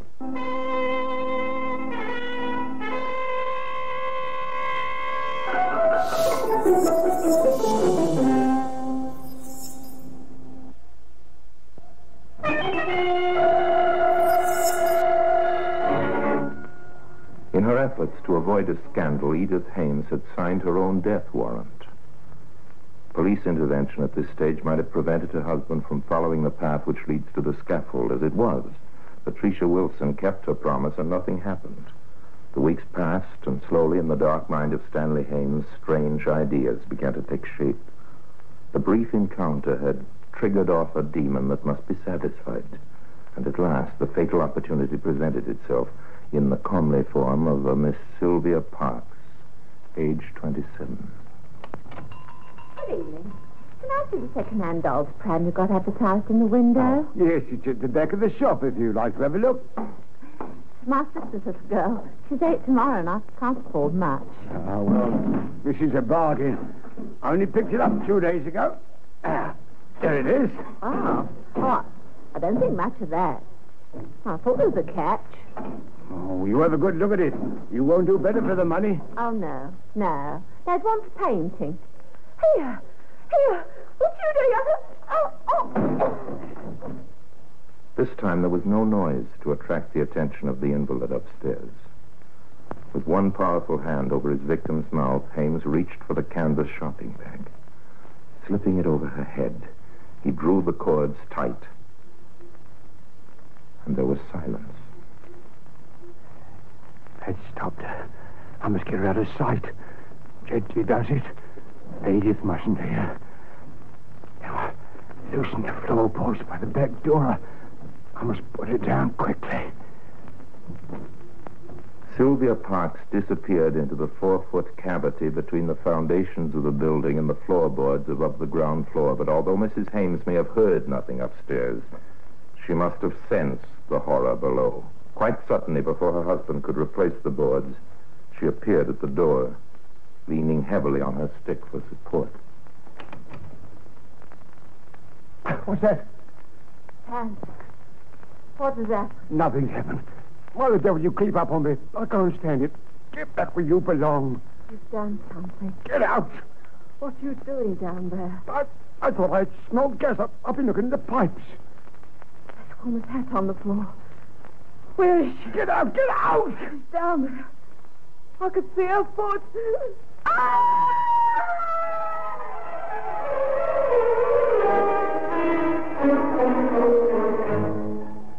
Edith Hames lay silent in death beside the body of Sylvia Parks. And what of the murderer? Was the demon satisfied? Seems that for the moment he was. According to Hames's own story, he took himself off that night at the local public house. Felt that he needed company. Live company. All right. If it isn't the old junk man himself. How's business, chum? Business is fine. Well, you wouldn't think so looking at that shop of yours. It looks like a blooming morgue. Why don't you give it a good clear out, eh? If you'll look after your own affairs, I'll attend to mine. All right, I was only kidding. Here, have a drink. Now. Yes, I will. I'll have a large scotch. Oh, getting your own back, eh? All right, I asked for it. Large scotch for Mr. Hames, please, Sally. Okay, celebrating, are you? Yes, I'm celebrating. Yeah, how's that wife of yours? Is she any better? My wife? Oh, yes, she's much better now. Oh, I'm glad about that. She used to be a regular in here when she was married to... Well, I've known her a long time, of course. Yes, longer than I have. Well, tell her Joe was looking after her, will you? Me and the missus have promised to come round and see her one night. Oh, well, didn't you know she's going to stay with her married sister in Birmingham? Has she? I never knew she had a sister up there. Oh, yes. Oh, well, here's your drink. Bottoms up. Now I see why you're out on the loose. Oh, cheerio. That's all right. I needed that. Whoa, it's not much fun living on your own, is it? Oh, I'm as miserable as sin when my missus pops over to see her mother.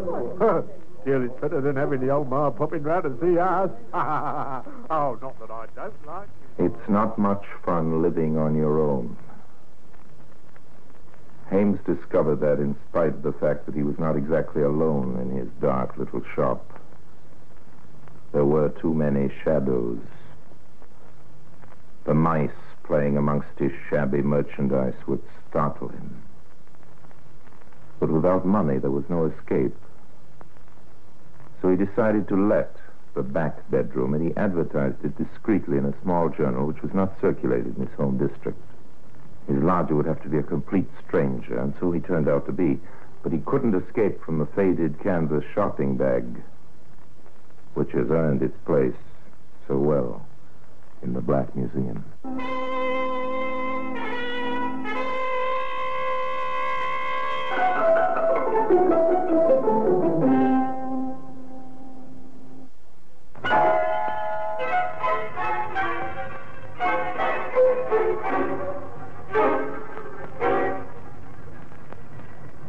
We returned to Stanley Hames in his shop at 22 Wildron Street. The advertisement for a room to let has produced its result, and the back bedroom is occupied by a short, middle-aged man with square shoulders and wary eyes. He calls himself George Smith, which is as good as any other name, but Hames is suspicious. The lodger never ventures out except for brief moments during the hours of darkness.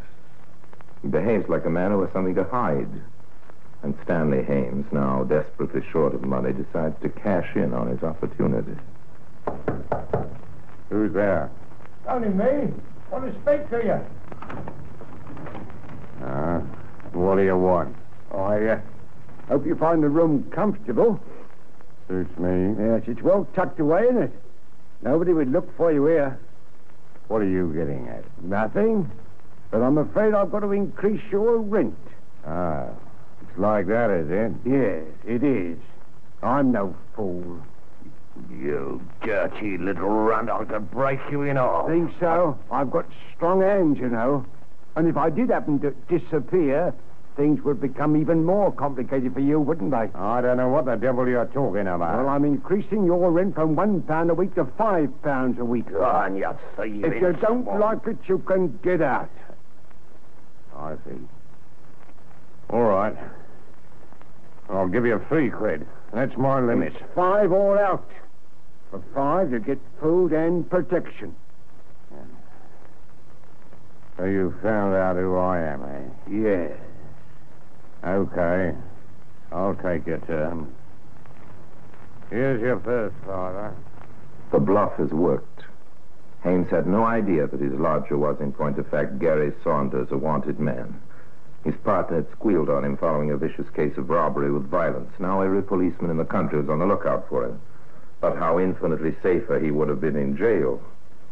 As it was, his hush money restored Hames to his old self, and once again, the demon started working.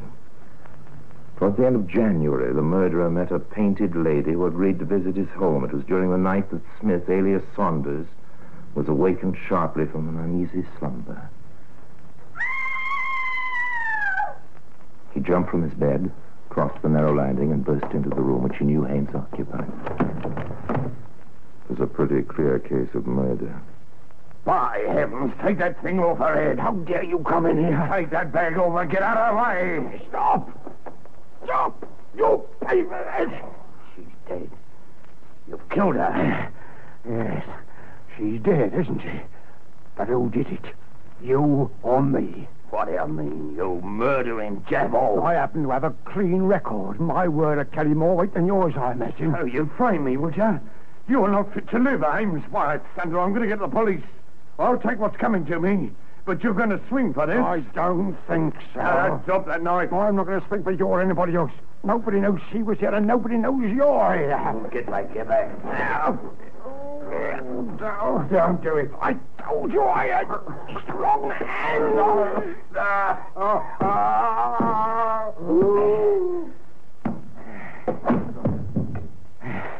You didn't think I was strong enough, did you? Now you've learned your lesson. I can't be beaten.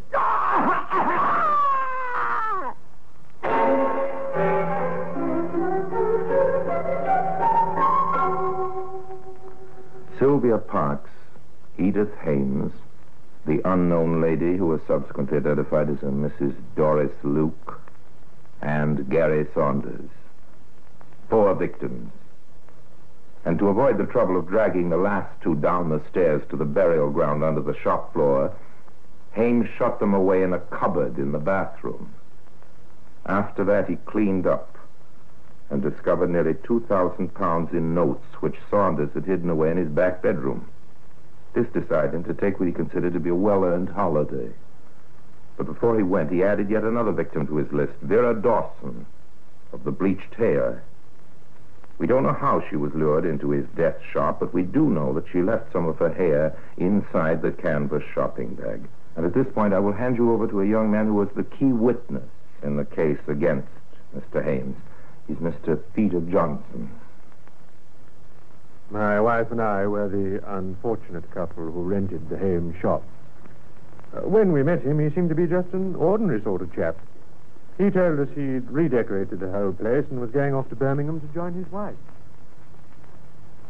She's been in toil for years, you know. Her sister's been very good, but I've decided to find a little place in the country for her. Well, that's probably the best thing. As you see, the shop's empty now, and I've cleared all my old stuff out, and I think it looks quite nice and bright, don't you? Oh, yes. I think it's just what we've been looking for, don't you, Peter? There you are, Mr. Hames. The wife likes it. We're in. Oh, good, good. I'm sure you'll be very happy. You wanted 6 months' rent in advance, I believe. That's right. I'll write you a check now. You haven't got cash? Oh, not for that amount, but the check won't bind. Oh, no, of course not. Well, here it is. It's all ready for you. We really made up our minds to take the place yesterday, you see, but, well, Julie wanted to come back today just to make sure. Well, I know you're going to be happy here. We've been happy. Here are the keys. Now I'll leave you to sort things out on your...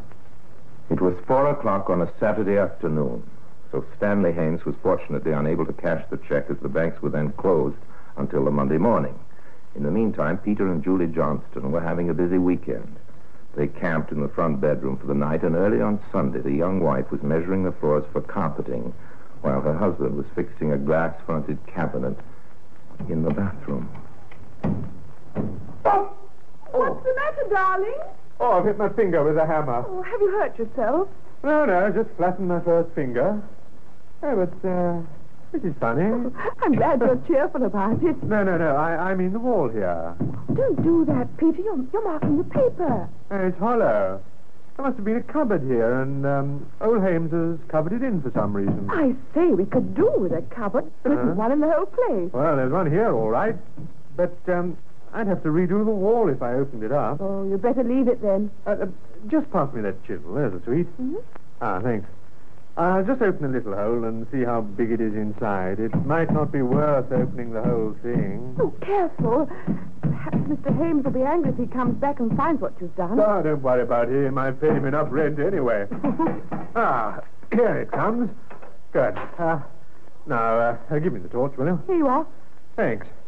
Yes, there's bags of room behind here. We'll soon see it. Oh, Peter, what is it? I think I'm going to be ill. Oh, darling. Get out of here. Go on. Right outside. Why? Why? I can't talk. Just get right out into the street. Oh. Quick, come on.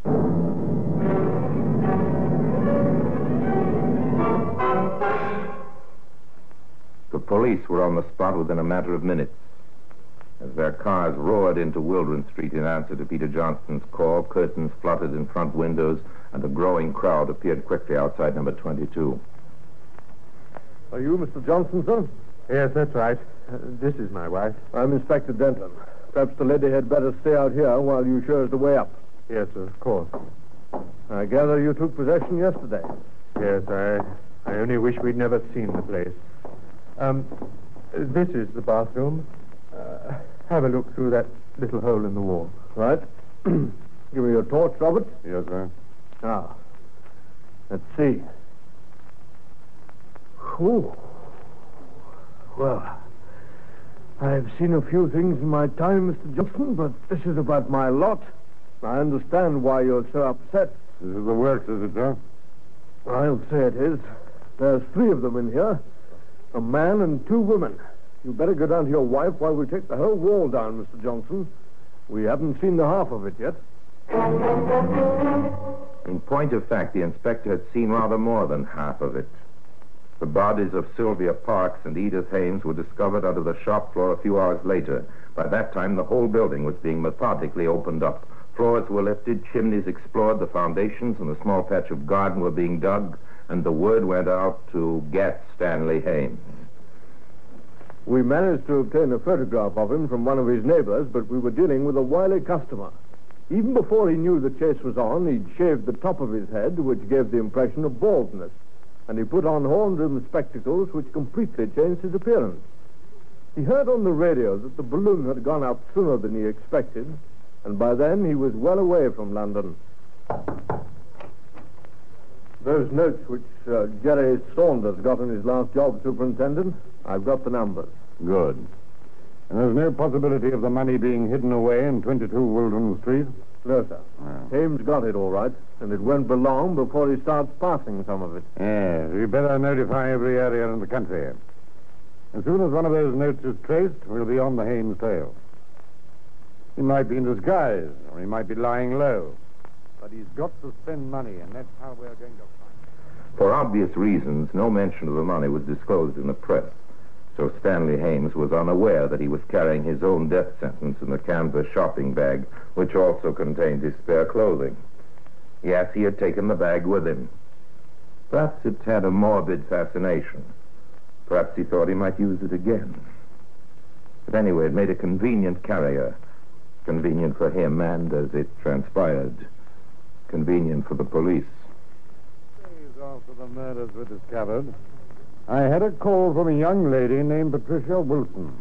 She told me how the previous November she'd been caught out in a fog and gone into the Hames junk shop for directions. She told me how he'd attacked her and how his wife had pleaded that she shouldn't report it to the police. Oh, I made a terrible mistake. But I had to come and tell you. We're very grateful to you, Miss Wilson.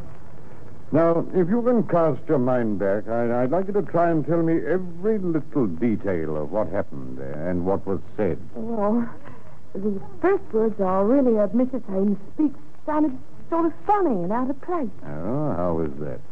He got one hand on his throat when she'd come in, and well, he was fiddling about with something over my head. She said to him, she said, "Stop waving that shopping bag and pull yourself together," she said. I see. You suppose he was trying to pull the bag over your head? Oh, my goodness, I never thought of that. What sort of bag was it? Green canvas thing, the string round the top. You trace anything like it amongst the stuff he disposed of, Inspector? No, sir. No bags or cases. Yeah, and it's just possible he might still have the bag with him. Better add that to the general description. Yes, sir. Right away. A detail, a flimsy possibility. But every step had to be taken that might help to trace the murderer. Then, after nearly a week of suspense, the first stolen note was reported right in London. Hames had come back to hide amongst the teeming millions in the great city. The search was concentrated now, and after 9 days on the run, Hames was caught. It was the canvas bag which attracted the attention of a plainclothes officer. It made him concentrate on the man's face. And, taking a chance, he approached him. Excuse me, sir. Yes? I'm a police officer. I'm sorry to trouble you, but I wonder if you'd just remove those glasses for a moment. All right. There you are. Are you Stanley Hames? No, you've made a mistake. Perhaps you'd come along to the station with me. We may not keep you for long. Suppose I refuse. I'll still have to take you. Okay. Hames went like a lamb, and once inside the station, he readily admitted his identity. The murderer was found, and the chase was over. All because of a faded green canvas shopping bag, which has earned its place today in the Black Museum.